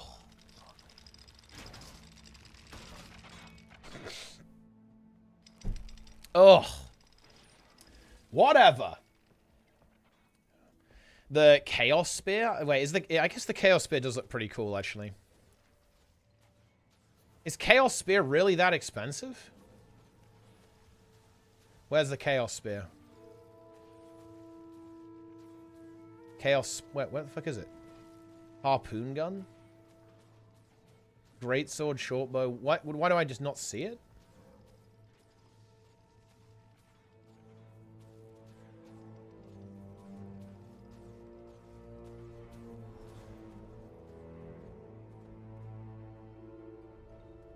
Is it a harpoon? Oh, wait, does it count? Is it like the same, it's like the same skin?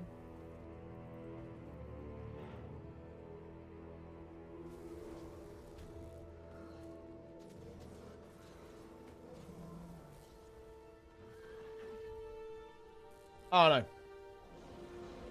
Oh, is it just not, it just doesn't even exist. It's like not available? Is that it? Oh, shit. Yeah, that's why I can't see it. Wait, why is it so rare? That's crazy, actually. Wait, why is this one? I guess because of the new expansion, I guess. Everyone bought all the Chaos Spears. Where do you get these things from?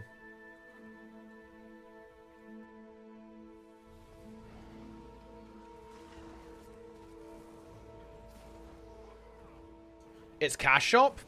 Ah, Black Line claim tickets.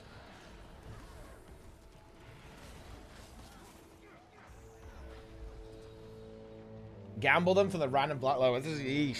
Okay.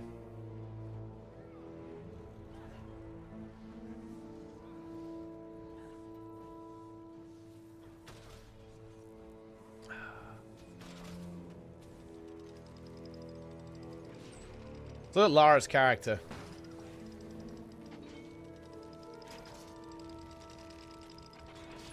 Lara's using Legendary Conqueror of Ceres. That is Noob Stink. She does have Embodiment of Sin. That is the correct title to use. Using Legendary Conqueror of Ceres, it marks you as either a buyer or, of course, a user of Ceres.dll. That is a fact, by the way, guys. Embodiment of Sin is Turbo Dog now. But I feel like, well, I mean, man, why didn't they fix the bug, man? Why can you still sell Ceres by adding someone to the group at 3%? Okay, look. Am I wrong on this, guys? I feel like if you could do that in WoW, I feel like everyone involved would get their accounts actually nuked from orbit. If there's some kind of exploit that let you do that. They need to fix this in Guild Wars 2.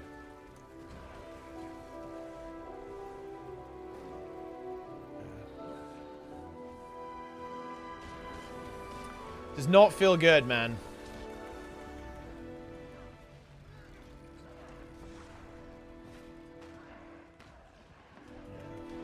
The very impressive 8-minute plus 32 Taldazars got nuked within hours. That is true, yeah. I need to get rid of that.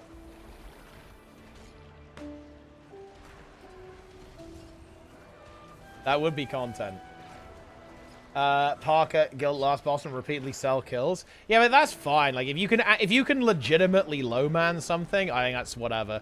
But the thing is that Cerberus would be way harder to sell consistently if you had to do it with 9 people legitimately. It is doable with 9 people legitimately. I wonder if the embodiment of sin is. It probably is now, actually, to be fair. Like, post-nerf, it's much easier. Wouldn't be trivial, though.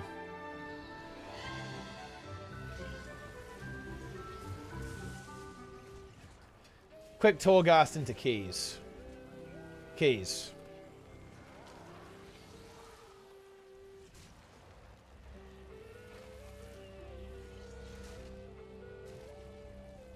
Nice. Ceres is over once the wall wasn't fixed. Yeah. To be honest, Ceres was over the moment that doing no greens. Like, Ceres without greens is actually so much worse. It's kind of crazy. But yeah, people cooked up the wall strat. Delve is equal to Torghast. I mean, yeah, Delves are basically Torghast. To be honest, guys. Let's be real here. They're actually very similar to Torghast. Delves.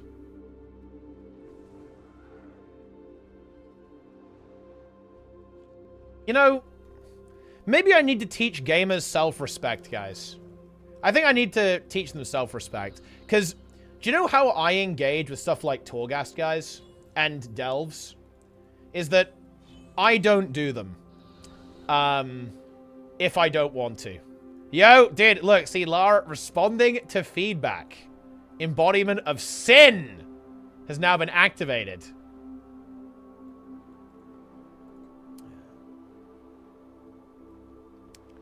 Very nice.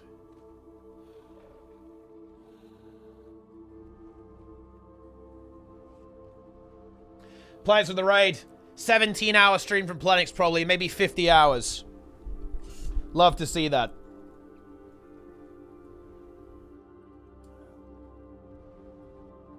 When's NA? Oh, dude, I did say I'd do NA Community Month, actually. That will enable. NA Community Month is coming, guys. Plenga Thick Prot Warrior main. Love to see that. I owe you my life, Master Plenix.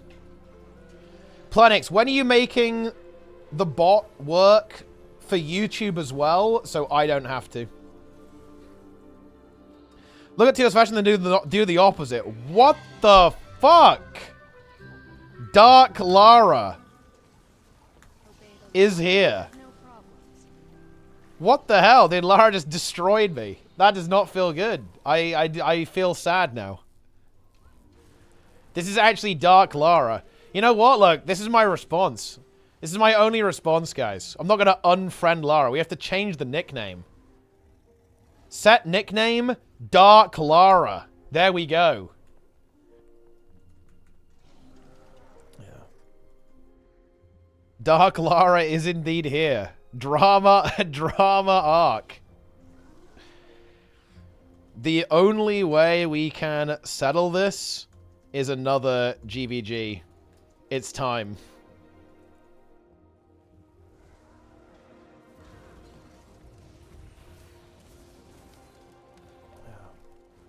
Ah, Delta with a tier 1. Salmon. Ooh. I have been dark ever since Wing 7.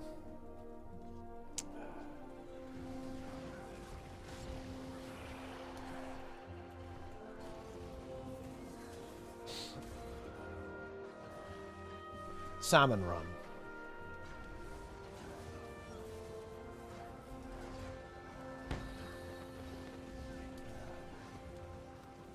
Nice.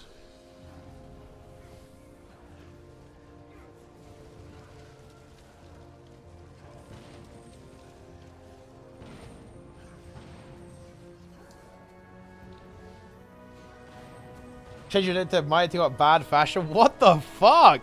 Oh my god, dude, I'm actually getting destroyed. Look, I've got to change it back. I feel like I can't win.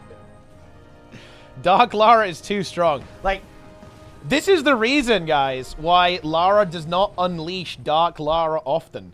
Like, it's not like, it's actually like a safety thing. Lara is keeping us safe from Dark Lara. That's what's going on here.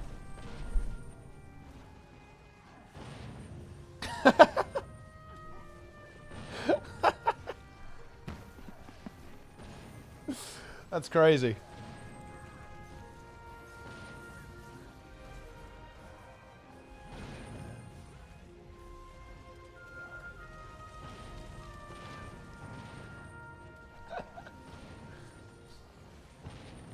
Oh, let's get in there. Tier, once you make good fashion, you can return. I'll give you the good fashion rank. What the fuck? That's never going to happen. The only character that has any good fashion is my Chrono. I have to go to my Chrono. It's the only way.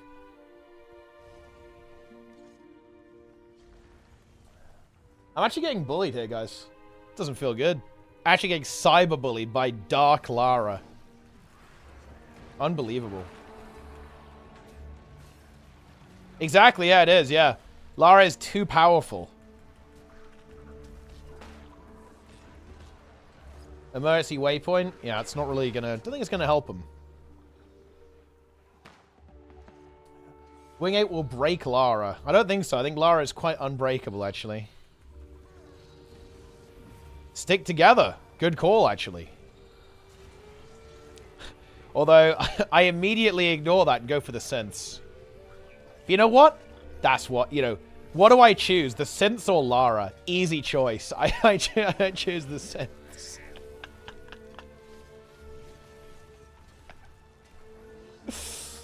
Let's go.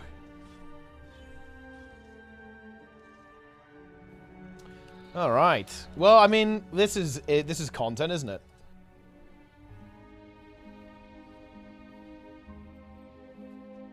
I'm barely awake. Oh, yeah, tell me about it, man. I'm also actually drained. 47 versus 2. And look, that's the way it's going to be, you know? It's the only way.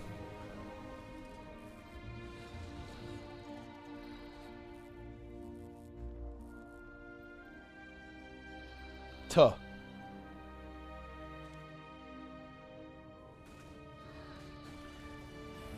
I think the only thing... Look... Just think about this, guys. Are you ready for this? There are going to be 3 challenge mode raid bosses releasing with Wing 8. Plenix will almost certainly do training for all 3 CMs, maybe even all 3 legendary CMs. He will break. Ceres nearly broke him. There were moments where I thought Plenix would actually fully break. But he was able to just barely survive. And clear Ceres. But there's going to be 3 Cereses. Is there a spot in Fungus? I mean, there is... We're not taking applications. Well, we're not taking new members who aren't on the world with us. So if you either haven't picked your world and you can pick Skritzberg, or you're on Skritzberg, I will invite you.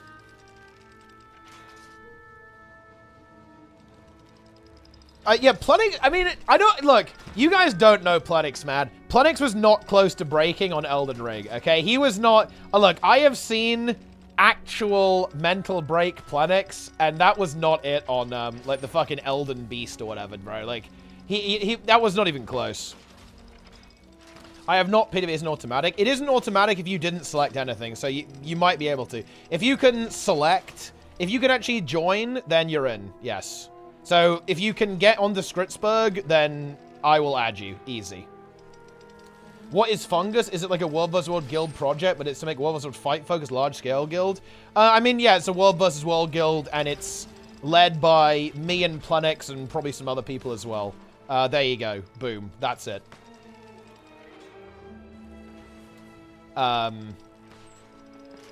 It will be gaming. The only like trial, I guess, is you have to have a good build. So this is the situation. We have a couple of ranks here. Fungus Among Us, that means you've been approved. And this can change. We will be doing more Peepo inspection days in the future. But Spore is the default rank. If you are inspected and you pass inspection, you will be promoted to Fungus Among Us rank. This means that you have shown that you are actually capable of getting a build and equipping that build on your character. However, be aware of this. If you fail inspection, you will be demoted to mold rank. You have to be aware of that. And you will bear the mark of the mold. You can see here that you have 0 rights as a mold player. 2 members are currently mold. This is a punishment rank. The only way to escape mold is to redeem yourself by having a good build. Oh my god. Actually, I'm doing this, by the way, guys. Okay, guys. We are doing this. I'm making it so the only way you can escape mold rank is by fighting other molds. So in other words, you have to go to the guild arena and you have to 1v1 to the death in the guild arena. 2 molds enter. 1 mold will actually be promoted and escape the rank. The other one will actually stay as mold. Yeah. I'm actually doing that. Yeah, we're doing that. We're actually 100% doing that, guys. Yeah. And you must win. The other one isn't kicked out. No, no, I'm not going to kick people. That's fucked up. But they will remain as mold rank.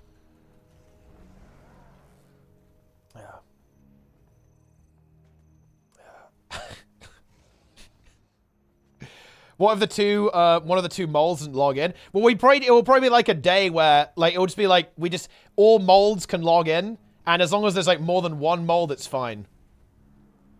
And actually, you know what? Dude, we should have a mold gatekeeper. You should have to, like, beat Nico 1v1 or something. Like...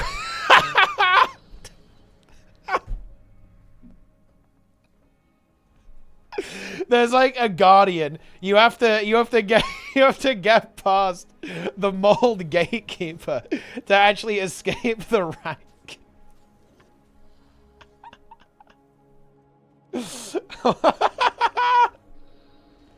What if you're the only mold? You have to wait for another mold. I mean, I guess so. Yeah, you have to wait for someone to get demoted, and then you can fight them to climb up again.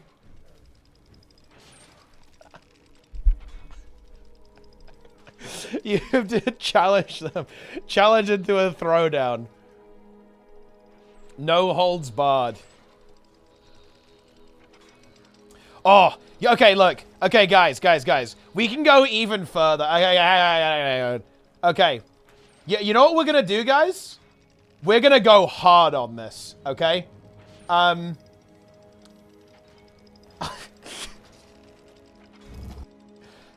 you guys familiar?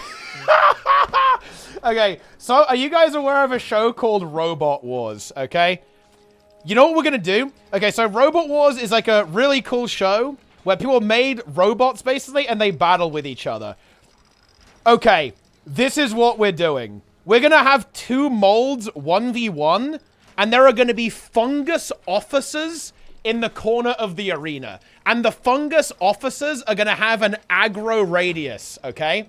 And if a mold basically gets too close, they will actually be attacked by the officers, right? Like, if they get too close, they will be targeted by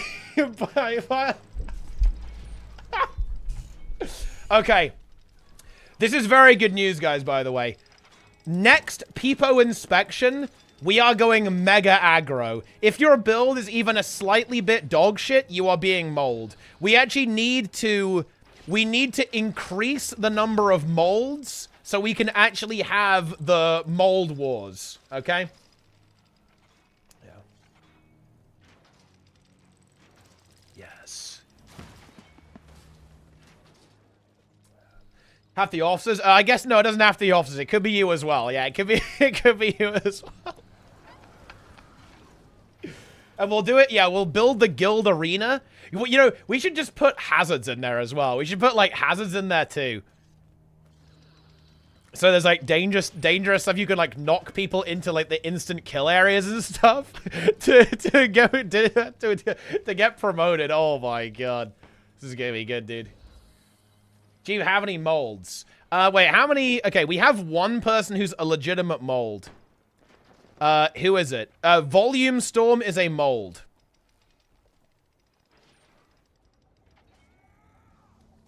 Yeah. You're not ready for Fortune's Veil next reset? The function will be crushed? Hey, wait, who's on Fortune's Veil? I should be able to join? Okay, I'm adding you. I'm adding you! And also, Rob wants to join as well. He can join. Boom. Easy. What about this guy? Okay, I'm guild inviting you as well. I need to go and upgrade the guild hall in a second, actually. Dude, we're not getting in, man. Wait, oh, pull? Actually, big pull, big pull. Oh, no, I got CC'd. I'm going for a pull. Boom! Yoink! Oh! Get owned. Fucking base. No, we're doing it, guys. We're gonna do another, we are gonna be doing another Peepo inspection very soon, guys. And we are gonna generate some molds. And we're not doing the whole, oh yeah, you can, you know, you can, just try again and fix your build. The only way to escape mold rank is officially through Mold Wars.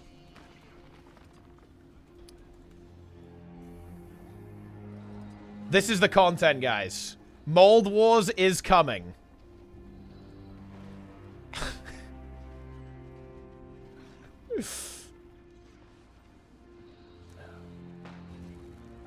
Just have molds be able to challenge higher ranks. If they win, the other gets mold. Well, I mean, I guess we can probably have some non-mold step in if if there's like an odd number of competitors, and there's not enough competitors. Yes. The mold within you. It's gonna, yeah, like mold gladiator pit, guys. Because you don't want to be a mold, man. You don't, look, it's actually crazy. Like last time, who's on the inspection panel this time? I mean, I guess we can just do, like, the same people. I mean, I can be there. You can get in mental as well. It's going to be good content. It's going to be good.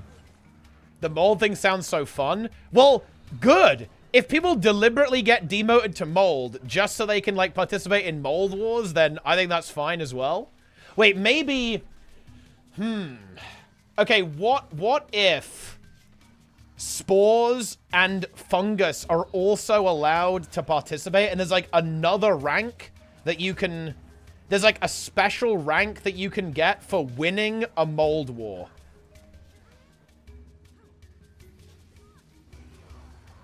Maybe we have to make this even more complex, guys. We need to have some additional complexity here. You want to authentic, though, and not have a huge skill diff? Well, I mean, there is going to be a huge skill diff, though. Like, that's kind of the way that's going to be the way it works. Like, it's going to be impossible to figure out, like, who is actually, you know, like, we can't, like, do skill-based matchmaking, right? It's simply impossible. You versus Garfraid? Yeah, we could have that. Well, I mean, you guys aren't molds. But I mean, I guess you can be judges. You can be like the guards in the arena. Like, ganking any mold that gets too close. I just like the idea of a mold getting too close, and then Mental's there on, like, a rifle warrior or something. And just one-shots them.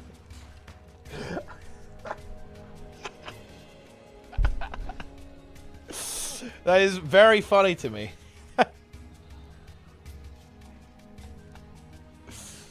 Yeah. It's skill-based. If you lose to me, you're mold. If you win, you're fungus. Yeah, exactly. Firing squad just snipe them. Can you inspect my cocker? Here is the build. I think, I think people will run this one. Kinetic accelerators, but I think this one's fine too, actually. A little bit of barrier extra there on your function gyro. I think everything else is looking pretty good. We have the anti-corrosion plating, the purity of purpose. Love to see that. Kinetic accelerators or mold? Yeah, I mean, this could be mold. Yeah. This may be the direction you want to go. Wait, Relic of the Zephyrite? Why is everyone running Relic of the Zephyrite, man? I'm not sure about that one.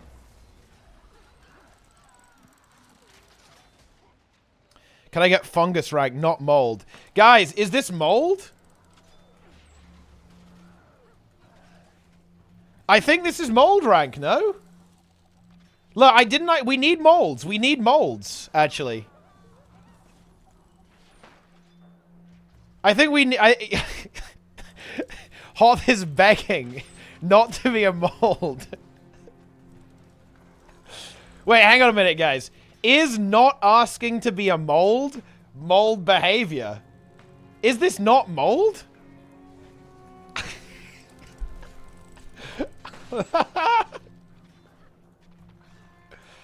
Guys, I am demoting to mold. Yeah. There we go. You are mold rank. You must redeem yourself in the arena. You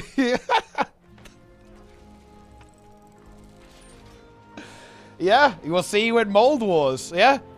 Look, it is what it is. Like, you now have to wait. You have to wait for your moment to redeem. Yeah. You better be ready. You will have your opportunity to escape mold rank, but it is not today. Like, today you are mold rank.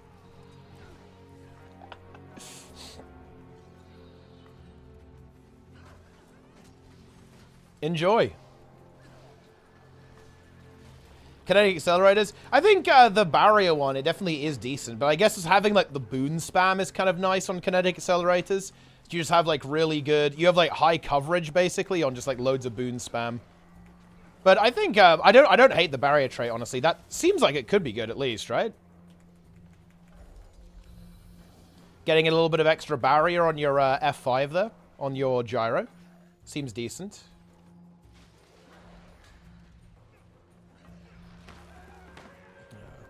It's more the Zephyrite relic though. The Zephyrite relic to me is sus.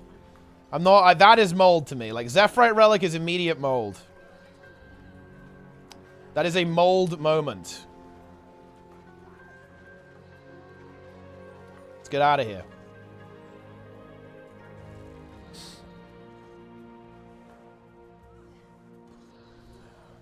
I'm not sure I mold for the barrier thing though. The barrier is not the mold. The Zephyrite relic is the mold.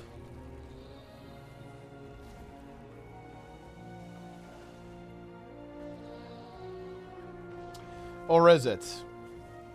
Will Mold Wars be on YouTube? I want a full season of it.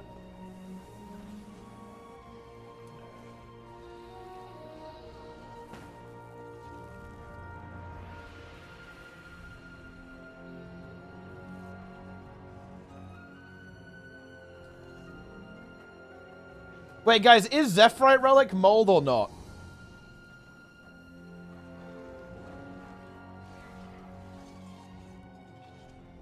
Sun crystals that apply protection. Minimum duration 4 seconds, maximum duration 7 seconds.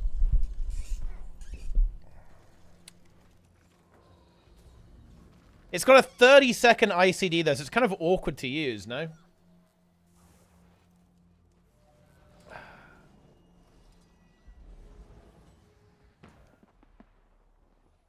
Both the trait and relic is mold worthy. What do you guys think is good on Scrapper?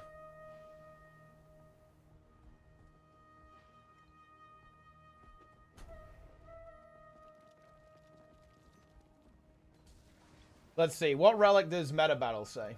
Metabals is Caracosa for just like the finishes. More healing.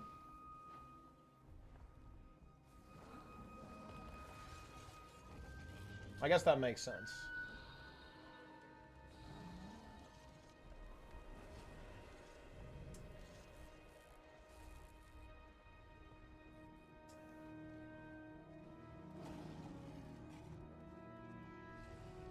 What is... Okay.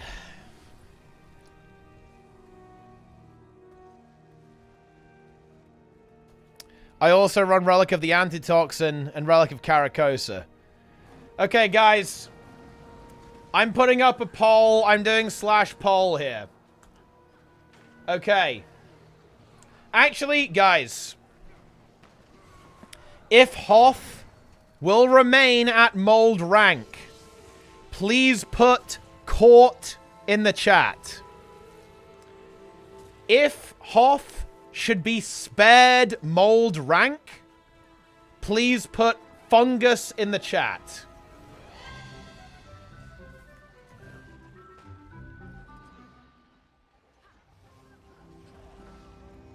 Yeah.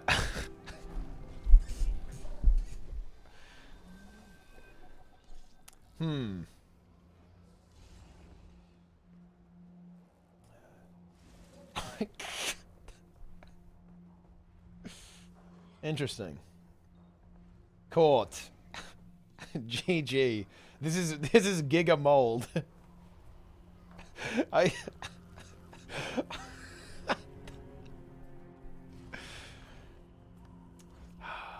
Mold.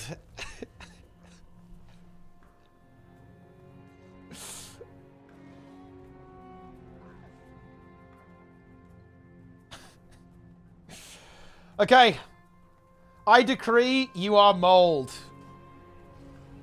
But do not worry, Hoth. You will not be alone. As soon we will be doing Peepo Inspection Day 2. And there will be additional molds. More molds are coming.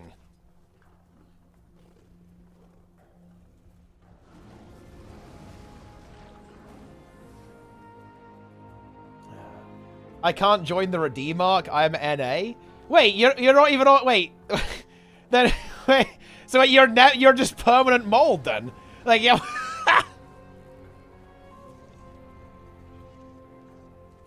Well, you have to come to EU. You have to transfer to EU then.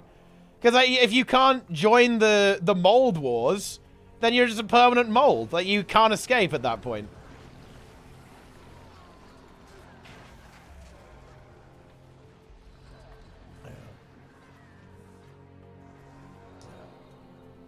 You have to... Look. Then I'm sorry. You have to make an EU alt. Look. Here's how it is. If you make an EU alt, participate in mold wars... I will promote your main back to Spore or Fungus.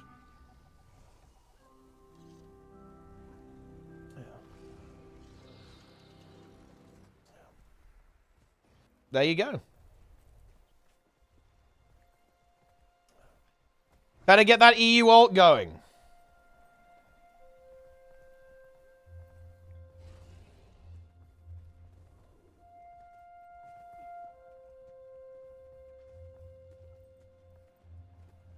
There it is. Mold. Any more molds want to have a go, guys? Anyone else wants to be inspected? Yeah. Okay. Oh, look. Oh, actually, guys... If you want to volunteer to mold rank, I will also allow that. If you would like to be a mold, I will demote you to mold rank, intentionally.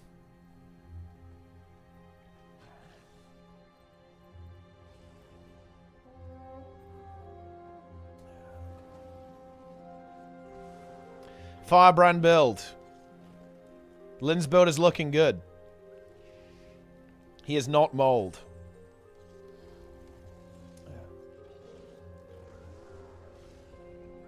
Does it have to be the World what you want for it? No, of course not. No, you can play any build. Like, you can win the 1v1 in any way that you see fit.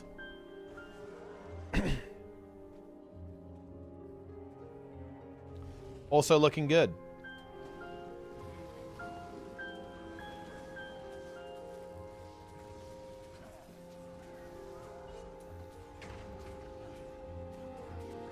Guild is 99% mold. This is also legit.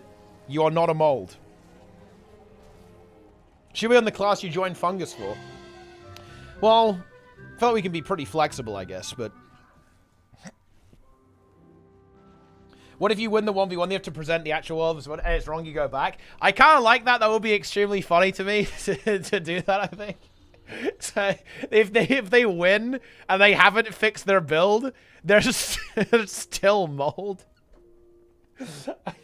I mean, that's pretty brutal. I feel like just winning the mold wars should be enough to escape. Although, yeah, I mean, you've got a good point there. Like, if you haven't fixed your build, do you deserve to not be a mold?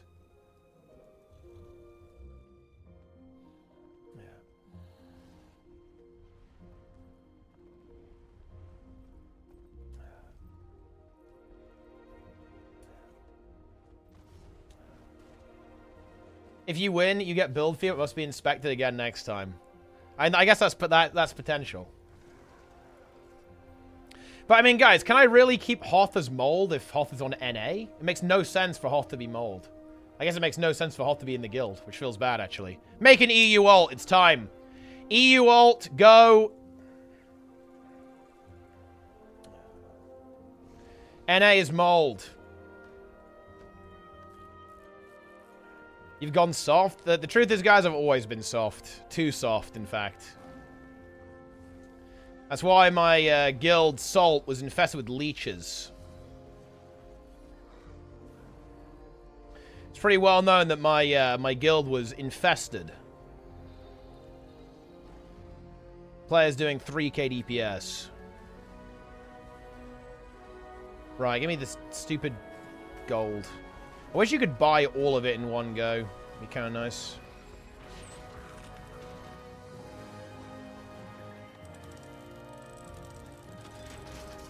Do you remember Benny? Oh, dude. Okay, look. We were soft on Benny for a reason, though. Okay, we had a lot of people, guys, who wanted to buy raids who only spoke French. Benny was our French liaison for raid selling, yeah? So we allowed Benny in, and he would communicate to French buyers for us, and we would sell them raids. Okay? Like, it's a slightly different scenario here. So yeah, we were maybe a little bit too soft on Benny, I will admit that. But there was a reason for being soft on Benny. We had to be soft on Benny, guys.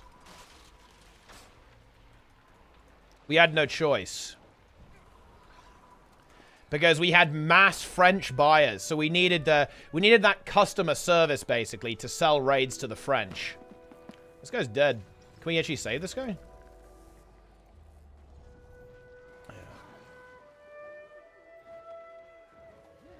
Benny! I shouldn't have tuned into the stream today. Give me a special perma mold rank, then.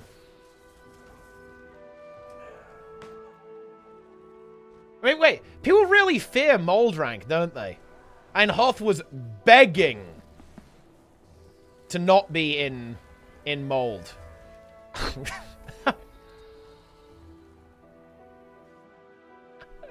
well, hang on. To be clear, they do actually list Zephyrite Relic as an alternative on Meta Battle. Like, I'm not even sure if it's even really mold worthy. Because look, guys, if you go on Meta Battle, it actually does, look, Ex Machina is a variant here. And we also do have Antitoxin Zephyrite with the Mortar Kit for anti-corrosion plating, or even Relic of the Flock. So, you know, in some sense, like, is this mold, right?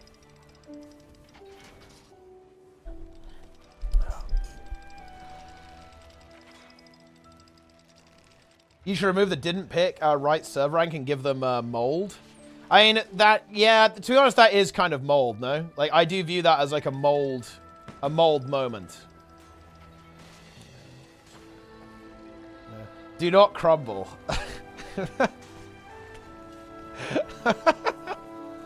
I mean, Mental is feeling very, very strong on this. The Zephyrite relic is mold. Wait, what? Hang on. Okay, so what would you play if it wasn't Caracosa then? If you don't have Soto, what's the best one after that? Because am I crazy? I feel like Antitoxin is just not that good. Like one Condi every 10 seconds? Really, Antitoxin? I guess it's just very consistent value, I suppose. Just like an extra AoE Condi clear basically every 10 seconds.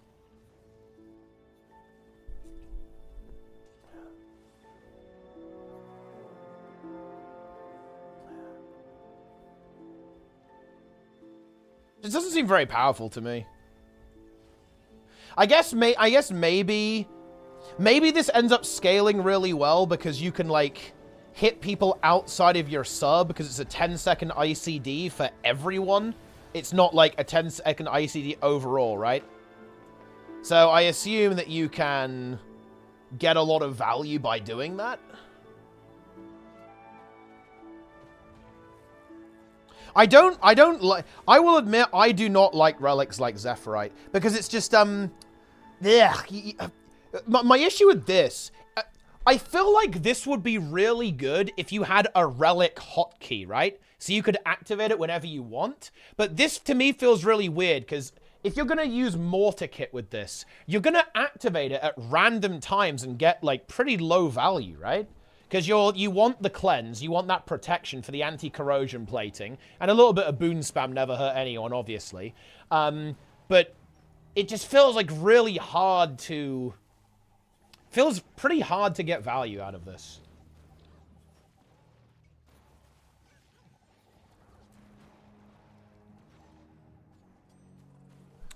But yeah, I don't know. Mortar Kit, and 5 tells you your CD. So I guess you can like track it like that, but I don't know. I guess you don't really need Mortar Kit for anything else except for activating that, I guess, too. Because like what else would you be using it for? Like a blind field, a chill field, poison, I guess, and like the heal as well. So I guess you don't need to go in and out of Mortar Kit that much when you're playing NG in World vs. World, so you can kind of just use it entirely to activate the relic, I guess. Yeah, I guess the light field is good, yeah, so you can like blast the light field. Yeah, chill field is good too.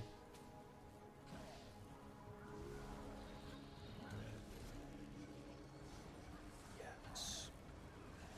I'm going in.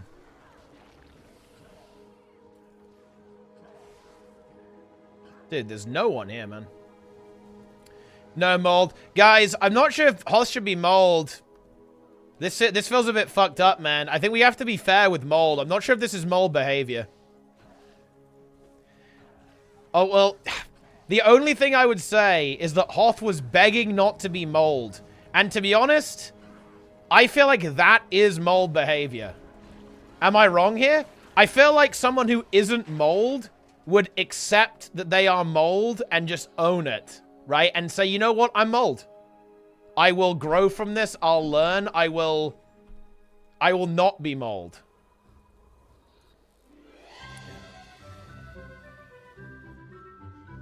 Yeah.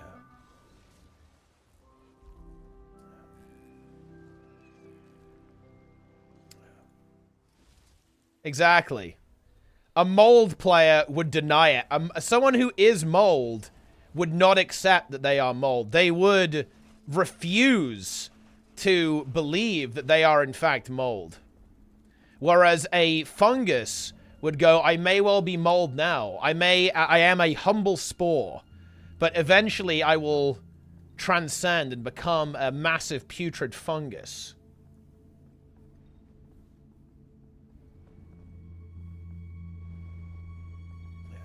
Actively choosing not to run Caracosa is more mold than just not having it. Well, I mean, that would, of course, be the case, yes. If you see any wrong warrior builds, I've made the warrior builds for the website. If I see any wrong warrior builds at inspection, it's over for you. Dude, nobody's going to come as warrior now. They're all going to be scared. That's good, though. It's very, very nice. Yes, soon, guys, hardstuck.gg is going to be the gold standard on how not to be a mold. Stay tuned for that. Very exciting. It's going to be great. You got gifted. Hello. Guys, I'm doing it. Hoth is actually promoted from mold up to wrong server F. Even more demotion. GG.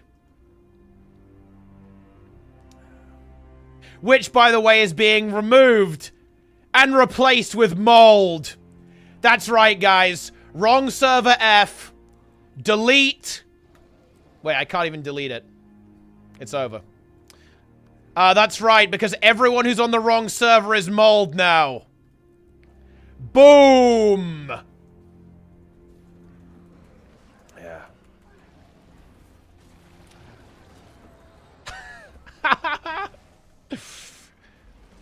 There we go.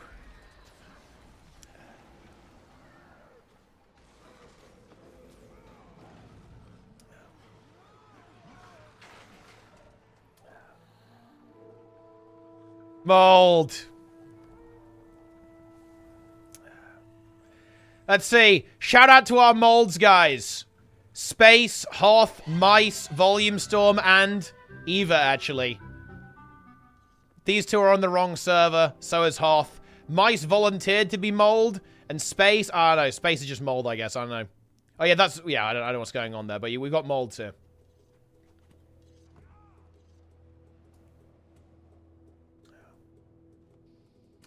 Very nice.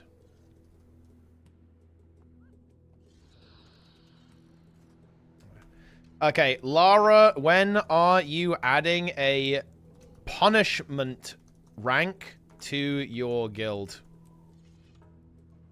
We have come up with an insane content idea. Very nice. Okay, check this out. This is huge. To escape our punishment rank, mold, you have to fight other molds to the death in the guild arena.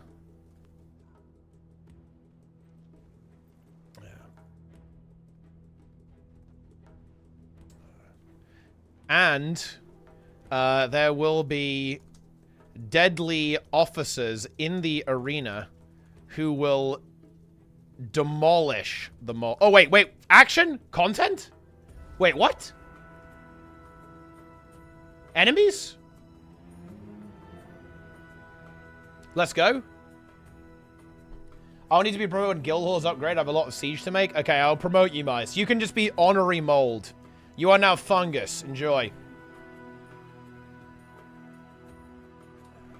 Are fungus up to bully molds? No, you must show respect to the molds, guys. Molds are full members of the guild and deserve our love and our care.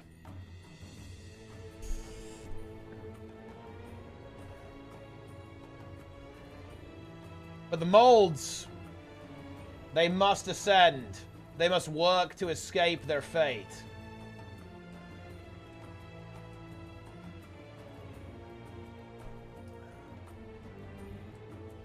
I do not feel loved or cared for. I feel emotionally raw after this ordeal. Oh shit, we had like a squad sneaking in. Get like a reflector. We need some big pools and shit.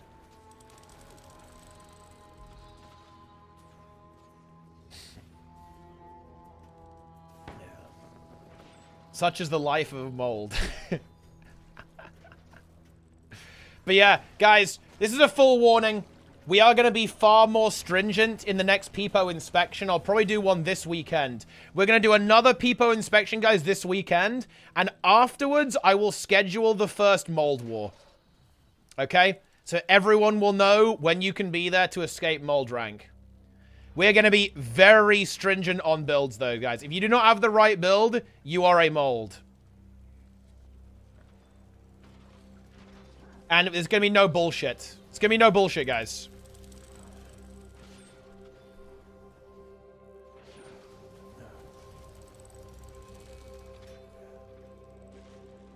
And yeah, Hoth is mold until they actually create an account on EU, in which case they will escape mold rank, but only after they fight in mold wars. Do the 1v1s have to be in Zerg builds? I am open for letting people play whatever they want, to be honest. It will be using world versus world balance, obviously. So, I don't know, bring what you gotta bring. If I bring devs, how toxic can I be without being banned? Honestly, pretty... Well, it depends what... You can't say gamer words. But you can't do that anyway, even if there aren't devs there. But realistically, the devs will probably enjoy it. Like, honestly, you probably won't be as toxic as Trig would be. Awesomeness isn't that toxic. He's pretty chill. But Trig, he'll go berserk. He'll go crazy, actually. Okay, what's the plan? Can we pull this guy? Oh, he's got a dragon banner.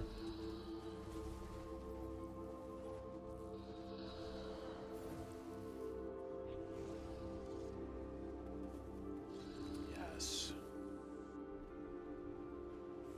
Boom.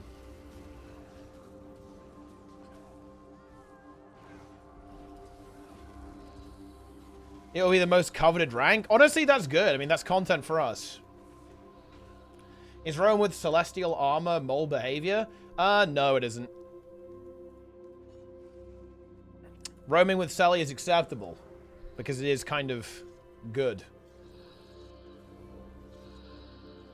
Are you safe from inspection if you're testing stuff for HS builds? Yes. If you're testing stuff and if you're making content for the website, you are safe.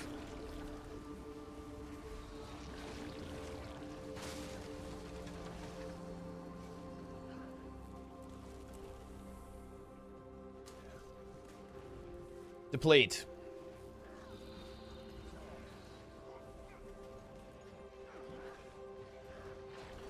Never forget I'm a good noob, aka I love raids. Well, I mean, I'm glad you're enjoying raids. First Garth. I mean, first Garth indeed. Don't fall. That is good advice from the commander. We're cleaning out all the cannons. The team... Oh, wait, it's the left guild. I'm pretty sure we were on the same team as them in the last matchup. We meet again, but on opposite sides of the battlefield. Ooh. No Untamed build for the site, I'm sad. Well, you can make one. I'm pretty sure there's some Untamed builds that are perfectly playable. Well, you know, both in PvE and PvP and World vs. World. We got to get them all and collect them. Yeah. Mold. Look at their dead vendors. I mean, yeah, we're taking these vendors out.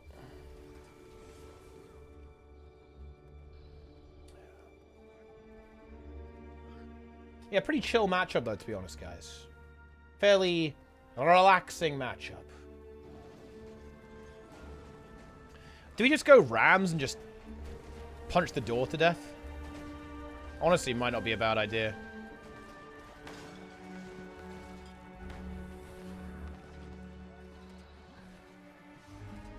How much supply we got? We got 270. That is a reasonable amount. I want to go pass and knock this guy back. He died anyway. Owned.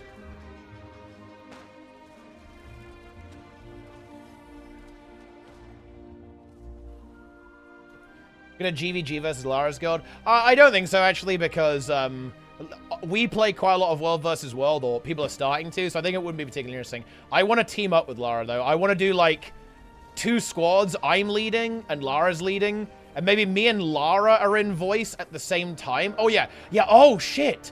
Oh, my God. We can do a wombo combo. Okay, me and Lara are in voice in the Twitch call, And we're also in our separate Discords. Okay, that would be incredibly chaotic, actually.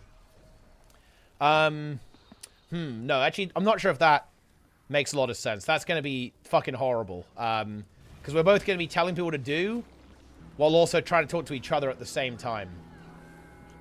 Not sure if that's a particularly good idea. But no, we got to do teamwork. We got to do teamwork, guys. I'm sure we can cook something interesting up. We got to cook, guys.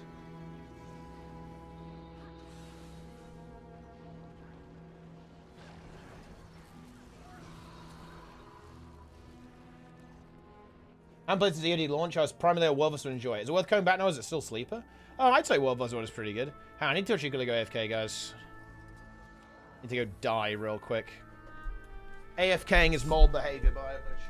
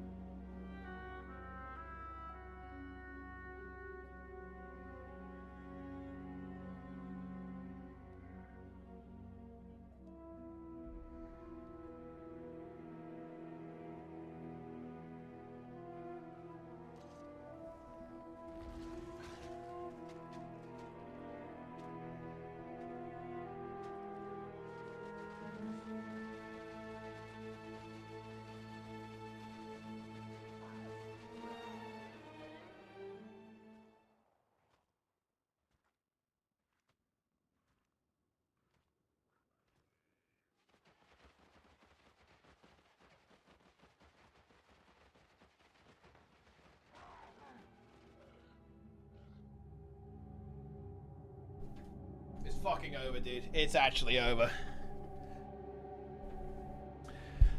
Oh, well. That's unfortunate. I'll just run back. Run back? Yeah, run back. Push to talk. Commanders without sharing the inputs. Well, yeah. Man, that would be very mind-bendy, because it would be like push to talk in the Commander Discord, and then not push to talk in the actual stream Discord. That would be fucking weird, but yeah, that's not a bad idea. Since a voice live message someone in another channel, yeah, that is true, actually. TeamSpeak is good for this. Maybe it is a TeamSpeak angle. Hey, see you later, Mental. See ya. Well, it's probably still open.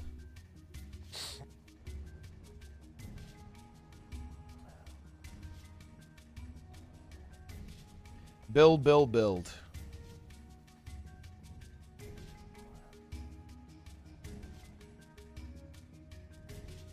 Deplete speak.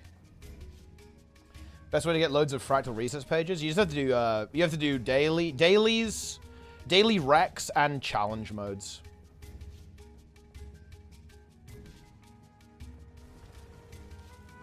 That is what you've got to do.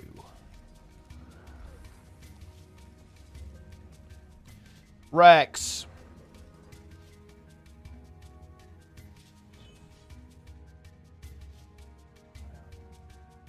Speak.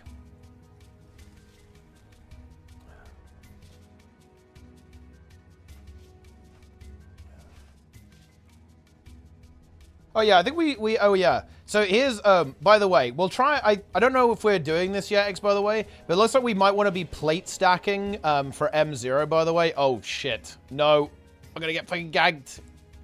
We might be doing plate stacking for that, but the good news is I'll probably be doing all the M0s of my Druid as well. So I'll just do M0s with you on my Druid, and with my Death Knight we'll probably do plate stack groups. So it's fine. I will still have another squad. We will still do M0. So the bear is for you guys. The Death Knight is for all the other plate people.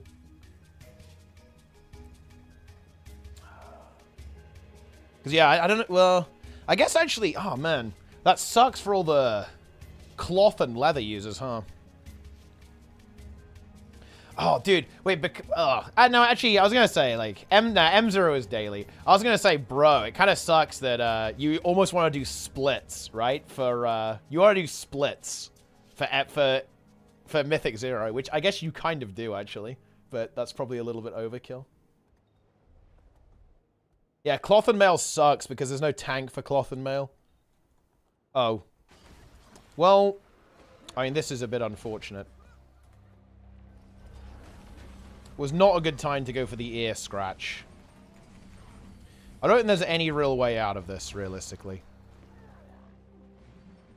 A lot of gamers there. Daily mix for slow buy. Yeah, it's probably not really worth it because it's daily reset. If it was weekly, it would be more relevant. What do we got here? Rate your UI. And this is pretty clean. Notice how Jester actually mains Survival Hunter right now, guys. He fully mains it.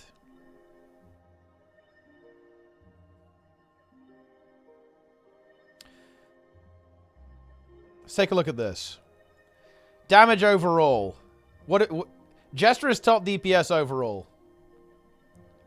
Spin and Mice ZDPS. Exposed. And yeah, Jester is actually putrid. He is a Survival Hunter main now. Lunaria the Blazing. Modeled after his queen, of course, Sylvanas. But yeah, it's good, good UI, I'd say. Looks fucking clean. Love to see that. Got all the personals over here. Kind of big cooldowns. HP bar. Utility skills. Seems good.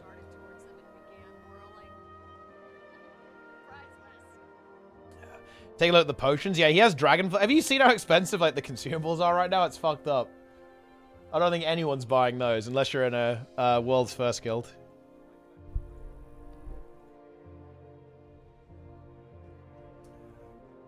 Didn't take a scrim. I was double his DPS. Well, man, this is overall though. This is the damage done overall. This is the pumper, the blast.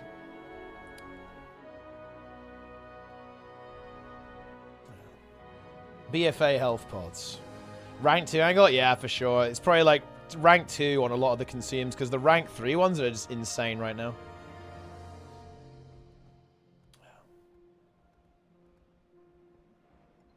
You love to see it. Dornagal's a good AFK spot, actually.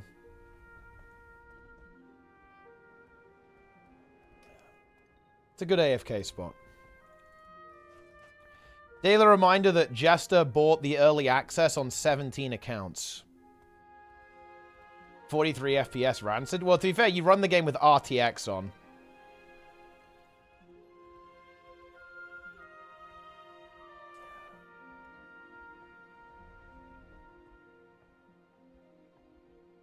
I'm actually really looking forward to getting a PC upgrade, actually. PC upgrade is going to be good. It's on its way.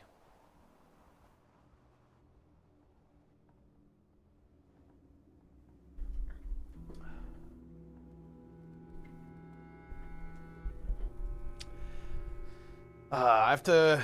What are you getting? Well, I have to wait until... I'm going to wait until there's the next generation of NVIDIA cards and also 9800X3D.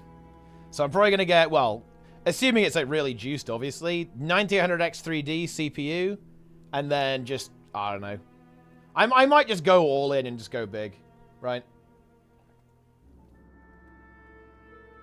I have to see what the performance is, obviously, on the NVIDIA cards, but to be honest, WoW actually does require some GPU, actually. It's definitely CPU reliant, but, like, right now, guys, WoW kind of fucks up my GPU. It's not good, currently.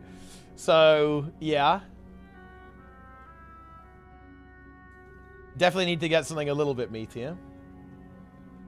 And also, I am actually just... I mean, this isn't super relevant, obviously, but I'm driving... I'm driving a lot of monitors off this, because I have a capture card and 2 monitors. And I actually want to... I have one 1080p panel and another 1440, I actually want to upgrade the 1080p panel I have to another 1440p one, because I want a bit more screen real estate for streaming, actually, to the right-hand side of me.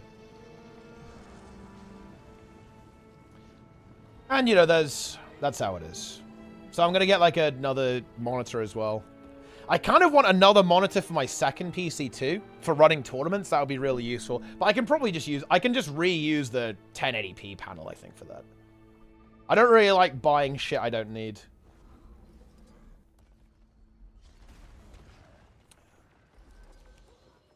Not a fan.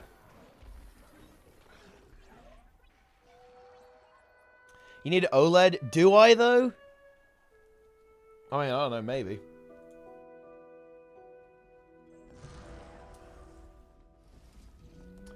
Maybe I do.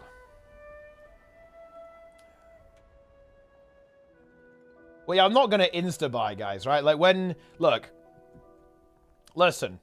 Let me give you some advice. Do not buy new hardware until it's been reviewed. There you go. Coldest take in the goddamn universe, yes? Like, no, I'm not gonna pre-order, right, or anything like that. I'm not pre-ordering, like, oh, I'm gonna sign me up, okay, for my 5090 pre-order. No, fuck that, bro. I'm gonna wait and see if it's dog shit or not, if it actually works.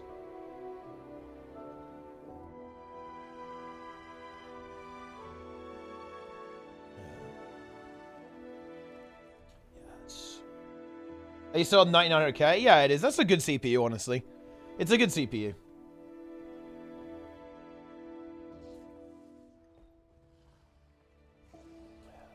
Yes. Fans are pretty useful. I mean, yeah, fans are... You definitely want those. But yeah, I mean, AMD's kind of killing it right now. Like, AMD and NVIDIA are just both juiced. Like, 9800X3D, that's going to be a beast CPU. And this machine will probably work anyway. It'll be fine.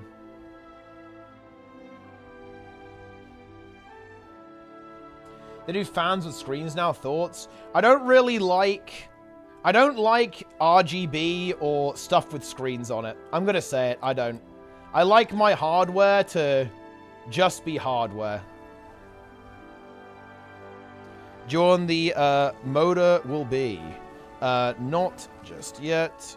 Will confirm ASAP after TOL announcement.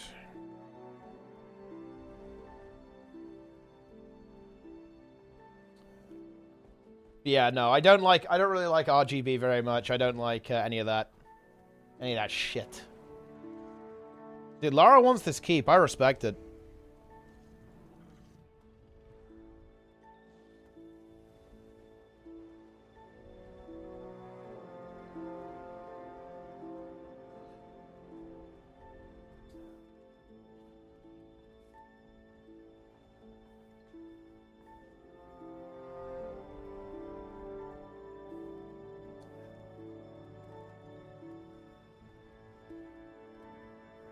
What kind of PC would a Mold have?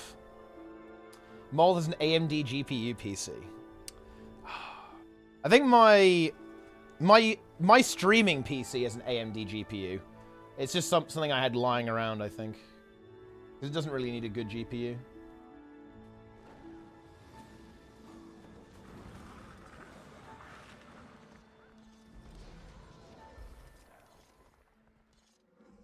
Mold.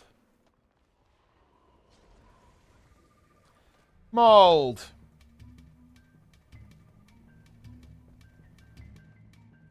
TI is going like a champ. Yeah, I mean, that is like a legendary GPU. Is that the most legendary thing ever?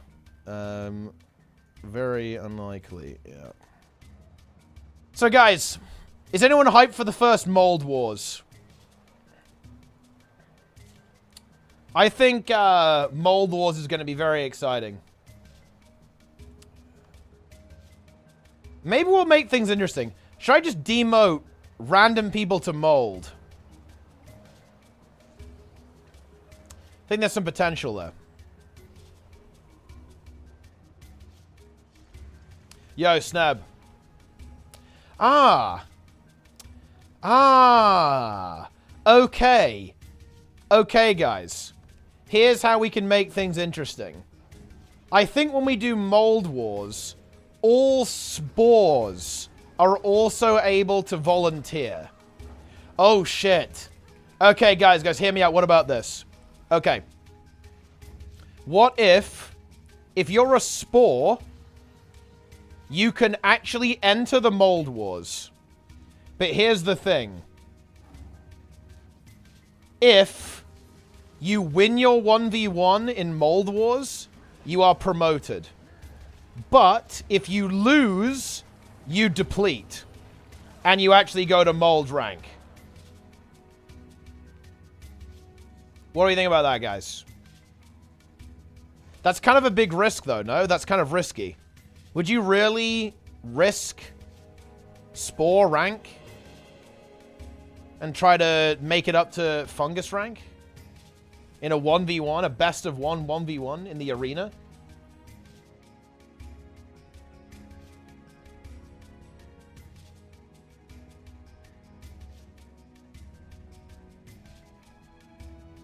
Isn't 4090 seen as a generation-defining GPU? I don't know. Maybe it's just because I'm old, but when I think of legendary hardware, I think of, what was it? Isn't it the i7 2700K? That, to me, is like a legendary bit of hardware, right? And I think of like the 1080 Ti. I'm not sure if I really think that the 4090 and the 8700K, 8700K, 2700K for CPUs, and for GPUs, it's 1080 Ti, right? Like 1080 Ti is, I feel like that is the most legendary component of all time. No?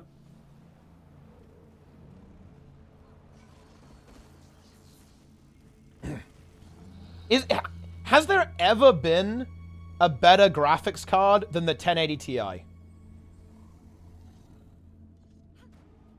I'm honestly not sure if there has been.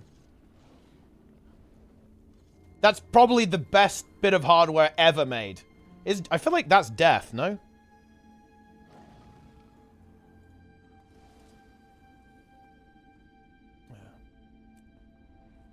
Wait, hang on. Wait, someone actually died to falling damage.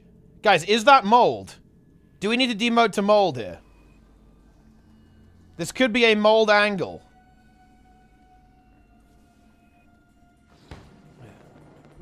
Dying here is mold.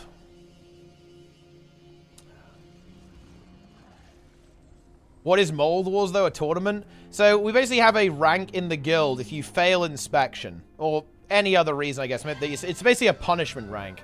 We have now decreed that the only way to escape mold rank is to actually fight in the arena.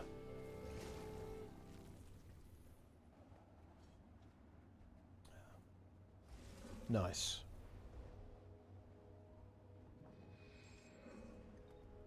That is mold rank. How about if the Spore wins, they get a prize? If they lose, they have to donate the same to the guild hall. Ooh, that's kind of good, actually. I kind of like that.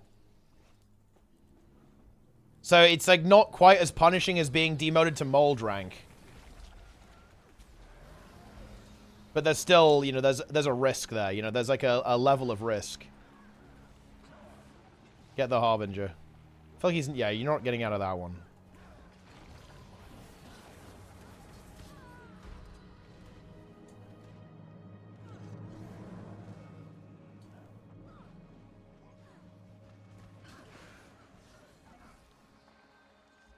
We start the stream over. I'm afraid we cannot.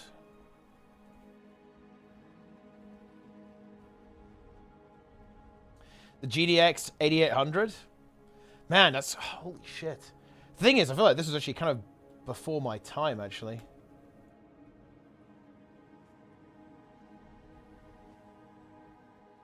When did this card exist? This was released in 2006. Yeah, this is like before I had any idea about hardware. I didn't know anything. Well, I mean, I was 9 when that got released, so I wasn't... I didn't know. I lacked the critical information.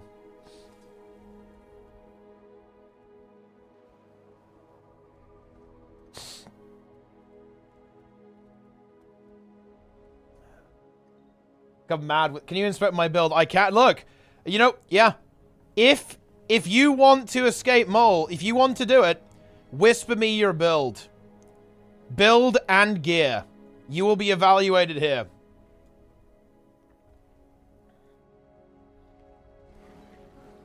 Let's see if you're mold.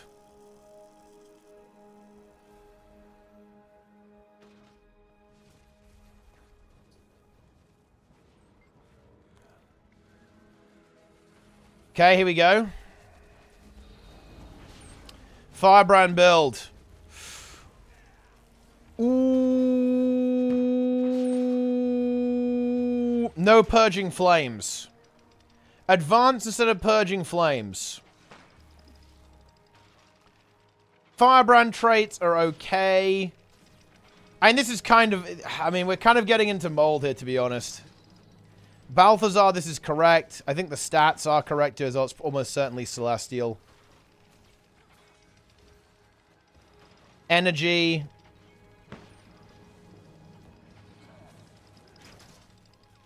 Spear. Concentration energy. And yeah, I think this is fine. Now, I'm not gonna lie though. Is this mold, guys? Do we think this is mold? What does it say? What does it actually say on meta battle for the build? What traits does it say?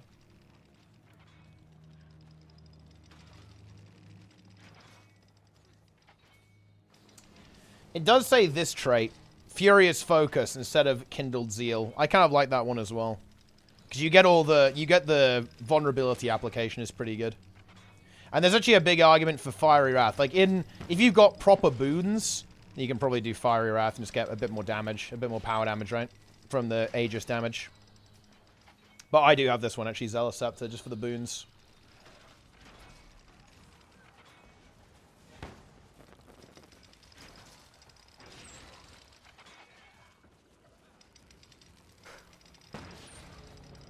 Oh, man.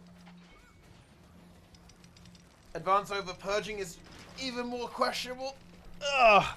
Yeah, I wouldn't go advanced, to be honest.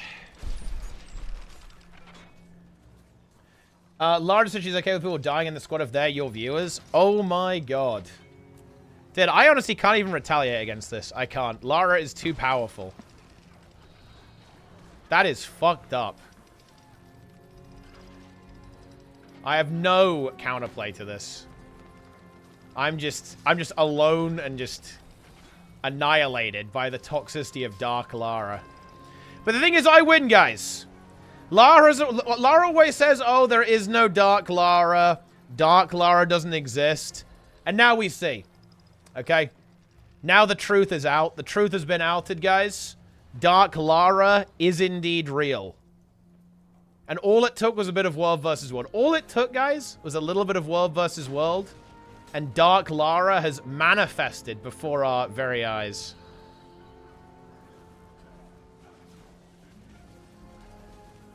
And that's why Lara is going to be one of the judges for the next Peepo inspection. More toxic than me, more toxic than Trig, even more toxic than Mental. That is what Lara represents.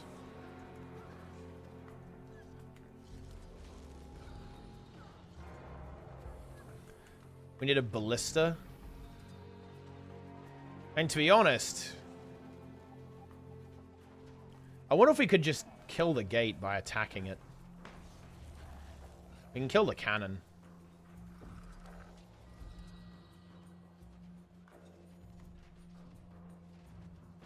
We need to get people off this thing.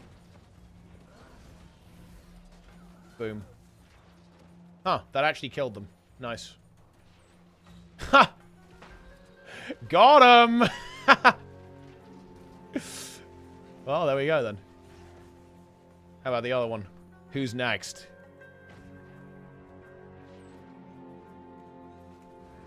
Oh! This guy just dropped off.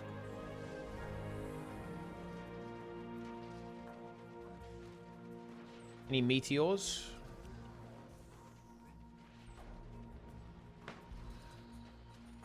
He's gonna teleport back up. Okay, no, he's not. Fair enough.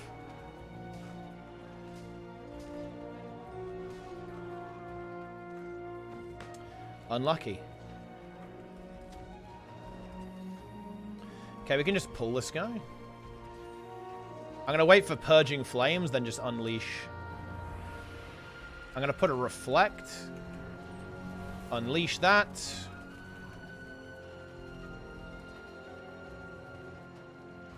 He had Defiant Stance.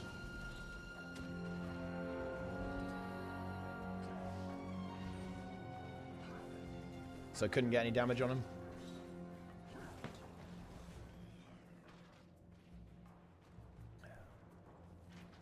Frogmen. We have an army of frogs.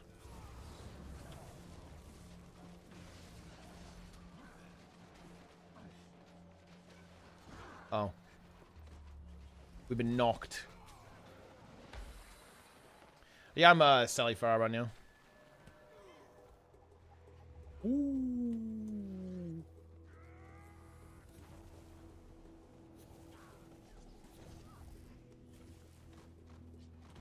This is Deplete, man.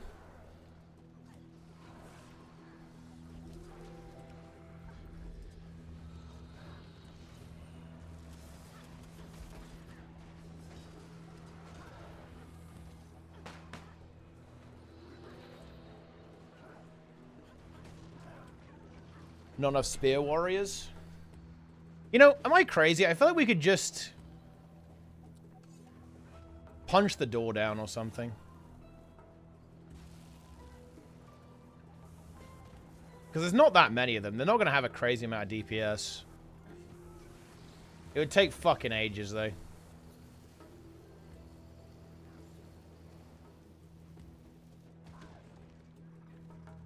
Oh. Is that death? No, it's not. Rams? Yeah, I think we can just probably punch the door to death. The thing is, we're getting drained now, though. Getting literally fucking drained.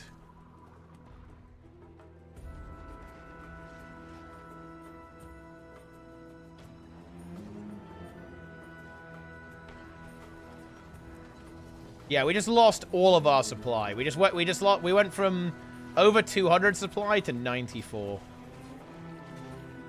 Which is unfortunate.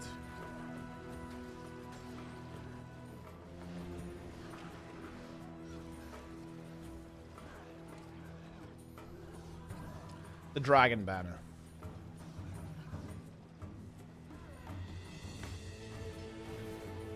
Oh. Get the oil. Gotta kill the cannon as well. There's a cannon there. Gotta kill the cannon.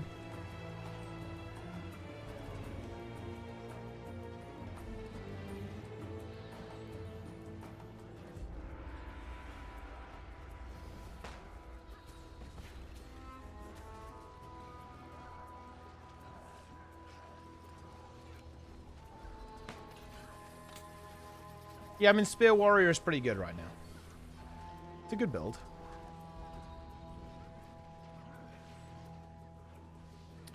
The cannon is down.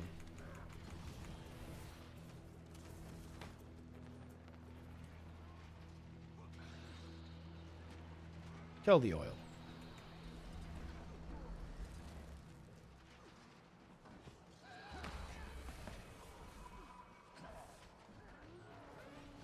The stability is enabled.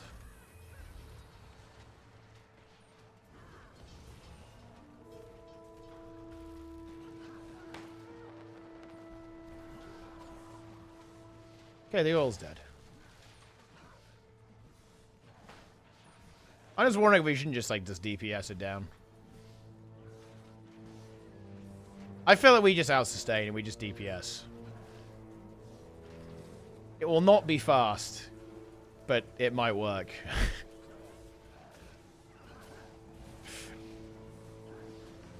Because I'm not sure they can kill us.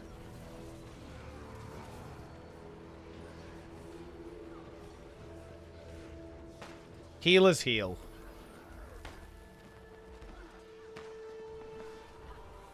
And look, it's already 96%.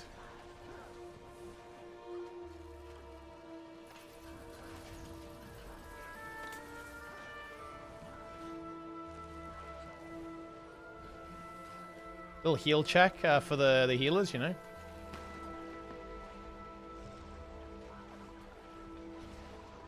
If we got one ram, yeah, that would be really nice too.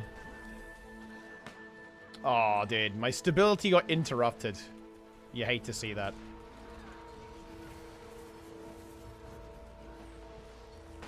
I'm pretty sure that we should be kind of okay.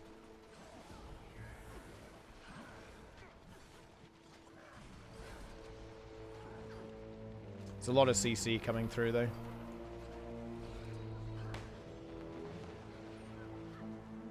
Maybe not quite enough healing. It's a little bit rough.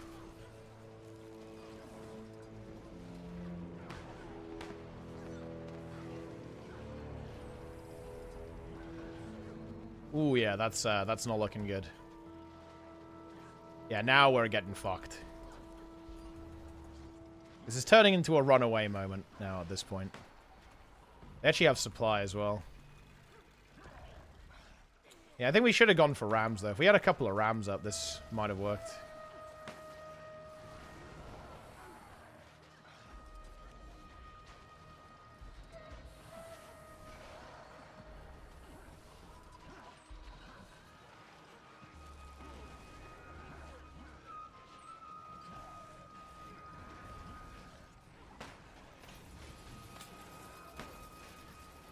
Maybe we should just go get some golems. Is it golem time, guys? I feel like it's golem time, you know?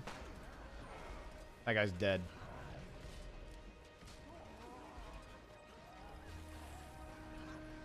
Because if we're actually capable of getting in, then we're in.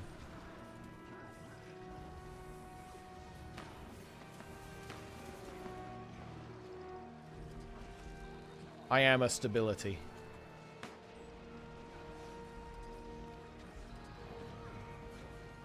I mean, I guess we're not dying right now.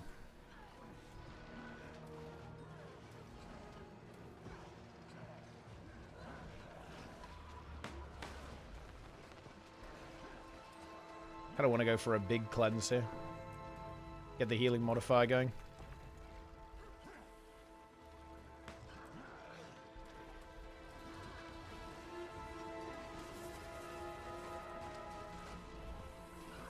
I mean, it's a little bit stable, no? I feel like people are not dodging enough. Or maybe I'm just crazy. Like, to me, I always feel like we should be like constantly moving, constantly dodging. Because if you dodge, you know, you're essentially going to get healed while you're dodging, right? And if you do that, then you just take so much less damage. End up sustaining way better.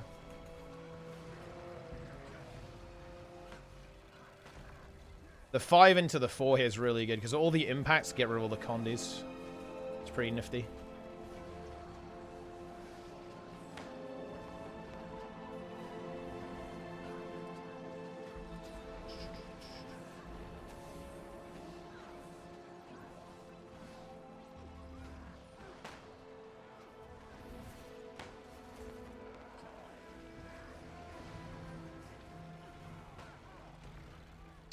I feel like I put my stability, just got removed.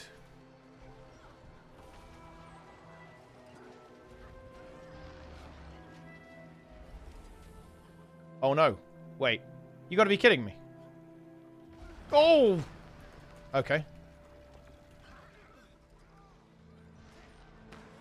little bit of a lag there, guys.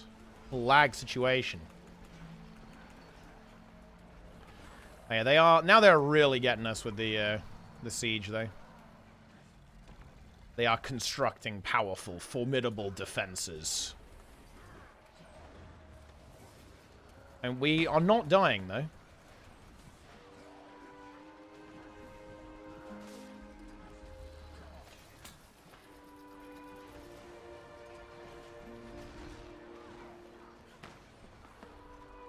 We don't want people to die here, though. You revived friends. Yeah, I mean, look. What I'm saying is that the sub I'm in is fine. Man, we're getting battered, though. They've got all the mortars on us. We're actually running out of stability stacks. That's the kind of the issue here.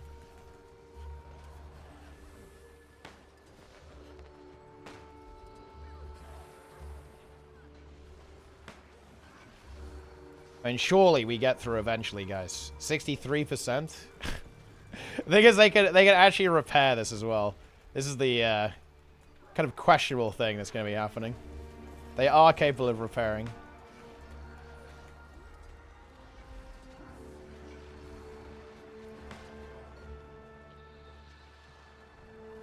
Okay, here we go. You know, if a couple people made some golems right now, that would be pretty good. We should just go make some golems, I think, and just come back. I don't think they could stop us.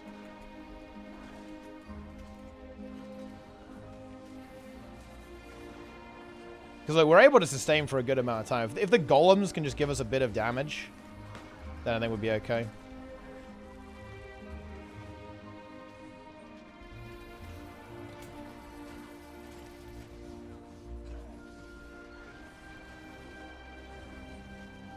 We would be okay.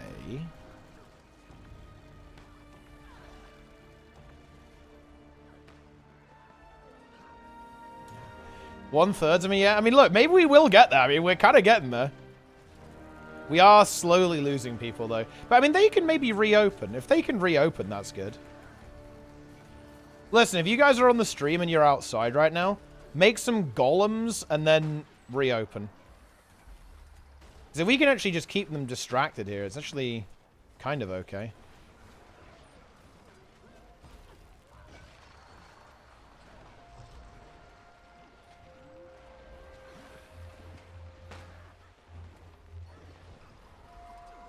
Dude, the scrapper in my subgroup is pumping. My HP is not really moving. We love to see it. I'm helping Scrapper. I'm doing my best. Wait, what's this player? Harbinger. Be-resed friend. Oh, no, my stability got corrupted. That is unfortunate. You hate to see it.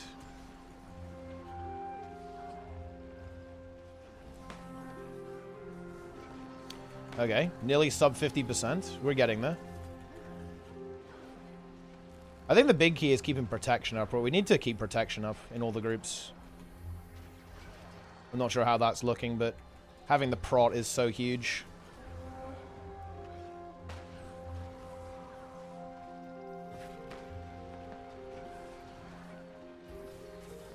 %. Listen, squad outside. I want to see some fucking golems in here. Bring me a golem, guys. Bring me a golem. Let's go. Do it. Surely there's at least one fungus outside who is going to bring me a golem.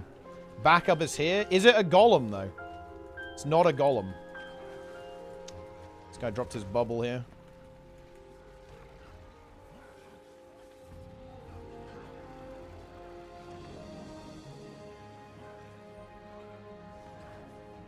Okay.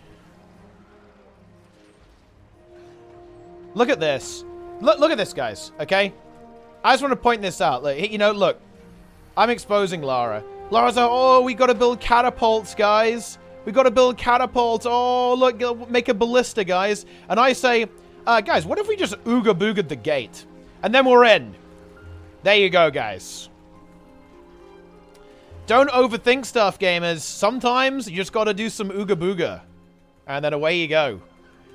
What if we just hit the gate? Oh, no. Wait. Dude, this Harbinger got assassinated by that thief.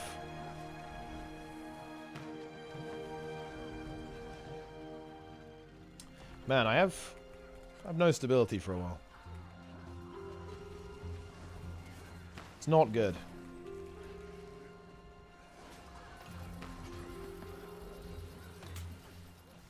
Okay.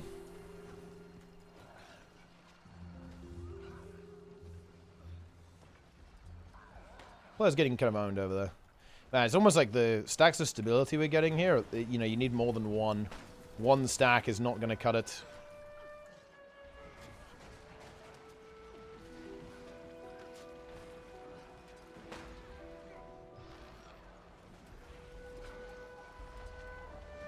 Okay, we've got to hold out 30 seconds until we have hallowed ground, which is kind of annoying.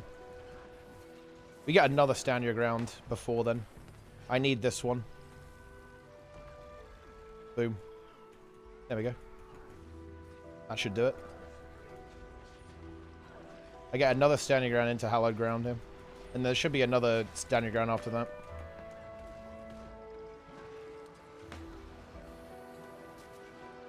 I don't know how people stand still in game. I literally can't do it, guys. I have to, like, jiggle around all over the place.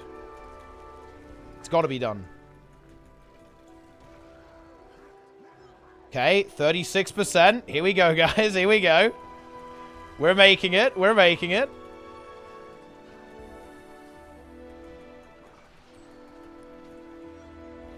It's only been, like, 15 minutes at this point. Where are my golems, guys? Holy shit, I asked for golems. Where are they?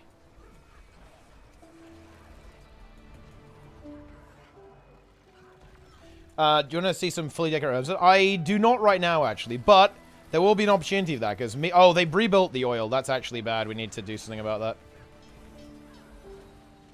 Oh, the person instantly died, so problem solved.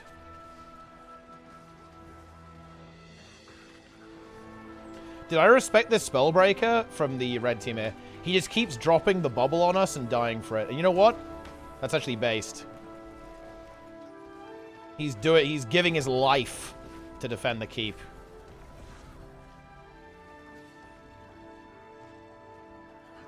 Ooh, there's a lot of damage now.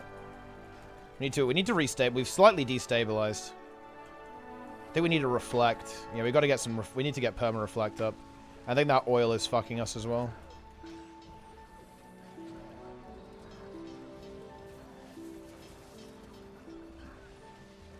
We can actually use this to rally someone. Oh, someone died. I'm stomping maybe. Okay, there we go. Get the rally. Then we do need to actually kill the players. The players are kind of scary here. Because they do some damage. And when you kind of combine that with the siege, it's a little bit spooky. Gets spiked out a little bit. Yo, how's the rates? Yo! Why you know read chat such 777,000,000. What are you talking about? 77,777. I do read chat. What are you talking about? That's the 25, though. How dare you say, how dare you suggest I don't read the chat? I love the chat. Ow. Oh, 27%. Oh, no. I'm actually dying a little bit. There are... Oh, man. They have so much siege set up now. The defensive fortifications. They are potent.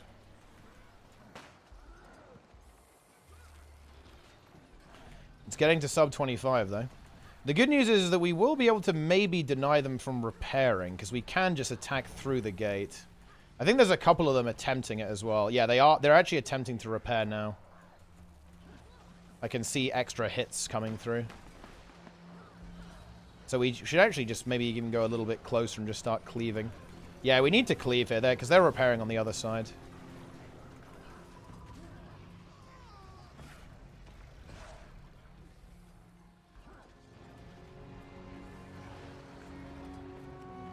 Yeah, I just want to try and maintain stability as best as we can. This is where it gets a little bit volatile. Oh yeah, we're actually getting kills on the other side there. However, we are also getting killed. An epic battle, guys. These players are relevant. Yeah, he had stability. He actually died on the other side, though. Ooh, that was a waste of a page. That wasn't good.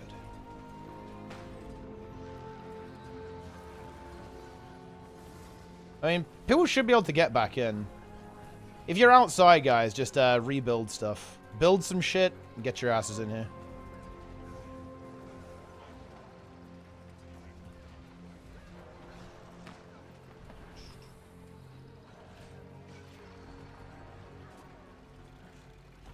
I mean, this still feels kind of manageable.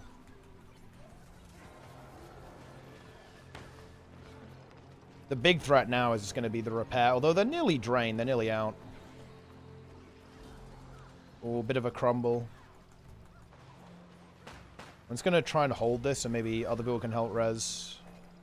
Because the healers need to be healing here. Like, the healers need to keep healing.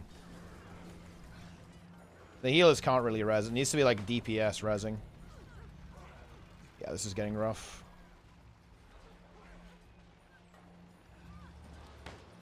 I can't use that to stun break. We need to reserve the usage.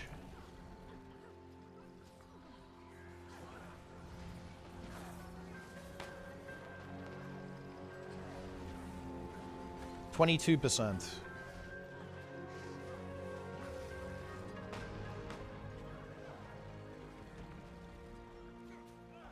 Surely we're fine, right? Oh, yes! That's what I'm fucking talking about. Okay, we got a golem. Now, yeah, at last, there we go. Dude, see, like, ask and ye shall receive. There we go. Okay, now we got a bit of DPS. Dude, what a hero. Who is this?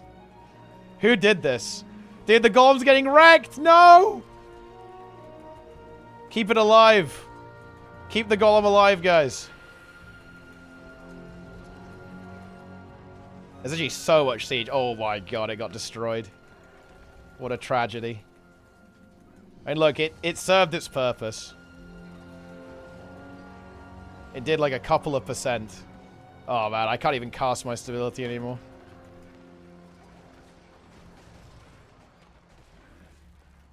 Okay. Yeah, more players have been attracted. This is actually the threat. Like, the enemy players are doing a lot of damage now. It's not even the siege. It's actually, like, the siege combined with the fact that there's a bunch of players just wailing on us the entire time. They have 30 supply. So, like, if we can get through, we're okay. But that's a big question. I do really feel like this is where energy sigils really put the work in, though. Get some spam dodges going.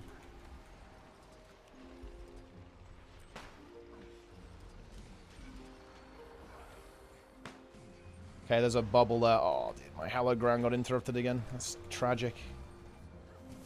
No! Oh, I'm actually dying. Holy shit.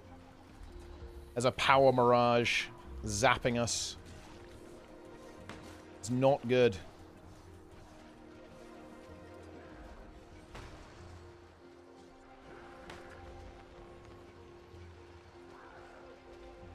I think we're actually dying. Wait, are we dying? Can we restabilize? We need to kill... I think we need to kill some of them. There's actually quite a decent chunk of them now.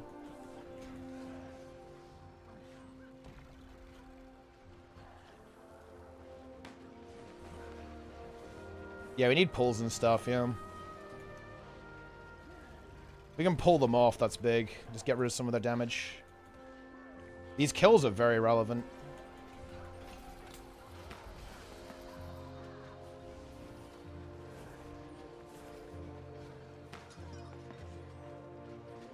Ooh, nice. These are some big pulls, actually. These are some nice pulls.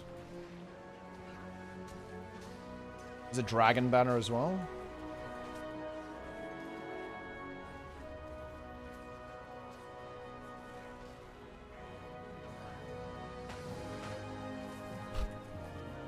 This is such a fiesta.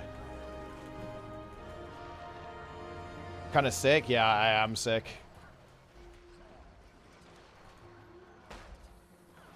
I am indeed.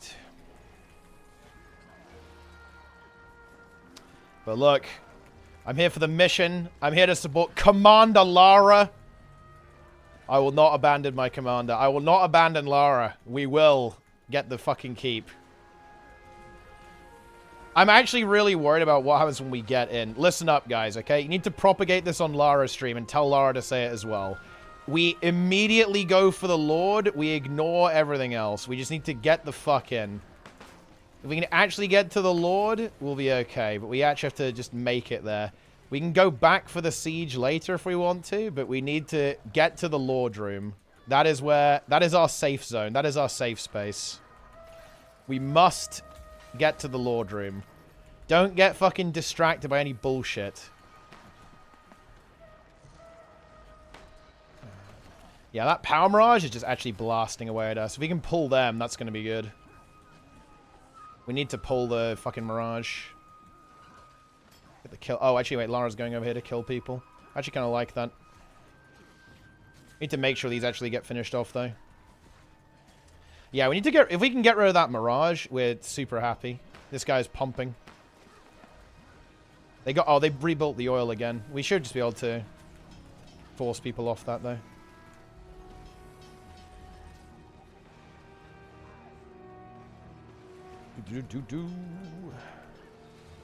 I'll use my attack on that. I'm going to try and pull.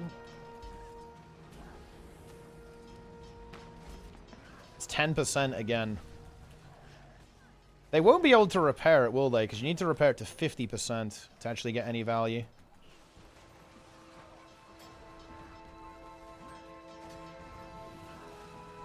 Oh, wait, do we have... I think we have some reinforcements coming, right? Or there's a Plague Lands there, I think. I think I see Plague Lands. I think the reinforcements are getting in.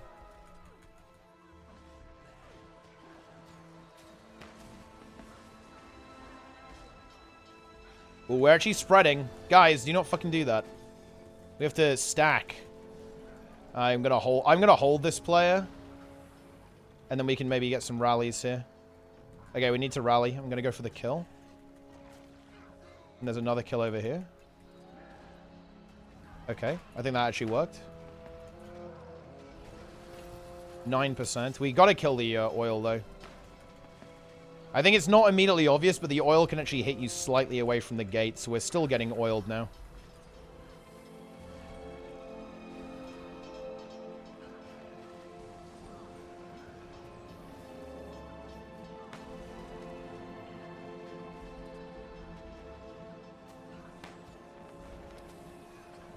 Going to try and heal as much as possible. I think everyone's getting a little bit overwhelmed at this point, though. Ooh, wait, did the Mirage actually drop down? Got this crow now.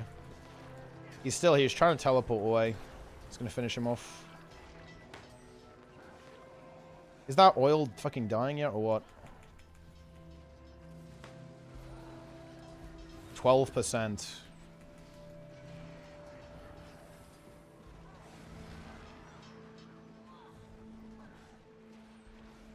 I should have used my purging on the oil. Whoops. Whoopsie. Okay, the oil is going to die.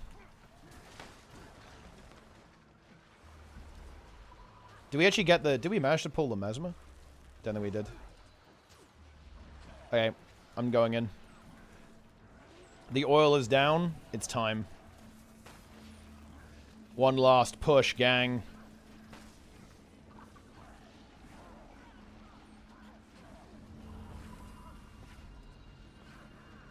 We need to deny any potential repairs. They have 0 supply now. There's a well there. I can see it. Yeah, guys, we can't... You're not getting rezzed, okay? That's not happening. If you're dead, you're dead. Out of combat is not looking very likely right now.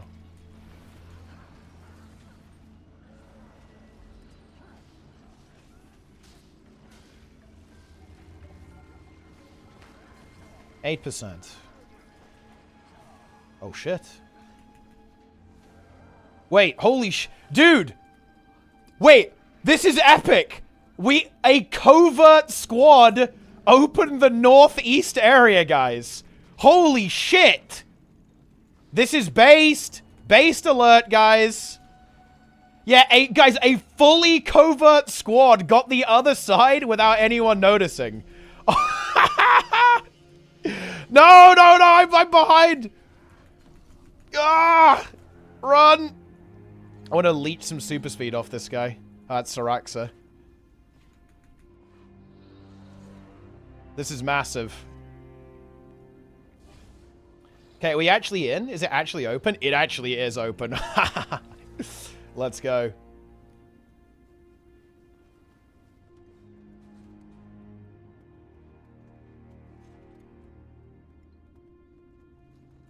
Very nice. Very, very nice. We have made it. Alright. And now, we win. I think we can just stack on the Lord. I don't think they can really stop us. Yeah, that'll be fine. They're trying to build shit over there, but we just need to kill the Lord. I don't think they really have the DPS to get through us. Well, we should maybe try and kill them, though, actually. The emergency waypoint here is a bit rough. I want to attack that. Dude, the Lord is actually griefing.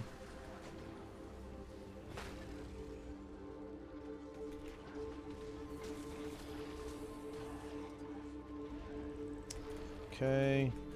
Ooh, I think we should actually kill some of those players. I don't think we should let them free cast on us like this. Okay, Leah, Lara's going.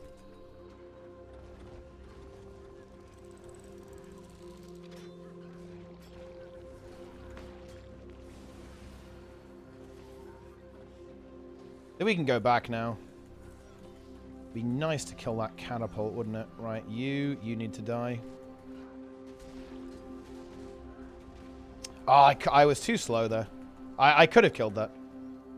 Look, even downed him again afterwards. It's kind of funny. Oh, dude, I fucking hate it when this happens. No! I'm in the rock.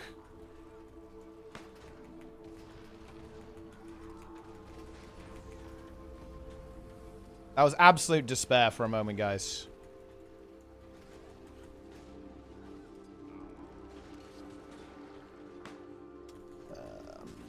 Gonna try to kill this guy.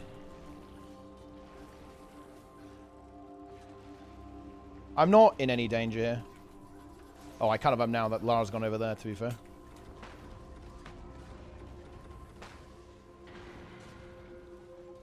Kill this guy. And we should have him here, though. I feel like the Lord almost trolls you. Because it will, like, block you in as well. So they can't really attack us very easily. I want to just cleave this. Yeah, there we go. Okay.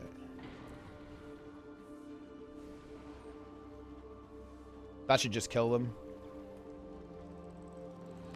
I almost want to go for this catapult. I'm going to go for the catapult.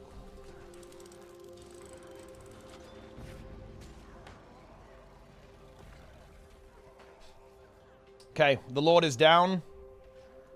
And there we go.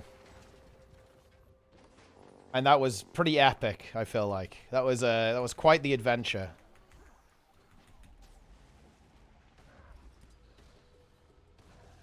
There we go.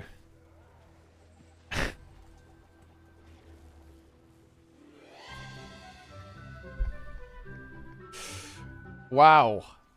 We did it, guys.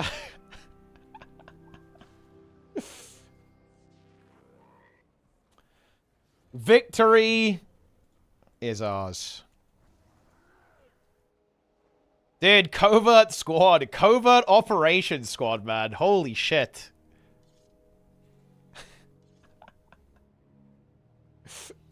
I mean, that's the epic part. What are you talking about? That's literally the epic part, no?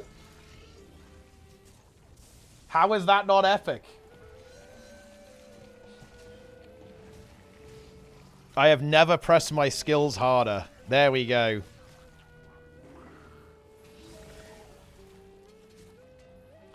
The deed is done. I feel like people who are here right now should actually be... They should escape Spore rank. This guy actually definitely escaped Spore rank. This guy did a good job in the GVG, actually. Fungus. I believe people involved in this operation should actually be promoted. Guys, I am promoting all players involved in this operation to Fungus rank. Congratulations. This was a powerful operation. Everyone involved here, you are now Fungus. Yeah. Well done. You are no longer Spores. You are promoted.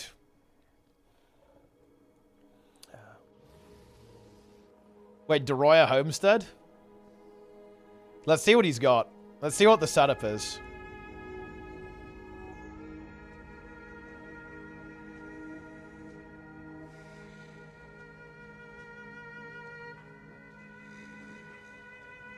He's got like the ego throne room. It's like the full ego room.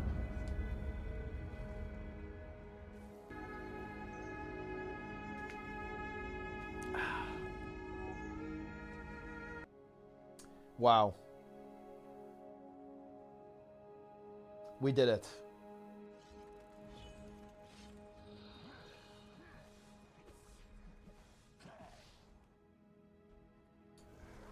Incredible. What an epic battle, chat.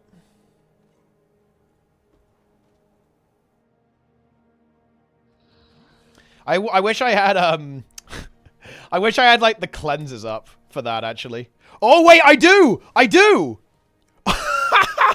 Look at that! So well, it's incomplete. It's scuffed now. It fucked up, but... So during all of that, guys, the Tempest cleansed 4,512 conditions. The Scrapper, 3,500 cleanses. I cleansed 2,071 times. And then the Willbender, actually, 1,905 cleanses. The Druid, yeah, some of this data is fucked, though. Unlucky. Wait, maybe it can... Does it actually remember it? Oh, let's see. Here we go. Current. Maybe it's this one. Is it this one? It should be, right? Oh. No. What about that one? Oh, 37 minutes. Has to be this one, no? Aha! Okay, there we go. Look at that! Beautiful. 4,500 cleanses on the Tempest. 4,300 on Syraxa. Then 3,500 on another Scrapper. Then 3,500 on this Scrapper. Then we got the Chronos doing 2,000 each. Me, 2,071. Tempest, 1,991. Then Eternal Flux did. Look at this. I dominated, guys. I absolutely dominated. 2,071. Look at these other fire. Look at Lara's cleanses. Oh my god. Lara with 650 cleanses. Holy shit. What is that? What is that, guys? Dark Lara refusing to cleanse her own team. That is fucked up. Although actually, maybe I guess Syraxa was soaking up all the cleanses. Fire trait lines, almost certainly fire trait line because of the transmute interaction on the Tempest.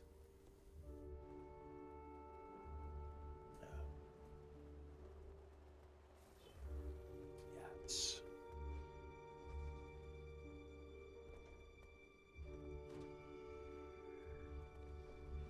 Incredible.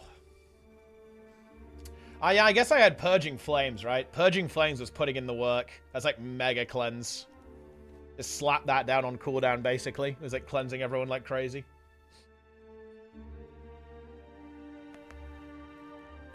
Ah. Faris or Gigas from camping order on Dagadagada is insane. I mean, do you not... Well, I guess you don't really care about that many of your abilities outside of water, actually, do you, on Tempest? Because you play Dagger. So a lot of your value is the Frost Aura Transmute. I guess attuning to fire is nice, though. Because you get the Fire Aura when you attune. Season 0 yeah, it's, you know, it's popping up. Yeah, and because of, I mean, Frozen Burst is super nice, right? Because you can just keep spamming it now and you'll get a Frost Aura basically every time.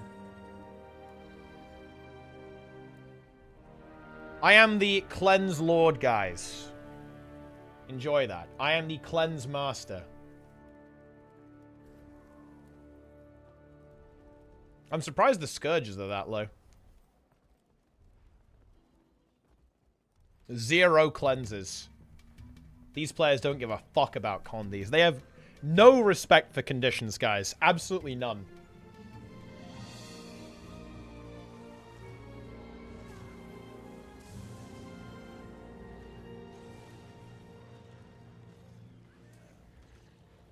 Wait. Yo, guys. Shout out to me. I was top damage, no? Yeah, look. Guys, I'm literally top damage. 1.6 million overall. I am the best. I am the best player.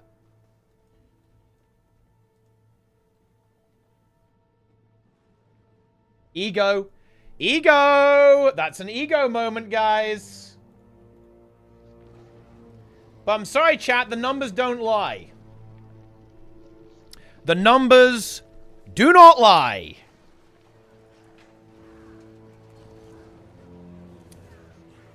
Check the down contribution. Okay, let's do it. Wait, I think I have that on this one or something. Oh, that's cleanses. Okay, whatever. Let me select it. Stats. Down contribution. Boom. Oh, look at that. I'm still top damage. That's what we do, guys. That's how it is. Absolutely get owned.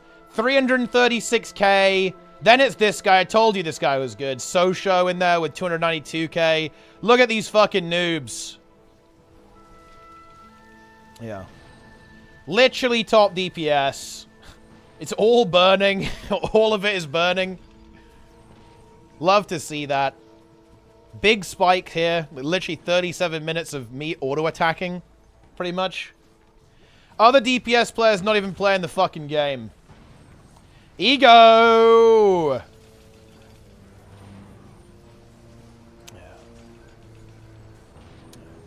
Very, very nice.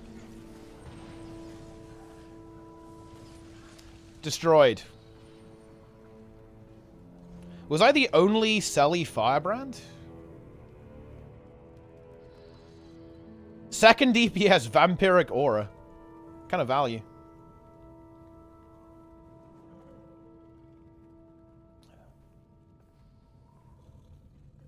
Nice. Mold.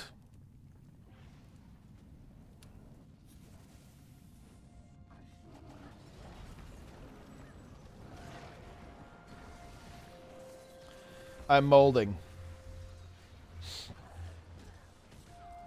The golem is here now as well.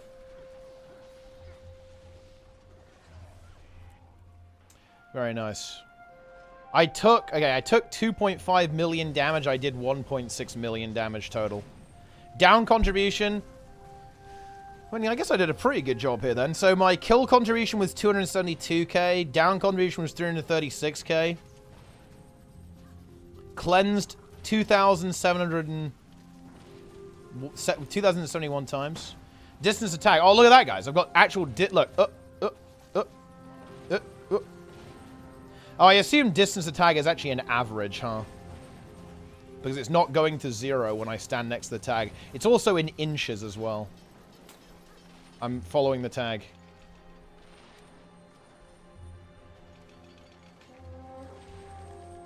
Gil gonna raid before reset. Nice practicing with the practice. What do you think? I'm not maybe. I might raid, yeah. I'm not sure. I maybe Plenix will raid, actually. I'm honestly a little bit sick right now, so I'm probably not gonna lead tomorrow, if I'm being honest, but Plenix might do something, yeah. But people will definitely be around, but it's only like me or him who lead, really. So it might not be me leading, but there might be someone around, yeah. People are pretty active right now. Let's go.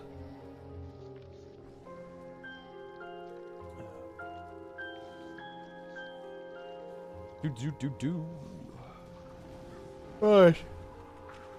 Let's get in there.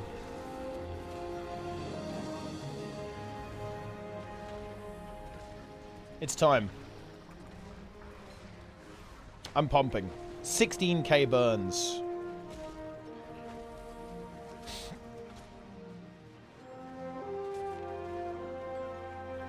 Daily reminder that Vivi sent Vamp on pull after our 53-minute planning session before Bromac. Yeah. He also did that. Didn't he do that on our 28 tyrannical vortex as well? Nice. You decide small scale versus big scale and same against up to years. Yeah, I mean we'll see what's going on. I'm not even again to be clear. I can't make any promises right now. Like I am fucking sick as hell right now, so I'm not even sure if I'm gonna be around tomorrow. But yeah, I'll see if we can get something going. That'll be cool actually. The gang definitely eager to practice, eager to improve right now. All that kind of good stuff. I will see if we can be around. Yeah, Green Death Tier 1, Frog. Love to see that. Where there's swords on our garrison. Oh, I think, yeah, Laura's talking about this one. How are you still streaming? Yeah, it's actually pretty late, isn't it? I said I was going to stop streaming a couple of hours ago, but I kind of descended into, like, the disease stupor, right? Like, the sickness stance, you know?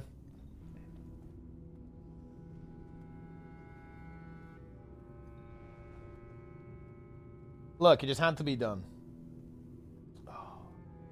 Alright, I'll defend the garrison, and then I'm getting the fuck out of here.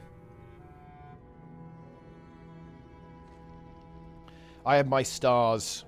How many extra stats am I getting for that? What do you get? Is it +2 all stats? +50 all stats. That's pretty good.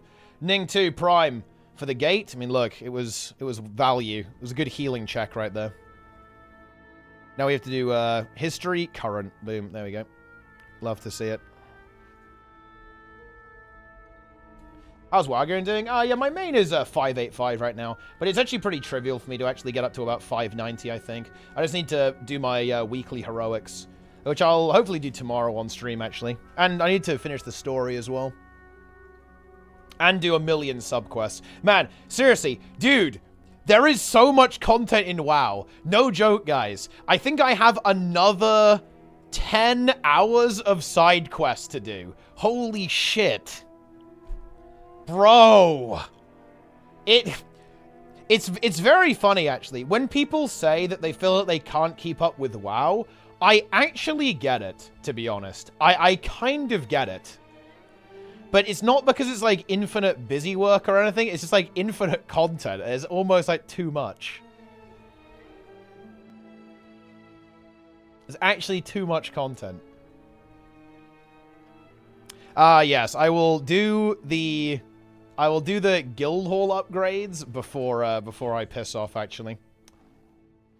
Although, actually, I don't think we can't even upgrade what we need right now, can we? No, we can't.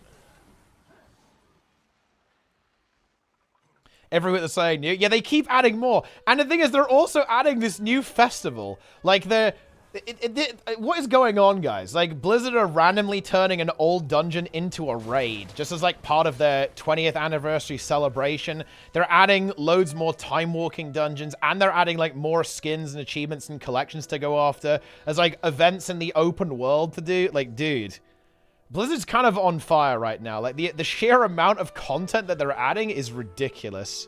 And that's just in retail as well. That's not in Barrow. You've got Cataclysm Classic going. You've got Season of Discovery Phase 5 popping up as well. It is ridiculous. Festivals in WoW are so dog water, though. I mean, to be honest, I view a lot of that content as dog water.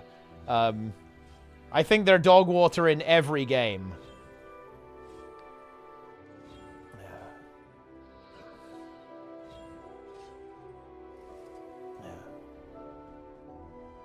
Giga content.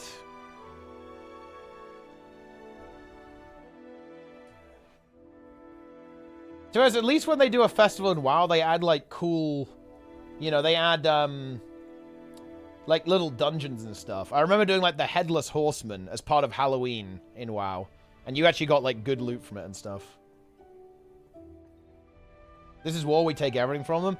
Guilds do some higher ones. I like the jumping puzzles. I don't think I like anything else about festivals. I guess I-100. You could argue that I-100 is good. Because I guess I-100 is okay. But, like, other festivals, I'm not gonna lie, they're scuffed. I guess Queen's Gauntlet. Queen's Gauntlet is high tier, actually. This is war we take everything from. This is literal Dark Lara. World vs. World has changed Lara. Honestly, for the better.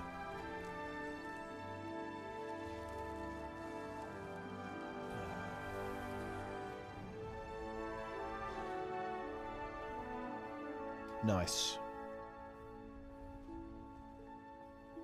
How much boon duration do I have right now? 61%. Actually feels kind of low to me. Well, I guess that's okay.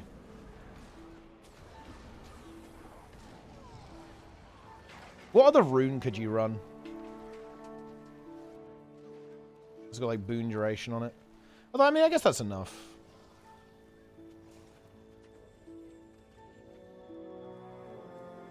Could do like leadership or something.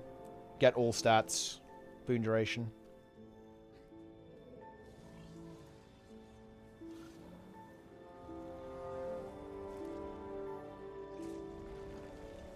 Radiance. Nah, it's useless.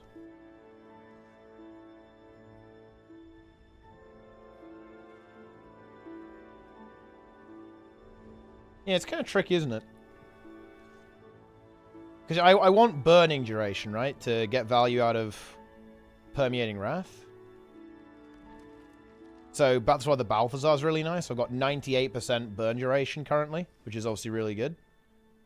Oh, wait, what utility have I got? Oh, no, I have got the right utility on. I almost thought I didn't have, like, the oil, but I have got the oil. I've got the Magnanimous Maintenance Oil, which is what you want, I think. Best, fastest way to get Ascended Jewelry? I think it's raids, probably. Do a full raid clear.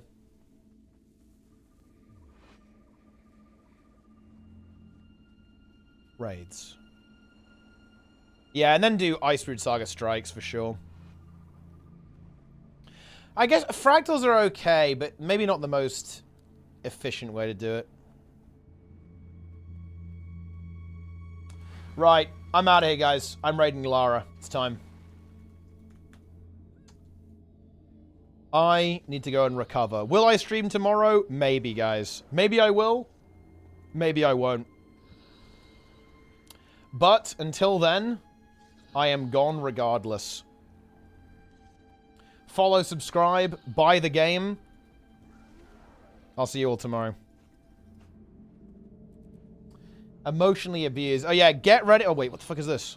Oh, is this Mirage? Dude, this Mirage, we need to get revenge on this guy. This guy was fucking us the entire time when we were doing the siege. There it is. Justice is ours. But anyway, I'll be back tomorrow. Probably. Yeah, that's it. That was a glorious battle, actually, guys. You absolutely love to see that. A glorious engagement. Combat. The beautiful union of Lara Land and Fungus came together and dominated the desert board. Look at this, guys. Look at this. We have all 3 keeps here on the desert borderlands. That is what we love to see. Fantastic. Very good. Emmy, please clear HCCM. We need to be free. Yeah, she's basically doing HCCM training, I believe. She is in Plenix mode. But anyway, that's it. Follow, subscribe, come back, watch every single day. More content to come. I'll see you guys next time, okay? I'm out of here.